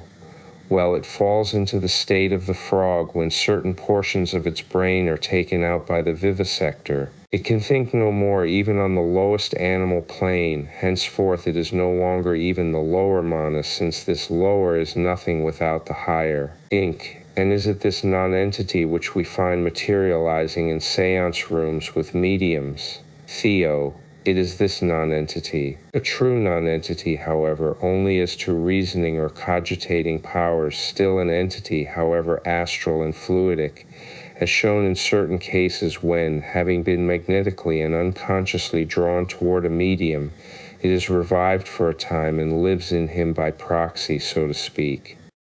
This, or the Kamarupa, may be compared with the jellyfish, which has an ethereal, gelatinous appearance so long as it is in its own element, or water, the medium's specific aura, but which no sooner is it thrown out of it than it dissolves in the hand or on the sand, especially in sunlight.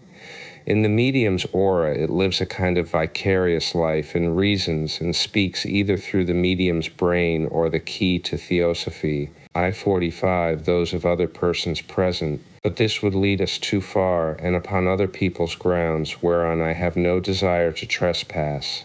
Let us keep to the subject of reincarnation.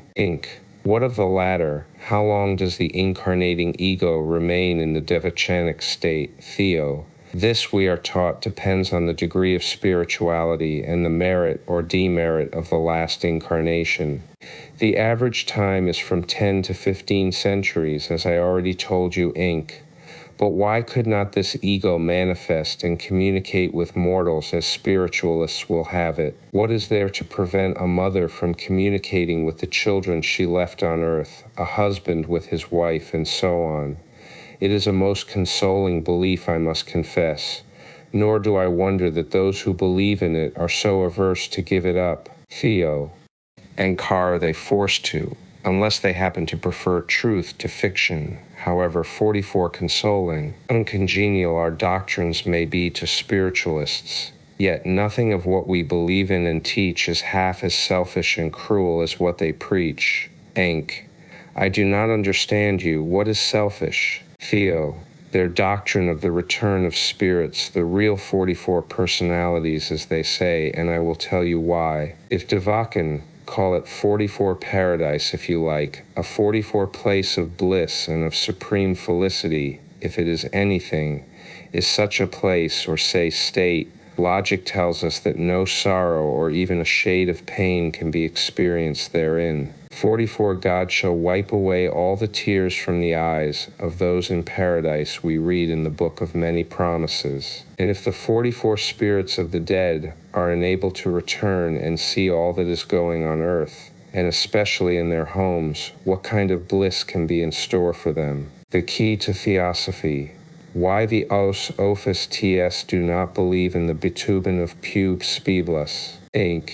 What do yon mean? Why should this interfere with their bliss? Theo, simply this, and here is an instance. A mother dies, leaving behind her little helpless children, orphans whom she adores, perhaps a beloved husband also.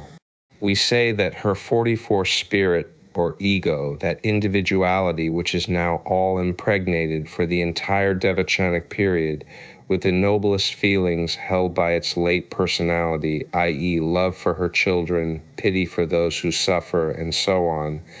We say that it is now entirely separated from the 44 veil of tears, that its future bliss consists in that blessed ignorance of all the woes it left behind. Spiritualists say, on the contrary, that it is as vividly aware of them, and more so than before, for 44 spirits see more that mortals in the flesh do. We say that the bliss of the Devachani consists in its complete conviction that it has never left the earth, and that there is no such thing as death at all, that the post-mortem spiritual consciousness of the mother will represent to her that she lives surrounded by her children and all those whom she loved, that no gap, no link will be missing to make her disembodied state the most perfect and absolute happiness. The spiritualists deny this point blank. According to their doctrine, unfortunate man is not liberated even by death from the sorrows of this life. Not a drop from the life cup of pain and suffering will miss his lips. The key to Theosophy, Enk. But how does your theory avoid this? How can you reconcile the theory of soul's omniscience with its blindness to that which is taking place on earth? Theo. Because such is the law of love and mercy. During every devachanic period, the ego, omniscient as it is per se, clothes itself, so to say, with the reflection of the 44 personality that was. I have just told you that the ideal efflorescence of all the abstract, therefore undying and eternal qualities or attributes such as love and mercy, the love of the 148, the key to Theosophy, good, the true, and the beautiful, that ever spoke in the heart of the living personality, clung after death to the ego, and therefore followed it to Devachan. For the time being, then, the ego becomes the ideal reflection of the human being it was when last on earth, and that is not omniscient. Were it that, it would never be in the state we call Devachan at all. Enk, what are your reasons for it? Theo. If you want an answer on the strict lines of our philosophy, then I will say that it is because everything is illusion, Maya, outside of eternal truth, which has neither form, color, nor limitation. He who has placed himself beyond the veil of Maya, and such are the highest adepts and initiates, can have no devachan. As to the ordinary mortal, his bliss in it is complete. It is an absolute oblivion of all that gave it pain or sorrow in the past incarnation, and even oblivion of the fact that such things as pain or sorrow exist at all. The Devachyani lives its intermediate cycle between two incarnations, surrounded by everything it had aspired to in vain, and in the companionship of everyone it loved on earth. It has reached the fulfillment of all its soul yearnings, and thus it lives throughout long centuries an existence of unalloyed happiness, which is the reward for its sufferings in earth life. In short, it bathes in a sea of uninterrupted felicity spanned only by events of still greater felicity and degree. Think. But this is more than simple delusion. It is an existence of insane hallucinations. TNEO. From your standpoint it may be, not so from that of philosophy. Besides which, is not our whole terrestrial life filled the key to Theosophy, T49, with such delusions? Have you never met men and women living for years in a fool's paradise? And because you should happen to learn that the husband of a wife whom she adores and believes herself as beloved by him is untrue to her, would you go and break her heart and beautiful dream by rudely awakening her to the reality? I think not. I say it again, such oblivion and hallucination, if you call it so, are only a merciful law of nature and strict justice.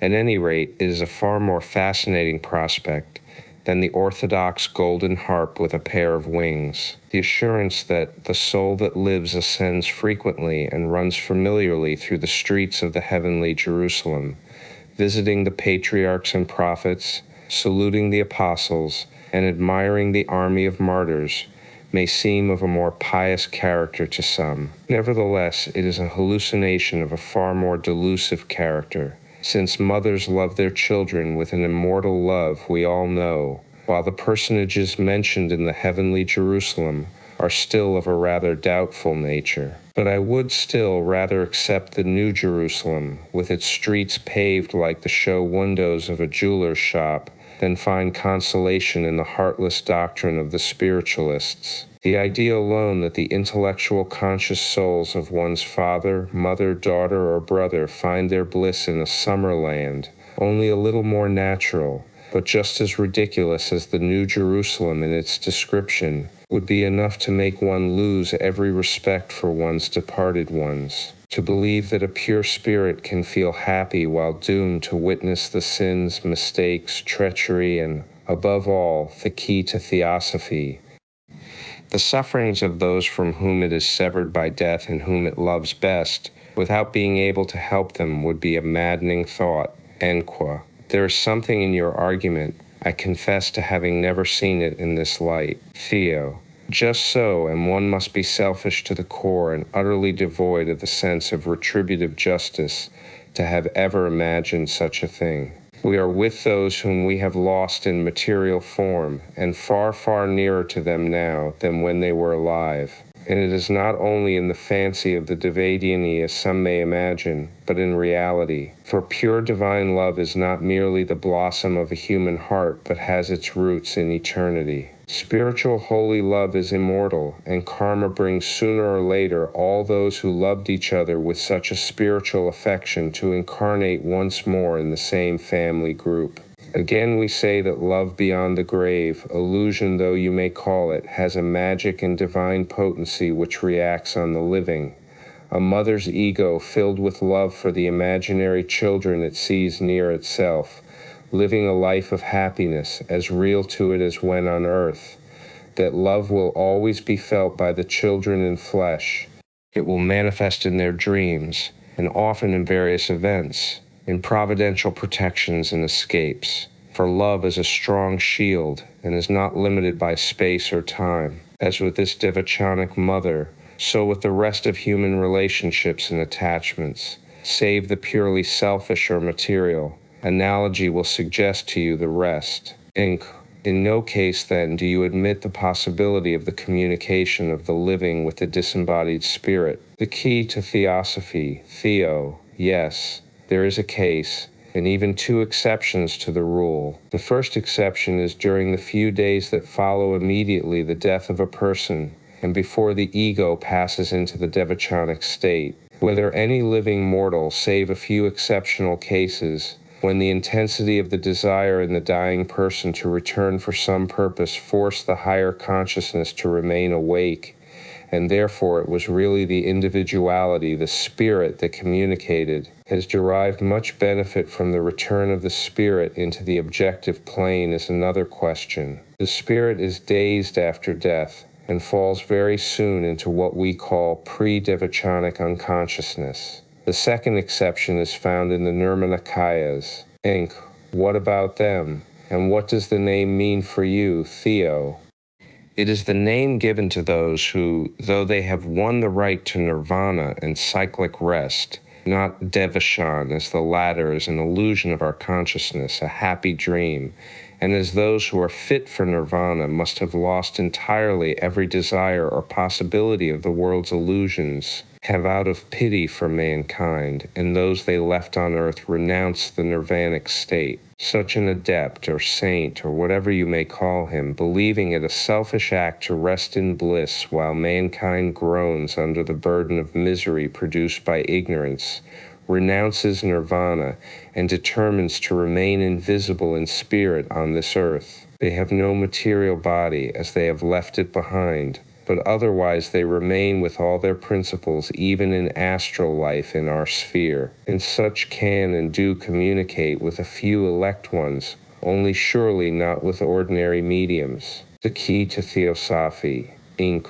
I have put you the question about Nirmanakayas because I read in some German and other works that it was the name given to the terrestrial appearances or bodies assumed by Buddhas in the northern Buddhistic teachings. Theo, so they are, only the scholar have confused this terrestrial body by understanding it to be objective and physical instead of purely astral and subjective. Inc.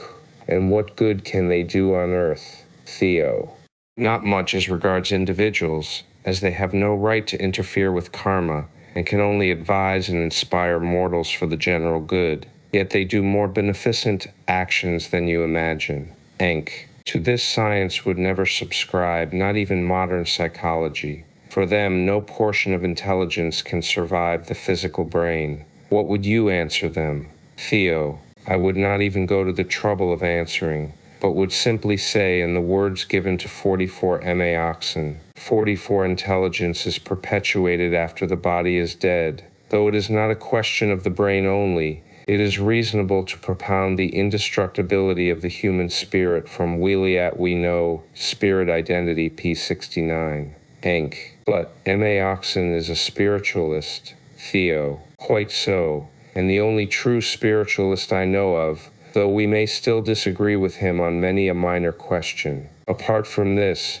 no spiritualist comes nearer to the occult truths than he does. Like any one of us, he speaks incessantly 44 of the surface dangers that beset the ill-equipped, feather-headed muddler with the occult, who crosses the threshold without to key to Theosophy, counting the cost. Our only disagreement rests in the question of spirit identity. Otherwise, I, for one, coincide almost entirely with him, and accept the 3 propositions be embodied in his address of July 1884. It is this eminent spiritualist, rather, who disagrees with us, not we with him. Inc. What are these propositions? Theo. 1. Theo, that there is a life coincident with and independent of the physical life of the body. 2. That as a necessary corollary, this life extends beyond the life of the body. We say it extends throughout devotion. 3. That there is communication between the denizens of that state of existence and those of the world in which we now live. All depend, you see, on the minor and secondary aspects of these fundamental propositions. Everything depends on the views we take of spirit and soul, or individuality and personality. Spiritualists confuse the two into one. We separate them and say that, with the exceptions above enumerated, no spirit will revisit the earth, though the animal soul may. But let us return once more to our direct subject, the skandhas. Inc. I begin to understand better now. It is the spirit, so to say, of those skandhas which are the most ennobling, which, attaching themselves to the incarnating ego, survive and are added to the stock of its angelic experiences. And it is the attributes connected with the material skandhas, with selfish and personal motives, which, some things that I do know of spiritualism, and some that I do not, the key to Theosophy, disappearing from the field of action between 2 incarnations, reappear at the subsequent incarnation as karmic results to be atoned for, and therefore the spirit will not leave devotion. Is it so? Theo. Very nearly so. If you add to this that the law of retribution, or karma, rewarding the highest and most spiritual in devotion, never fails to reward them again on earth by giving them a further development and furnishing the ego with a body fitted for it, then you will be quite correct. A few woes about the skandhas. Enk. What becomes of the other, the lower skandhas of the personality, after the death of the body? Are they quite destroyed, Theo? They are, and yet they are not. A fresh metaphysical and occult mystery for you. They are destroyed as the working stock in hand of the personality. They remain as karmic effects, as germs hanging in the atmosphere of the terrestrial plane, ready to come to life, as so many avenging fiends to attach themselves to the new personality of the ego when it reincarnates. And this really passes my comprehension, and is very difficult to understand, Theo. Not once that you have assimilated all the details, for then you will see that for logic, consistency, profound philosophy, divine mercy and equity, this doctrine of K-incarnation has not its equal on earth. It is a belief in a perpetual progress for the key to Theosophy. R55, each incarnating ego, or divine soul, in an evolution from the outward into the inward, from the material to the spiritual, arriving at the end of each stage at absolute unity with the divine principle, from strength to strength, from the beauty and perfection of one plane to the greater beauty and perfection of another, with accessions of new glory, of fresh knowledge and power in each cycle. Such is the destiny of every ego, which thus becomes its own savior in each world and incarnation. V. Enk. But Christianity teaches the same. It also preaches progression, theo, yes, only with the addition of something else.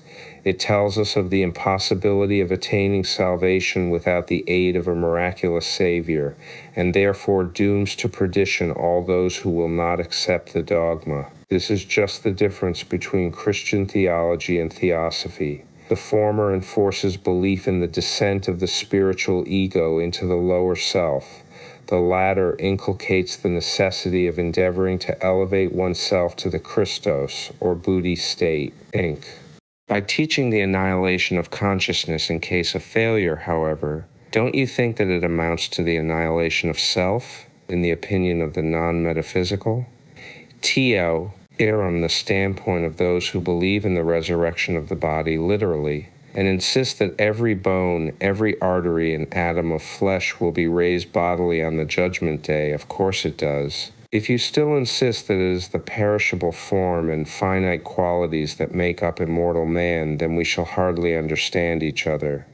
And if you do not understand that, by limiting the existence of every ego to one life, the key to theosophy, on earth you make of deity an ever-drunken Indra of the Puranic dead letter, a cruel Moloch, a god who makes an inextricable mess on earth and yet claims thanks for it, then the sooner we drop the conversation the better. Inc. But let us return, now that the subject of the skandhas is disposed of, to the question of the consciousness which survives death. This is the point which interests most people. Do we possess more knowledge in Devachan than we do in earth life? Tueo. In one sense, we can acquire more knowledge. That is, we can develop further any faculty which we loved and strove after during life, provided it is concerned with abstract and ideal things such as music, painting, poetry, etc., since Devachan is merely an idealized and subjective continuation of earth life, and Kant. But if in Devachan the spirit is free from matter, why should it not possess all knowledge? Theo. Because, as I told you, the ego is, so to say, wedded to the memory of its last incarnation. Thus, if you think over what I have said and string all the facts together, you will realize that the Devachanic state is not one of omniscience, but a transcendental continuation of the personal life just terminated. It is the rest of the soul from the toils of life. But the scientific materialists assert that after the death of man, nothing remains, that the human body simply disintegrates into its component elements, and that what we call soul is merely a temporary self-consciousness produced as a byproduct of organic action, which will evaporate like steam. Is not theirs a strange state of mind? The key to theosophy. Theo. Not strange at all that I see. If they say that self-consciousness ceases with the body, then in their case they simply utter an unconscious prophecy. For once they are firmly convinced of what they assert, no conscious afterlife is possible for them. For there are exceptions to every rule, on post-mortem and postnatal consciousness. Inc. But if human self-consciousness survives death as a rule, why should there be exceptions? T.O. In the fundamental principles of the spiritual world, no exception is possible. But there are rules for those who see, and rules for those who prefer to remain blind. 5NQ, quite so I understand. This is but an aberration of the blind man, who denies the existence of the sun because he does not see it. But after death, his spiritual eyes will certainly compel him to see. Is this what you mean? T.O. He will not be compelled, nor will he see anything. Having persistently denied during life the continuance of existence after death, he will be unable to see it, because his spiritual capacity having been stunted in life, it cannot develop after death, and he will remain blind. By insisting that he must see it, you evidently mean one thing and I another. You. A few portions of this chapter and of the preceding were published in Lucifer in the shape of a dialogue on the mysteries of afterlife in the January number 1889. The article was unsigned, as if it were written by the editor, but it came from the pen of the author of the present volume. The key to theosophy. Speak of the spirit from the spirit, or the flame from the flame, of Atma in short, and you confuse it with the human soul, Manas. See, you do not understand me. Let me try to make it clear. The whole gist of your question is to know whether, in the case of a downright materialist, the complete loss of self-consciousness and self-perception after death is possible? Isn't it so? I answer, it is possible, because believing firmly in our esoteric doctrine, which refers to the post-mortem period, or the interval between two lives or births, as merely a transitory state, I say whether that interval between two acts of the illusionary drama of life lasts 1 year or 1,000,000, that post-mortem state may, without any breach of the fundamental law, prove to be just the same state as that of a man who is in a dead faint. But since you have just said that the fundamental laws of the after-death state admit of no exceptions, how can this be? Theo, nor do I say that it does admit of an exception, but the spiritual law of continuity applies only to things which are truly real. To one who has read and understood Mundakya Upanishad and Vedanta Sara, all this becomes very clear.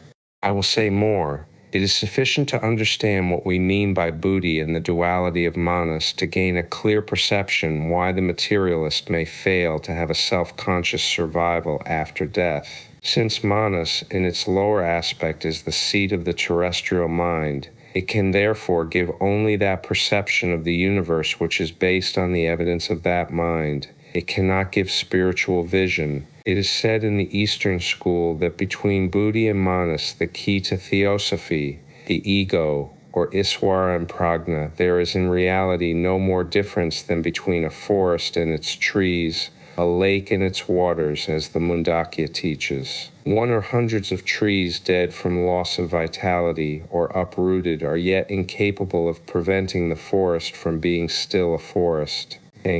But as I understand it, buddhi represents in this simile the forest, and manas taijasi the trees. And if Buddha is immortal, how can that which is similar to it, i.e. manas taijasi, entirely lose its consciousness till the day of its new incarnation? I cannot understand it, Theo. You cannot, because you will mix up an abstract representation of the whole with its casual changes of form. Remember that if it can be said of buddhi manas that it is unconditionally immortal, the same cannot be said of the lower manas, still less of taijasi, which is merely an attribute.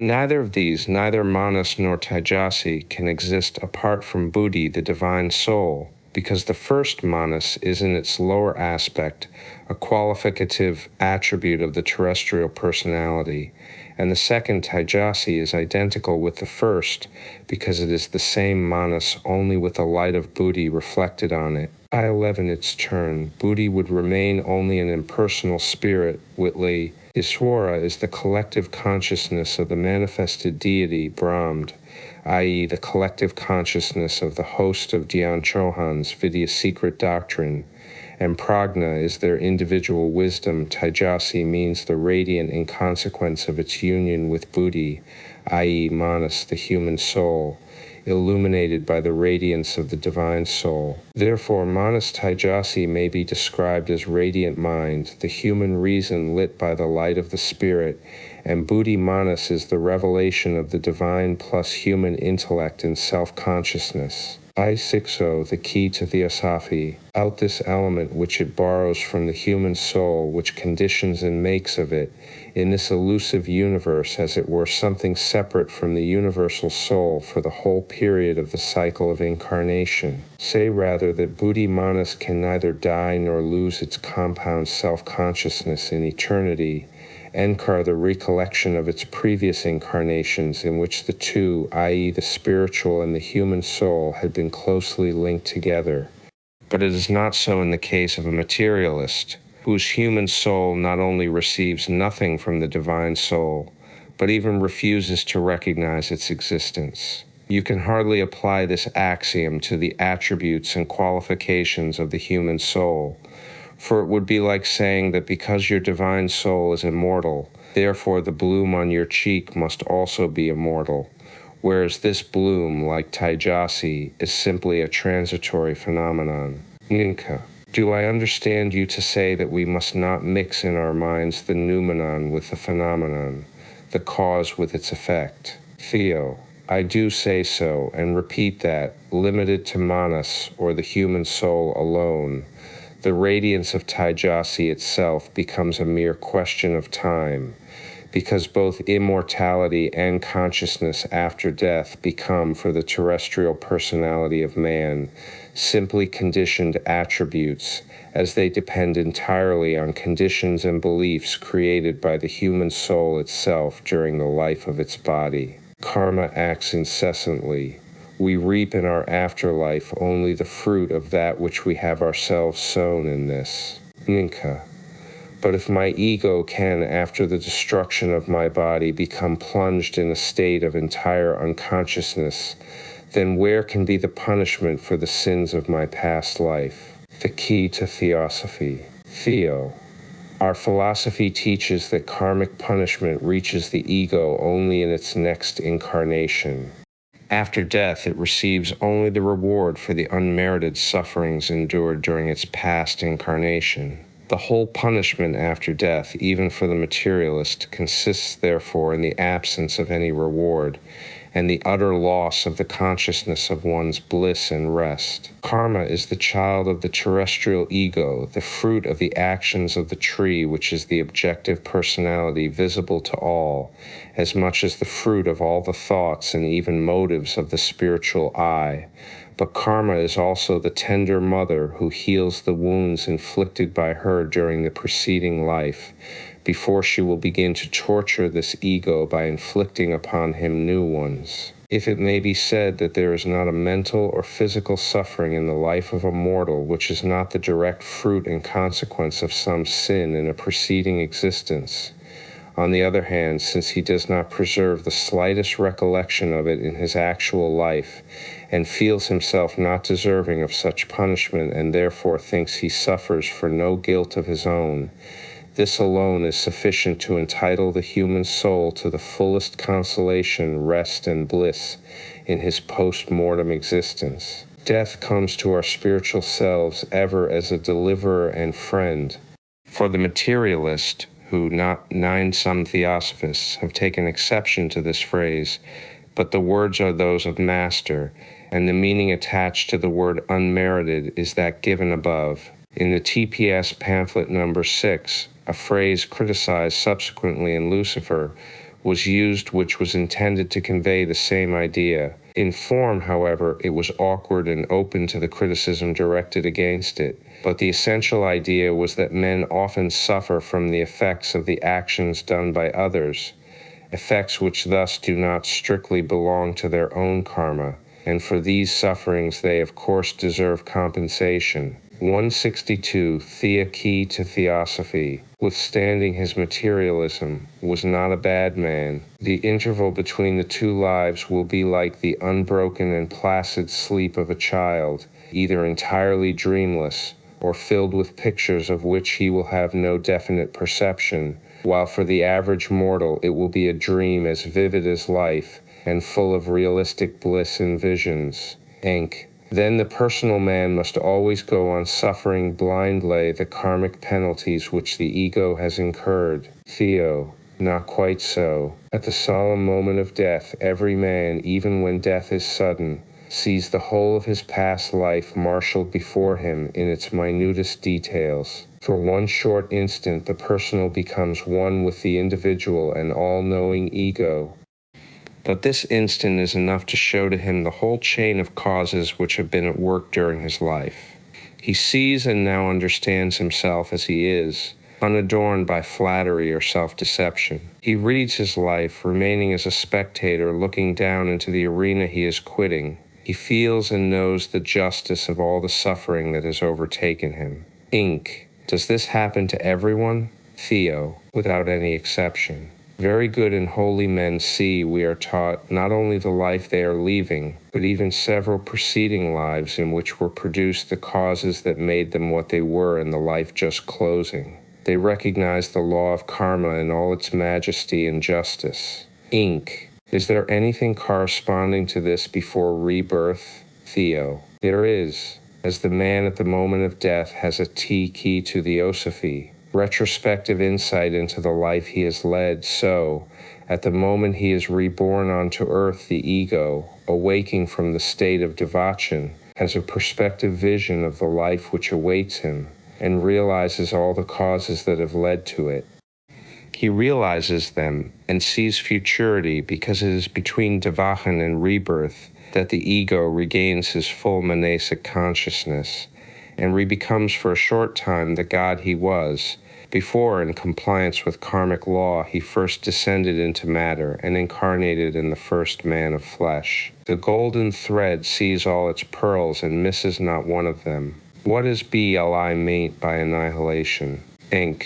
I have heard some theosophists speak of a golden thread on which their lives were strung. What do they mean by this? Theo. In the Hindu sacred books it is said that which undergoes periodical incarnation is the Sutratma, which means literally the thread soul. It is a synonym of the reincarnating ego, manas conjoined with buddhi, which absorbs the monastic recollections of all our preceding lives. It is so called because, like the pearls on a thread, so is the long series of human lives strung together on that one thread. I-11 Samhapanishad, these recurrent rebirths are likened to the life of a mortal which oscillates periodically between sleep and waking. Inc. This, I must say, does not seem very clear, and I will tell you why. For the man who awakes, another day commences, but that man is the same in soul and body as he was the day before, the key to Theosophy. Whereas at every incarnation, a full change takes place, not only of the external envelope, sex, and personality, but even of the mental and psychic capacities. The simile does not seem to me quite correct. The man who arises from sleep remembers quite clearly what he has done yesterday, the day before, and even months and years ago. But none of us has the slightest recollection of a preceding life or of any fact or event concerning it. I may forget in the morning what I have dreamt during the night. Still, I know that I have slept and have the certainty that I lived during sleep. But what recollection can I have of my past incarnation until the moment of death? How do you reconcile this? Tio. Some people do recollect their past incarnations during life, but these are Buddhas and initiates. This is what the yogis call Sama Sambuddha, or the knowledge of the whole series of one's past incarnations. Inc. But we ordinary mortals who have not reached Sama Sambuddha, how are we to understand this simile? Theo. By studying it and trying to understand more correctly the characteristics and the three kinds of sleep. Sleep is a general and immutable law for man as for beast, but there are different kinds of sleep and still more different dreams and visions. Inc. But this takes us to another subject. Let us return to the materialist who, while not denying dreams, which he could hardly do, yet denies immortality in general and the survival of his own individuality, Theo. And the materialist, without knowing it, is right. One who has no inner perception of and faith in the immortality of his soul. In that man, the soul can never become buddhi taijasi, but will remain simply manas. And for manas alone, there is no key to Theosophy. Immortality possible. In order to live in the world to come a conscious life, one has to believe first of all in that life during the terrestrial existence. On these two aphorisms of the secret science, all the philosophy about the post-mortem consciousness and the immortality of the soul is built. The ego receives always according to its deserts. After the dissolution of the body, there commences for it a period of full awakened consciousness, or a state of chaotic dreams, or an utterly dreamless sleep undistinguishable from annihilation. And these are the three kinds of sleep. If our physiologists find the cause of dreams and visions in an unconscious preparation for them during the waking hours, why cannot the same be admitted for the post-mortem dreams? I repeat it, death is sleep. After death, before the spiritual eyes of the soul, begins a performance according to a program learnt and very often unconsciously composed by ourselves. the practical carrying out of correct beliefs or of illusions which have been created by ourselves.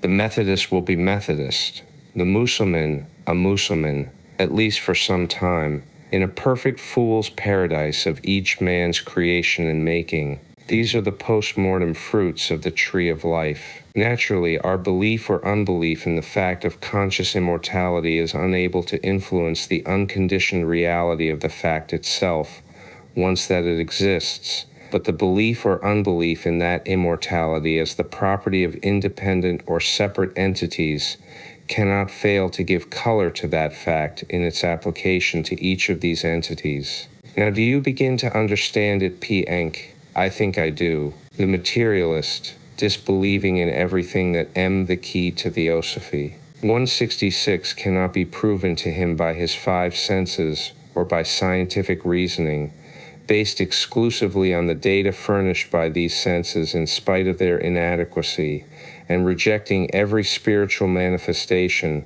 accepts life as the only conscious existence. Therefore, according to their belief, so will it be unto them. They will lose their personal ego and will plunge into a dreamless sleep until a new awakening. Is it so? Theo, almost so. Remember the practically universal teaching of the two kinds of conscious existence, the terrestrial and the spiritual. The latter must be considered real from the very fact that it is inhabited by the eternal, changeless, and immortal monad, whereas the incarnating ego dresses itself up in new garments entirely different from those of its previous incarnations, and in which all except its spiritual prototype is doomed to a change so radical as to leave no trace behind. And how so? Can my conscious terrestrial I perish not only for a time like the consciousness of the materialist, but so entirely as to leave no trace behind? Tieo. According to the teaching, it must so perish, and in its fullness, all except the principle which, having united itself with the monad, has thereby become a purely spiritual and indestructible essence, one with it in the eternity. But in the case of an out-and-out materialist, in whose personal I no Buddhi has ever reflected itself, how can the latter carry away into the eternity one particle of that terrestrial personality? Your spiritual I is immortal, but from your present self it can carry away into eternity that only which has become worthy of immortality, namely the aroma alone of the flower that has been mown by death. The key to Theosophy, Enck. Well, and the flower, the terrestrial I, Theo. The flower, as all past and future flowers which have blossomed and will have to blossom on the mother bough, the Sutratma, all children of one root or Buddhi, will return to dust. Your present I, as you yourself know, is not the body now sitting before me, nor yet is it what I would call Mana Sutratma, but Sutratma Buddhi, Inc.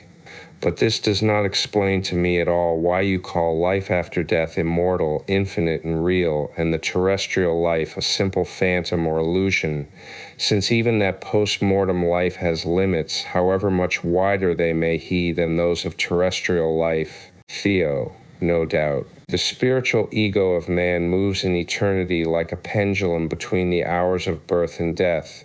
But if these hours marking the periods of life terrestrial and life spiritual are limited in their duration, and if the very number of such stages in eternity between sleep and awakening, illusion and reality, has its beginning and its end, on the other hand, the spiritual pilgrim is eternal.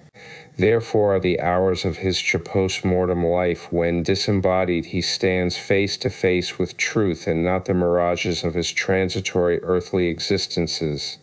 During the period of that pilgrimage which we call six, the cycle of rebirths, the only reality in our conception.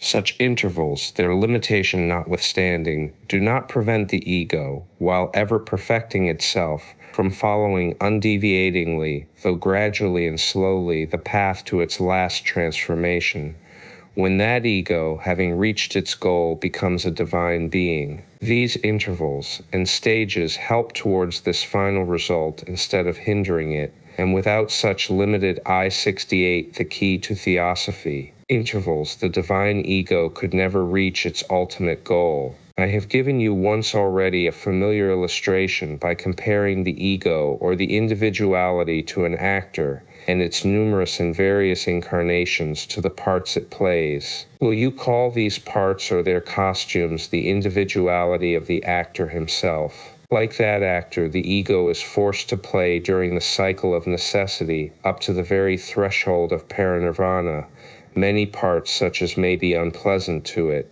But as the bee collects its honey from every flower, leaving the rest as food for the earthly worms, so does our spiritual individuality, whether we call it Sutratma or ego, collecting from every terrestrial personality into which karma forces it to incarnate the nectar alone of the spiritual qualities and self-consciousness.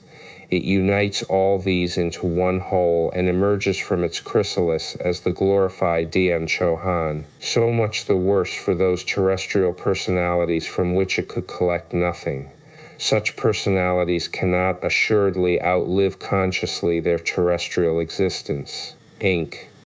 Thus then, it seems that for the terrestrial personality, immortality is still conditional.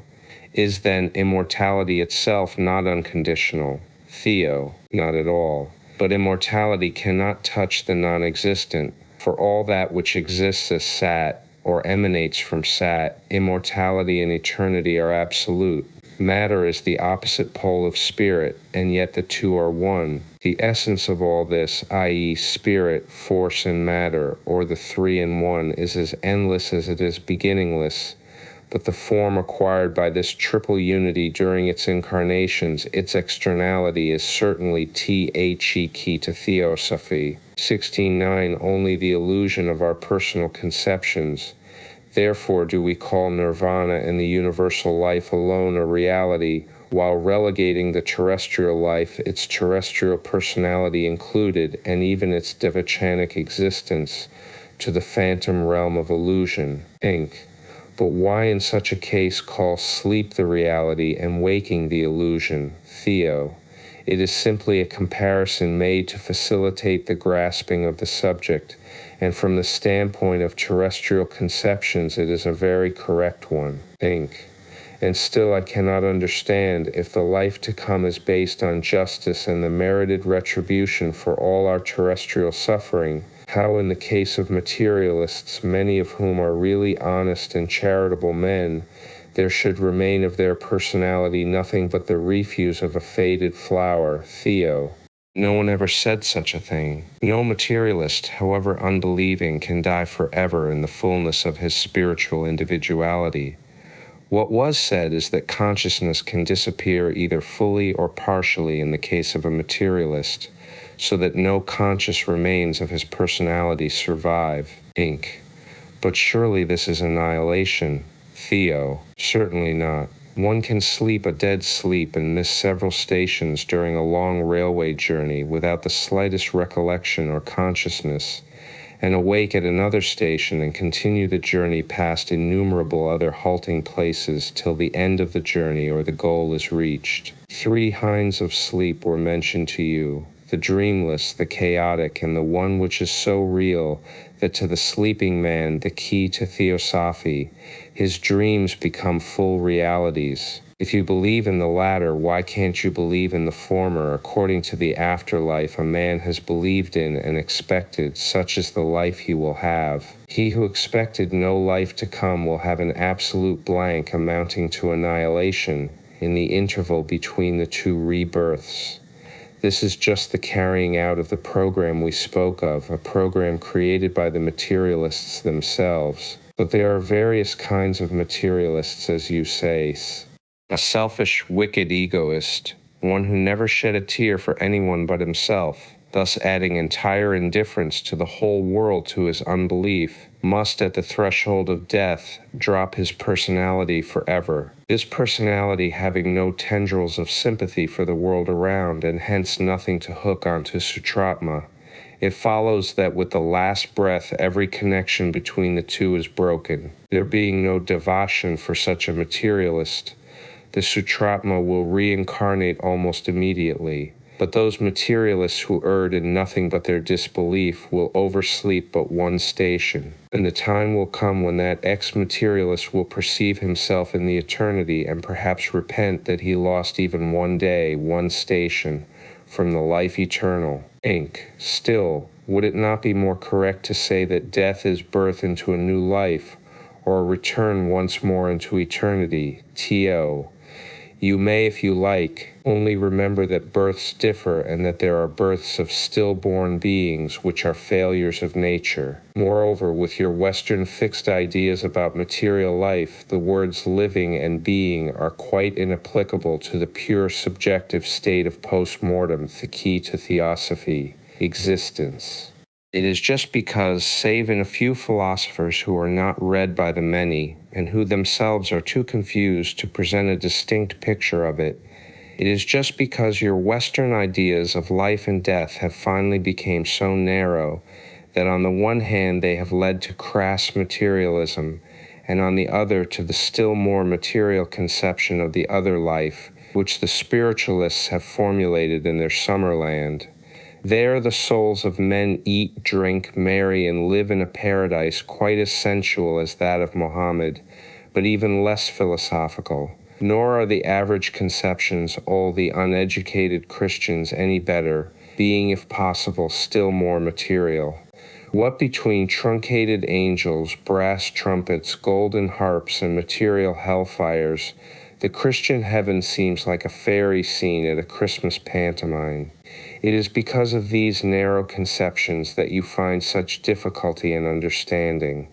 It is just because the life of the disembodied soul, while possessing all the vividness of reality as in certain dreams, is devoid of every grossly objective form of terrestrial life, that the Eastern philosophers have compared it with visions during sleep. Definite words for definite things. Enk.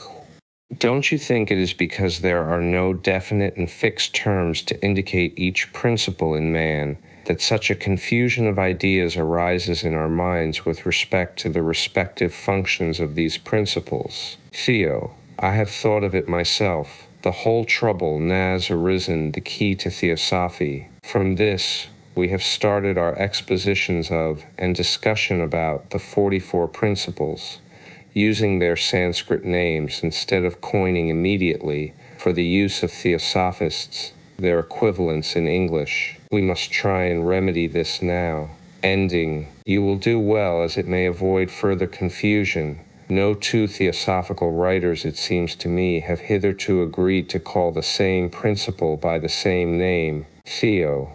The confusion is more apparent than real, however. I have heard some of our Theosophists express surprise at and criticize several essays speaking of these 44 principles, but, when examined, there was no worse mistake in them than that of using the word 44 soul to cover the 3 principles without specifying the distinctions. The first, as positively the clearest of our theosophical writers, Mr. A.P. Sinnett, has some comprehensive and admirably written passages on the 44 higher self. His real idea has also been misconceived by some, owing to his using the word 44 soul in a general sense. Yet here are a few passages which will show to you how clear and comprehensive is all that he writes on the subject. The human soul, once launched on the streams of evolution as a human individuality, passes through alternate periods of physical and relatively spiritual existence. It passes from the one plane or stratum or condition of nature to the other under the guidance of its karmic affinities, living in incarnations the life which its karma has preordained, modifying its progress within the limitations of circumstances, and developing fresh karma by its use or abuse of opportunities. It returns vidi transactions of the London Lodge of Tyne Theos, So Sef No 7, Oct. 1885. T, the reincarnating ego, or human soul as he called it, the causal body with the Hindus, Ta key to Theosophy. To spiritual existence, Devahan, after each physical life, through the intervening region of Kamaloka, for rest and refreshment, and for the gradual absorption into its essence, as so much cosmic progress of the life's experience gained on Earth or during physical existence. This view of the matter will, moreover, have suggested many collateral inferences to anyone thinking over the subject. For instance, that the transfer of consciousness from the Kamaloka to the Devahani stage of this progression would necessarily be gradual, that in truth no hard and fast line separates the varieties of spiritual conditions, that even the spiritual and physical planes as psychic faculties and living people show are not so hopelessly walled off from one another as materialistic theories would suggest, that all states of nature are all around us simultaneously and appeal to different perceptive faculties, and so on. It is clear that during physical existence, people who possess psychic faculties remain in connection with the planes of superphysical consciousness. And although most people may not be endowed with such faculties, we all, as the phenomena of sleep even, and especially those of somnambulism or mesmerism show, are capable of entering into conditions of consciousness that the five physical senses have nothing to do with. We, the souls within us, are not, as it were, altogether adrift in the ocean of matter. We clearly retain some surviving interest or rights in the shore from which for a time we have floated off. The process of incarnation, therefore, is not fully described when we speak of an alternate existence on the physical and spiritual planes, and thus picture the soul as a complete entity slipping entirely from the one state of existence to the other. The more correct definitions of the process would probably represent incarnation as taking place on this physical plane of nature by reason of an efflux emanating from the soul. The spiritual realm would all the while be the proper habitat of the soul, which would never entirely quit it, and the length of this transfer depends, however, on the degree of spirituality and the ex-personality of the disembodied ego. For those whose fives were very spiritual, this transfer, though gradual, is very rapid. The time becomes longer with the materialistically inclined. The key to Theosophy, that non-materializable portion of the soul which abides permanently on the spiritual plane, may fitly perhaps be spoken of as the Higab self. This higher self is Atma, and of course it is non-materializable, as Mr. Sinnett says.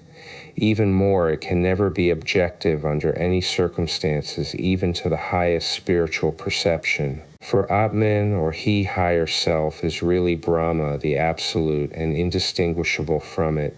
In hours of samadhi, the higher spiritual consciousness of the initiate is entirely absorbed in the one essence, which is Atman, and therefore, being one with the whole, there can be nothing objective for it. How some of our theosophists have got into the habit of using the words self and ego as synonymous, of associating the term self with only man's higher individual or even personal self, or ego, whereas this term ought never to be applied except to the one universal self. Hence the confusion. Speaking of manas, the causal body, we may call it, when connecting it with the Buddhic radiance, the higher ego, never the higher self. For even Buddhi, the spiritual soul, is not the self, but the vehicle only of self. All the other selves, such as the individual self and personal self, ought never to be spoken or written of without their qualifying and characteristic adjectives. Thus, in this most excellent essay on the higher self, this term is applied to the sixth principle, or Buddhi, of course, in conjunction with manas, as without such union there would be no thinking principle or element in the spiritual soul, and has in consequence given rise to just such misunderstandings. The statement that a child does not acquire its sixth principle, the key to Theosophy, or become a morally responsible being capable of generating karma until 7 years old, proves what is meant therein by the higher self. Therefore, the able author is quite justified in explaining that after the higher self has passed into the human being and saturated the personality in some of the finer organizations only, with its consciousness, people with psychic faculties may indeed perceive this higher self through their finer senses from time to time. But so are those who limit the term higher self to the universal divine principle, justified in misunderstanding him. For when we read, without being prepared for this shifting of metaphysical terms, that while fully manifesting on the physical plane, the higher self still remains a conscious, spiritual ego on the corresponding plane of nature, we are apt to see in the higher self of this sentence, Atma, and in the spiritual ego, Manas, or rather Buddhi-Manas, and forthwith to criticize the whole thing as incorrect. To avoid henceforth such misapprehensions, I propose to translate literally from the occult Eastern terms their equivalents in English, and offer these for future use. Atma, the inseparable ray of the universal, the higher in oneself. It is the God above, more self is than within, us. Happy the man who succeeds in saturating his inner ego with it. Shifting of metaphysical terms applies here only to the shifting of their translated equivalents from the Eastern expressions, for to this day there never existed any such terms in English, every theosophist having to coin his own terms to render his thought. It is nigh time then to settle on some definite nomenclature. The key to Theosophy, 17b, the spiritual divine ego, is the inner or higher ego, is the spiritual soul or buddhi in close union with Manas, the mind principle, without which it is no ego at all, but only the atmic vehicle. Manas, the fifth principle, so-called, independently of buddhi. The mind principle is only the spiritual ego when merged into one with buddhi, no materialist being supposed to have in him such an ego, however great his intellectual capacities. It is the permanent individuality, or the reincarnating ego, the physical man in conjunction with his lower self, i.e., animal instincts, passions, desires, etc. It is called the false personality, and consists of the lower manas combined with kamarupa, and operating through the physical body and its phantom or double. The remaining principle, prana or life, is strictly speaking the radiating force or energy of Atma, as the universal life and the one self. Its lower, or rather in its effects, more physical, because manifesting aspect, prana or life permeates the whole being of the objective universe, and is called a principle only because it is an indispensable factor and the deus ex machina of the living man. The lower personal or ego is Enk. This division being so much simplified in its combinations will answer better, I believe. The other is much too metaphysical, Theo. If outsiders as well as theosophists would agree to it, it would certainly make matters much more comprehensible. On the natuk of thinking pink simple, the mystery of the ego, Enk. I perceive in the quotation you brought forward a little while ago from the Buddhist Catechism a discrepancy that I would like to hear explained. It is there stated that the skandhas, memory included, change with every new incarnation, and yet it is asserted that the reflection of the past lives, which, we are told, are entirely made up of skandhas, must survive. At the present moment I am not quite clear in my mind as to what it is precisely that survives, and I would like to have it explained. What is it? Is it only that reflection, or those skandhas, or always that same ego, the manas, theo? I have just explained that the reincarnating principle, or that which we call the divine man, is indestructible throughout the life cycle, indestructible as a thinking entity and even as an ethereal form. The you reflection is only the spiritualized remembrance during the devachanic period of the X-personality, Mr. A or Mrs. B, with which the ego identifies itself during that period. Since the latter is but the continuation of the earth life, so to say, the very acme and pitch, in an unbroken series of the few happy moments in that now past, the key to Theosophy. Existence, the ego lias to identify itself with the personal consciousness of that life, if anything shall remain of it, ine key. This means that the ego, notwithstanding its divine nature, passes every such period between two incarnations in a state of mental obscuration or temporary insanity. Theo, you may regard it as you like, believing that, outside the one reality, nothing is better than a passing illusion, the whole universe included. We do not view it as insanity, but as a very natural sequence or development of the terrestrial life. What is life? A bundle of the most varied experiences, of daily changing ideas, emotions, and opinions. In our youth, we are often enthusiastically devoted to an ideal, to some hero or heroine whom we try to follow and revive. A few years later, when the freshness of our youthful feelings has faded out and sobered down, we are the first to laugh at our fancies. And yet there was a day when we had so thoroughly identified our own personality with that of the ideal in our mind, especially if it was that of a living being, that the former was entirely merged and lost in the latter. Can it be said of a man of 50 that he is the same being that he was at 20? The inner man is the same. The outward living personality is completely transformed and changed. Would you also call these changes in the human mental states insanity? Enk. How would you name them, and especially how would you explain the permanence of one and the evanescence of the other? Theo. We have our own doctrine ready, and to us it offers no difficulty. The clue lies in the double consciousness of our mind, and also in the dual nature of the mental principle, the key to Theosophy. There is a spiritual consciousness, the monastic mind illumined by the light of Buddhi, that which subjectively perceives abstractions, and the sentient consciousness, the lower monastic light, inseparable from our physical brain and senses. This latter consciousness is held in subjection by the brain and physical senses, and, being in its turn equally dependent on them, must of course fade out and finally die with the disappearance of the brain and physical senses. It is only the former kind of consciousness whose root lies in eternity which survives and lives forever, and may therefore be regarded as immortal.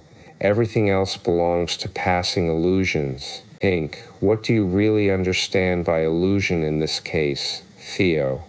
It is very well described in the just mentioned essay on the higher self.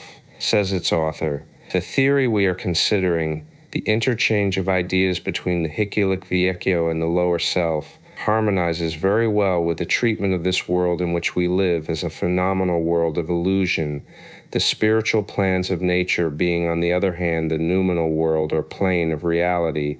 That region of nature in which, so to speak, the permanent soul is rooted is more real than that in which its transitory blossoms appear for a brief space to wither and fall to pieces, while the plant recovers energy for sending forth a fresh flower. Supposing flowers only were perceptible to ordinary senses, and their roots existed in a state of nature intangible and invisible to us, philosophers in such a world who divine that there were such things as roots in another, the key to Theosophy, plane of existence, would be apt to say of the flowers, these are not the real plants, they are of no relative importance, merely elusive phenomena of the moment. This is what I mean, the world in which blossom the transitory and evanescent flowers of personal lives is not the real permanent world, but that one in which we find the root of consciousness, that root which is beyond illusion and dwells in the eternity, Inc. What do you mean by the root dwelling in eternity, Theo? I mean by this root the thinking entity, the ego which incarnates, whether we regard it as an angel, spirit, or a force. Of that which falls under our sensuous perceptions, only what grows directly from, or is attached to this invisible root above, can partake of its immortal life. Hence every noble thought, idea, and aspiration of the personality it informs, proceeding from and fed by this root, must become permanent. As to the physical consciousness, as it is a quality of the sentient but lower principle, kama rupa or animal instinct, illuminated by the lower monasic reflection, or the human soul, it must disappear. That which displays activity while the body is asleep or paralyzed is the higher consciousness. our memory registering but feebly and inaccurately, because automatically such experiences, and often failing to be even slightly impressed by them. Incu. But how is it that Manus, although you call it Nous, a god, is so weak during its incarnations as to be actually conquered and fettered by its body? Theo. I might retort with the same question and ask, how is it the key to Theosophy that he whom you regard as the God of gods and the one living God is so weak as to allow evil or the devil to have the best of him as much as of all his creatures, whether while he remains in heaven or during the time he was incarnated on this earth? P. You are sure to reply again, 44. This is a mystery, and we are forbidden to pry into the mysteries of God.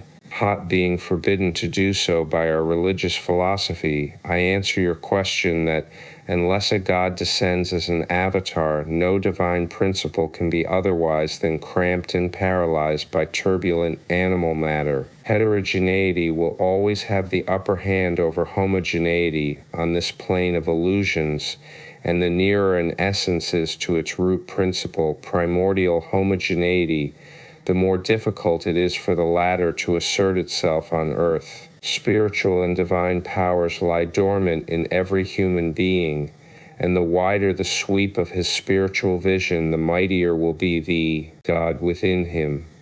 But as few men can feel that God, and since, as an average rule, deity is always bound and limited in our thought by earlier conceptions, those ideas that are inculcated in us from childhood, therefore, it is so difficult for you to understand our philosophy. Think.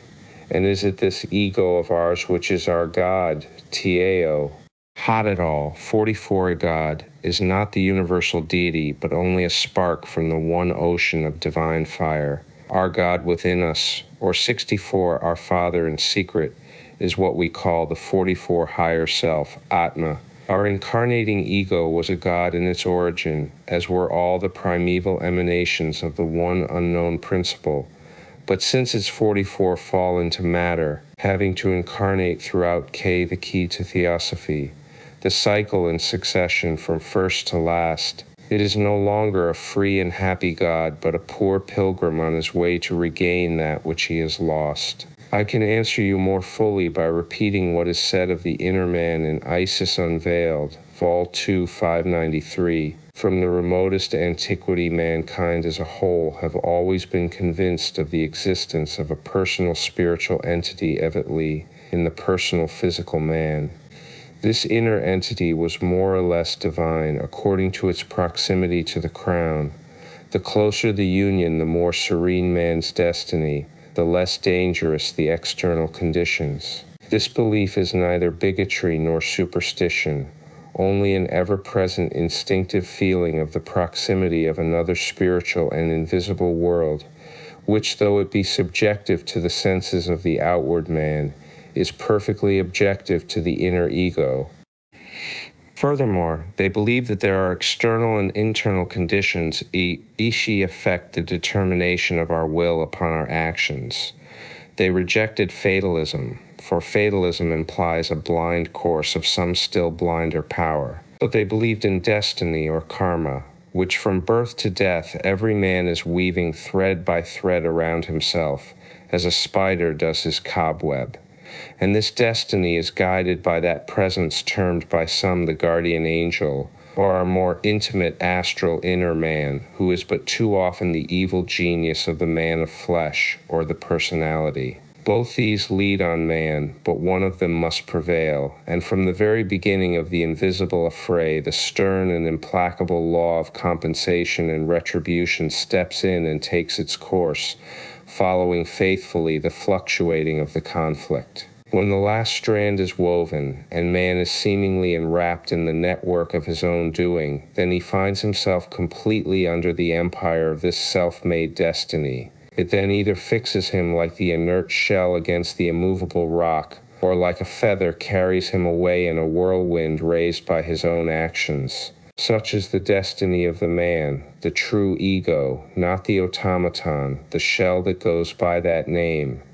It is for him to become the conqueror over matter. The key to Theosophy, the complex nature of Manas, Inkia. But you wanted to tell me something of the essential nature of Manas, and of the relation in which the skandhas of physical man stand to it, Theo.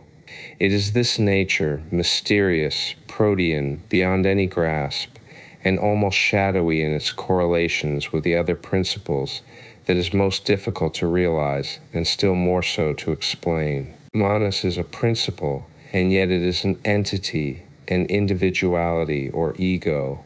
He is a god, and yet he is doomed to an endless cycle of incarnations, for each of which he is made responsible, and for each of which he has to suffer.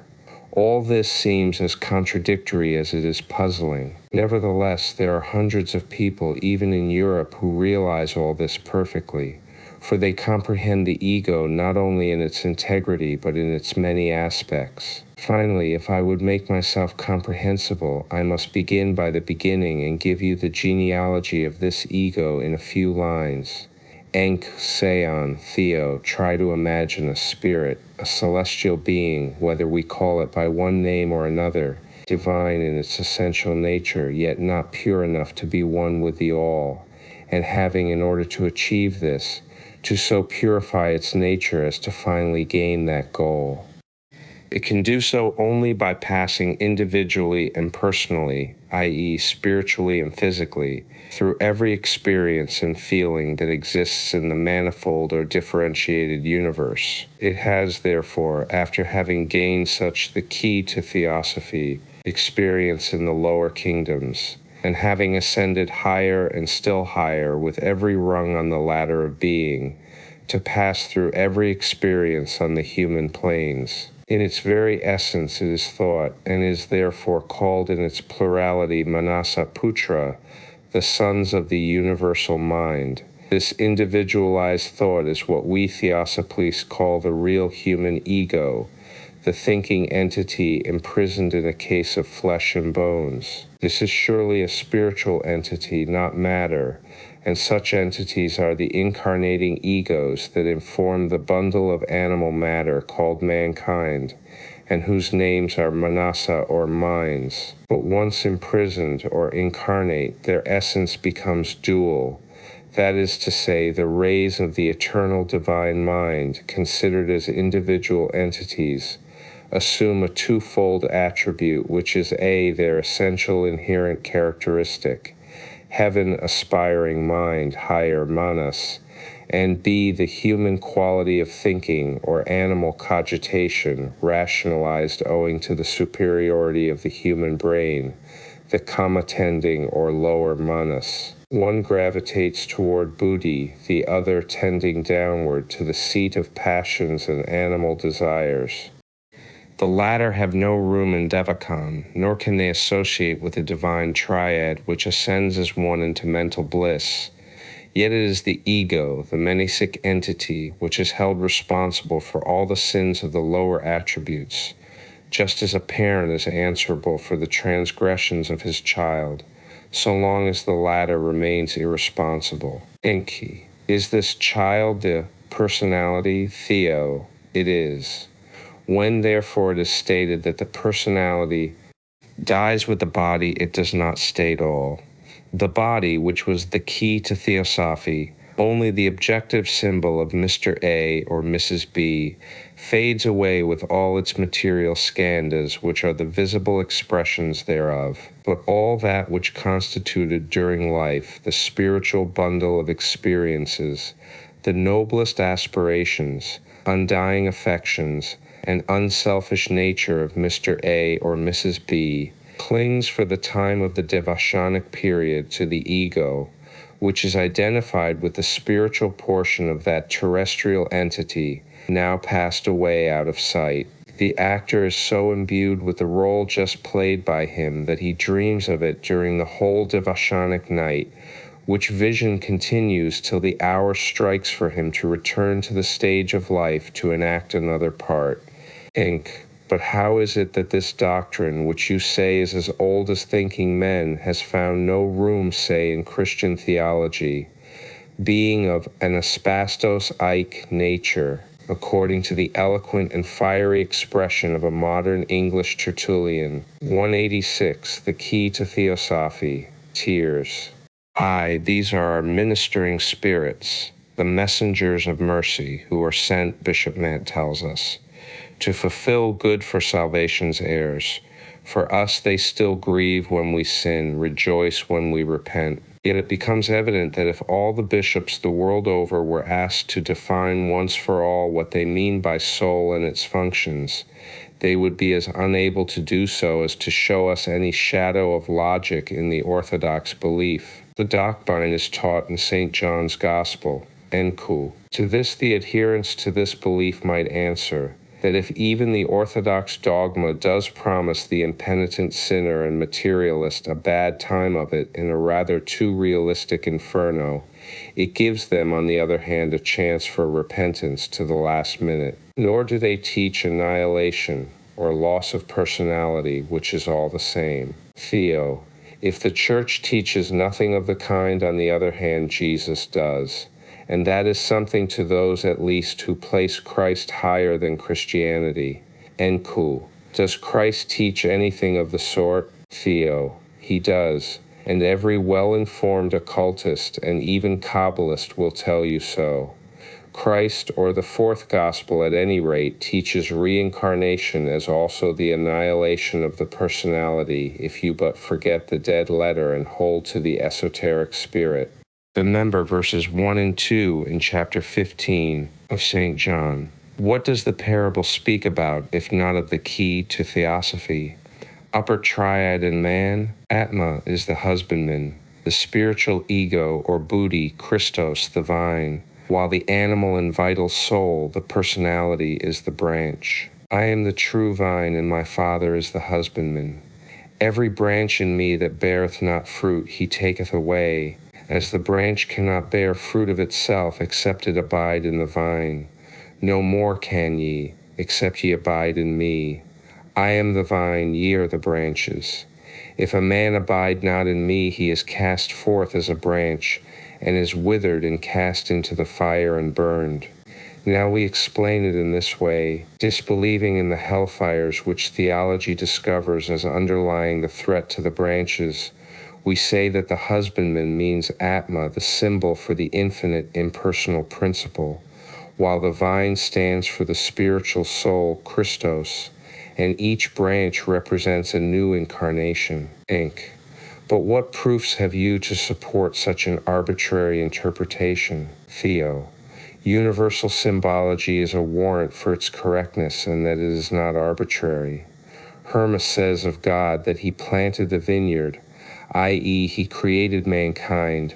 In the Kabbalah, it is shown that the aged of the aged, or the long face, plants a vineyard, the latter typifying mankind, and a vine meaning life. The spirit of King Messiah is therefore shown as washing his garments in the wine from above, from the creation of the world, and King Messiah is during the mysteries, it is the Hierophant, the Father, who planted the vine. Every symbol has 7 keys to it. The disclosure of the pleroma was always called Father. I-88, the key to Theosophy. Ego purified by washing his garments, i.e., least personalities in rebirth, in the wine from above, or booty. Adam, or Adam, is blood. The life of the flesh is in the blood, nephesh, soul, Leviticus Thessalonians. And Adam Kadmon is the only begotten. Noah also plants a vineyard, the allegorical hotbed of future humanity. As a consequence of the adoption of the same allegory, we find it reproduced in the Nazarene Codex. 7 vines are procreated, which 7 vines are our 7 bases with their 7 saviors or Buddhas, which spring from Yukabar Zivo, and Fairho or Parka Baba waters them. When the Blessed will ascend among the creatures of light, they shall see Eavar Zivo, Lord of Life, and the first vine. These Kabbalistic metaphors are thus naturally repeated in the Gospel according to St. John, Thessalonians 1. Let us not forget that in the human system, even according to those philosophies which ignore our septenary division, The ego or thinking man is called the Logos, or the son of soul and spirit. Manas is the adopted son of king and queen. Esoteric equivalents for Atma and Buddhi, says an occult work. He is the man-god of Plato who crucifies himself in space or the duration of the life cycle for the redemption of matter. This he does by incarnating over and over again, thus leading mankind onward to perfection, and making thereby room for lower forms to develop into higher. Not for one fife does he cease progressing. Codex Nazar Sius, Vol 3, PPCO, Klesh, T. Ebed, Vol 2, P. 281. The key to Theosophy, himself in helping all physical nature to progress, even the occasional, very rare event of his losing one of his personalities, in the case of the latter being entirely devoid of even a spark of spirituality, helps toward his individual progress. Inque. But surely, if the ego is held responsible for the transgressions of its personalities, it has to answer also for the loss, or rather the complete annihilation of one of such. Theo. Not at all, unless it has done nothing to avert this dire fate. But if, all its efforts notwithstanding, its voice, that of our conscience, was unable to penetrate through the wall of matter, then the obtuseness of the latter proceeding from the imperfect nature of the material is classed with other failures of nature.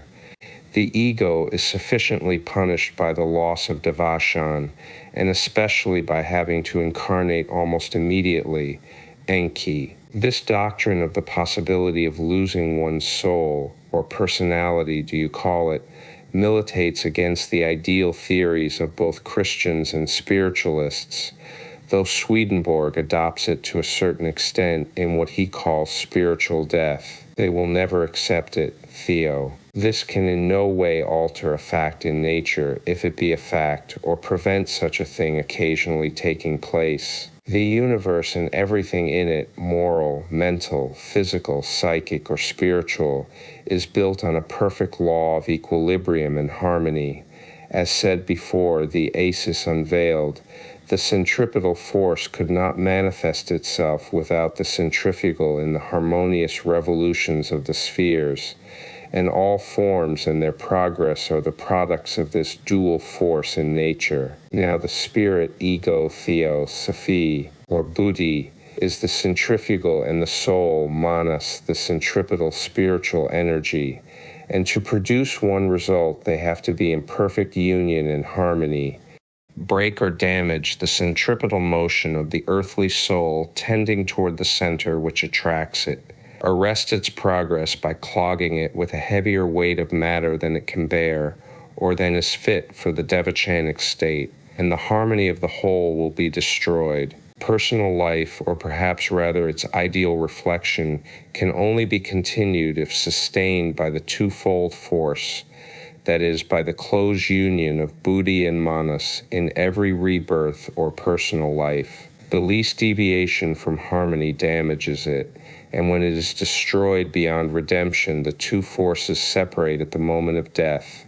During a brief interval, the personal form, called indifferently Kama-rupa and Mayavi-rupa, the spiritual efflorescence of which, attaching itself to the ego, follows it into Devachan and gives to the permanent individuality its personal coloring pro tem, so to speak, is carried off to remain in Kamaloka and to be gradually annihilated. For it is after the death of the utterly depraved, the unspiritual, and the wicked beyond redemption that arrives the critical and supreme moment. If during life the ultimate and desperate effort of the inner self, Manas, to unite something of the personality with itself, and the high glimmering ray of the divine Buddhi is thwarted, if this ray is allowed to be more and more shut out from the ever-thickening crust of physical brain, the spiritual ego, or Manas, once freed from the body, remains severed entirely from the ethereal relic of the personality, and the latter, or Kama-rupa, following its earthly attractions, is drawn into and remains in Hades, which we call the Kama, the key to Theosophy. I-9 Loka. These are 44 the withered branches mentioned by Jesus as being cut off from the vine. Annihilation, however, is never instantaneous, and may require centuries sometimes for its accomplishment. But there the personality remains along with the remnants of other more fortunate personal egos, and becomes with them a shell and an elementary. As said in Isis, it is these two classes of spirits, the shells and the elementaries, which are the leading 44 stars on the great spiritual stage of 44 materializations. And you may be sure of it, it is not they who incarnate, and therefore so few of these 44 dear departed ones know anything of reincarnation, misleading thereby the spiritualists. Enk. But does not the author of 11 Isis Unveiled stand accused of having preached against reincarnation? Theo? By those who have misunderstood what was said, yes. At the time that work was written, reincarnation was not believed in by any spiritualists, either English or American, and what is said there of reincarnation was directed against the French spiritists, whose theory is as unphilosophical and absurd as the Eastern teaching is logical and self-evident in its truth. The be-incarnationists of the Allan Kardec school believe in an arbitrary and immediate reincarnation. With them, the dead father can incarnate in his own unborn daughter, and so on. They have neither devotion, karma, nor any philosophy that would warrant or prove the necessity of consecutive rebirths. But how can the author of 44 Isis argue against karmic reincarnation? At long intervals varying between 1,000 and 1,500, the key to Theosophy, years, when it is the fundamental belief of both Buddhists and Hindus, Enk, then you reject the theories of both the spiritists and the spiritualists in their entirety. Theo, hot in their entirety, but only with regard to their respective fundamental beliefs. Both rely on what their spirits tell them, and both disagree as much with each other as we Theosophists disagree with both. Truth is one, and when we hear the French preaching reincarnation and the English denying and denouncing the doctrine, we say that either the French or the English spirits do not know what they are talking about. We believe with the spiritualists and the spiritists in the existence of spirits, or invisible beings, endowed with more or less intelligence. But, while in our teachings their kinds and genera are legion, our opponents admit of no other than human disembodied spirits, which to our knowledge are mostly Kamalukic shells. Inc. You seem very hitter against spirits. As you have given me your views and your reasons for disbelieving in the materialization of and direct communication in seances, with the disembodied spirits, or the spirits of the dead, would you mind enlightening me as to one more fact? Why are some Theosophists never tired of saying how dangerous is intercourse with spirits and mediumship? Have they any particular reason for this? Theo, we must suppose so. I know I have, owing to my familiarity for over half a century with these invisible, yet but too tangible and undeniable influences, from the conscious elementals, semi-conscious shells, down to the utterly senseless, key to Theosophy. J93 and nondescript of all kinds, I claim a certain right to my views. Inc. Can you give an instance or instances to show why these practices should be regarded as dangerous? Theo. This would require more time than I can give you. Every cause must be judged by the effects it produces.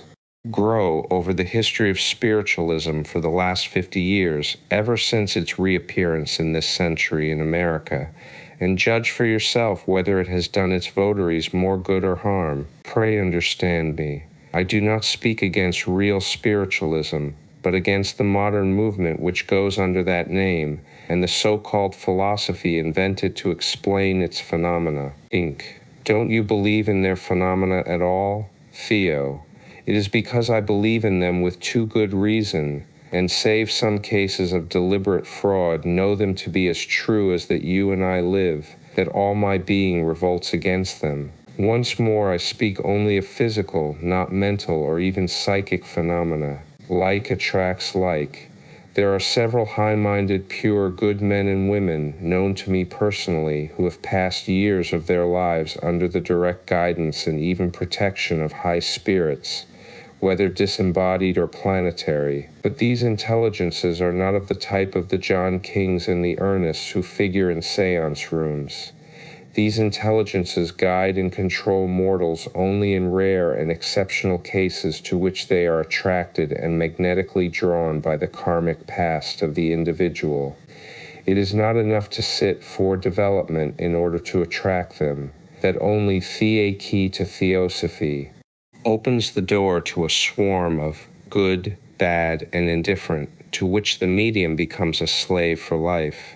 It is against such promiscuous mediumship and intercourse with goblins that I raise my voice, not against spiritual mysticism. The latter is ennobling and holy. The former is of just the same nature as the phenomena of 2 centuries ago, for which so many witches and wizards have been made to suffer. Bede Glanville and other authors on the subject of witchcraft, and you will find recorded there the parallels of most, if not all, of the physical phenomena of 19th century spiritualism. Enk, do you mean to suggest that it is all witchcraft and nothing more, Theo? What I mean is that, whether conscious or unconscious, all this dealing with the dead is necromancy and a most dangerous practice.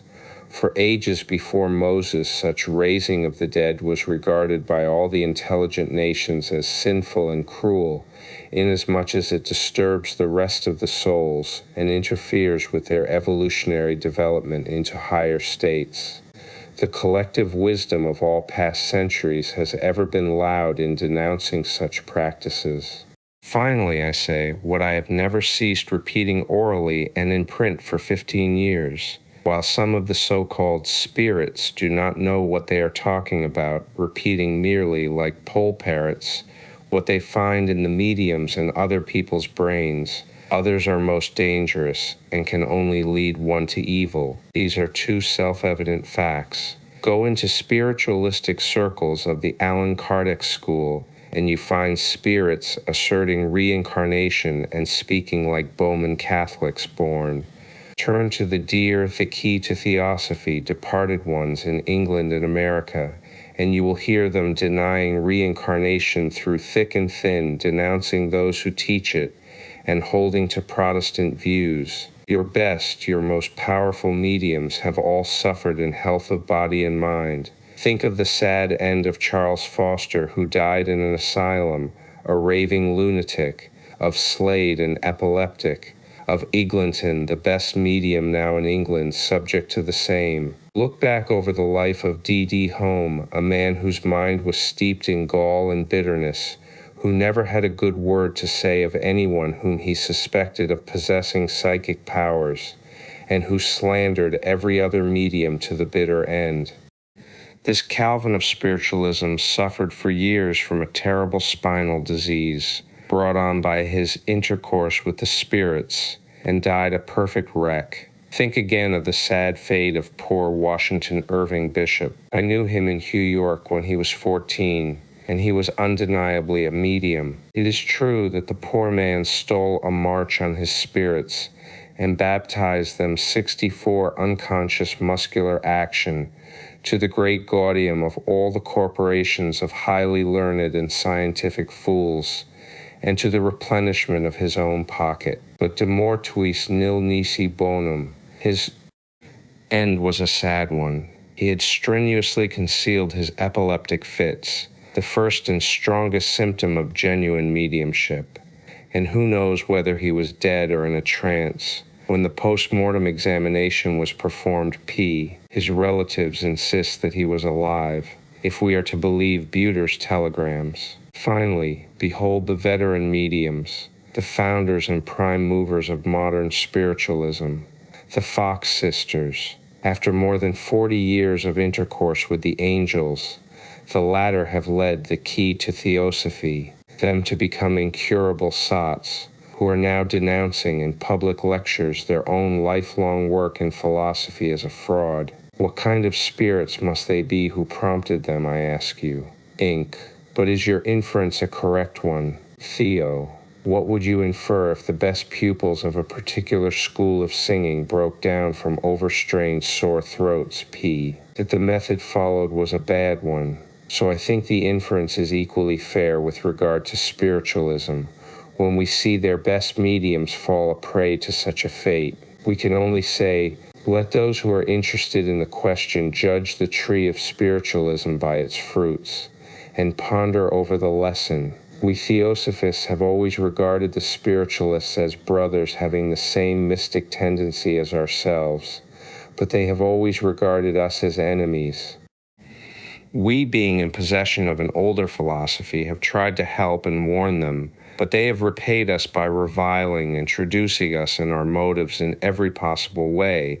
Nevertheless, the best English spiritualists say just as we do wherever they treat of their belief seriously. Hear M.A. Oxon confessing this truth. Spiritualists are too much inclined to dwell exclusively on the intervention of external spirits in this world of ours, and to ignore the poivers of the incarnate spirit. Why vilify and abuse us then for saying precisely the same? Henceforward we will have nothing more to do with spiritualism. And now let us return to B. Incarnation. Second Sight, Introduction. On the mysteries of reincarnation. Periodical rebirths. Enkion mean then that we have all lived on earth before in many past incarnations, and shall go on so living. Theo, I do. The life cycle, or rather the cycle of conscious life, begins with the separation of the mortal animal man into sexes, and will end with the close of the last generation of men in the seventh round and seventh race of mankind.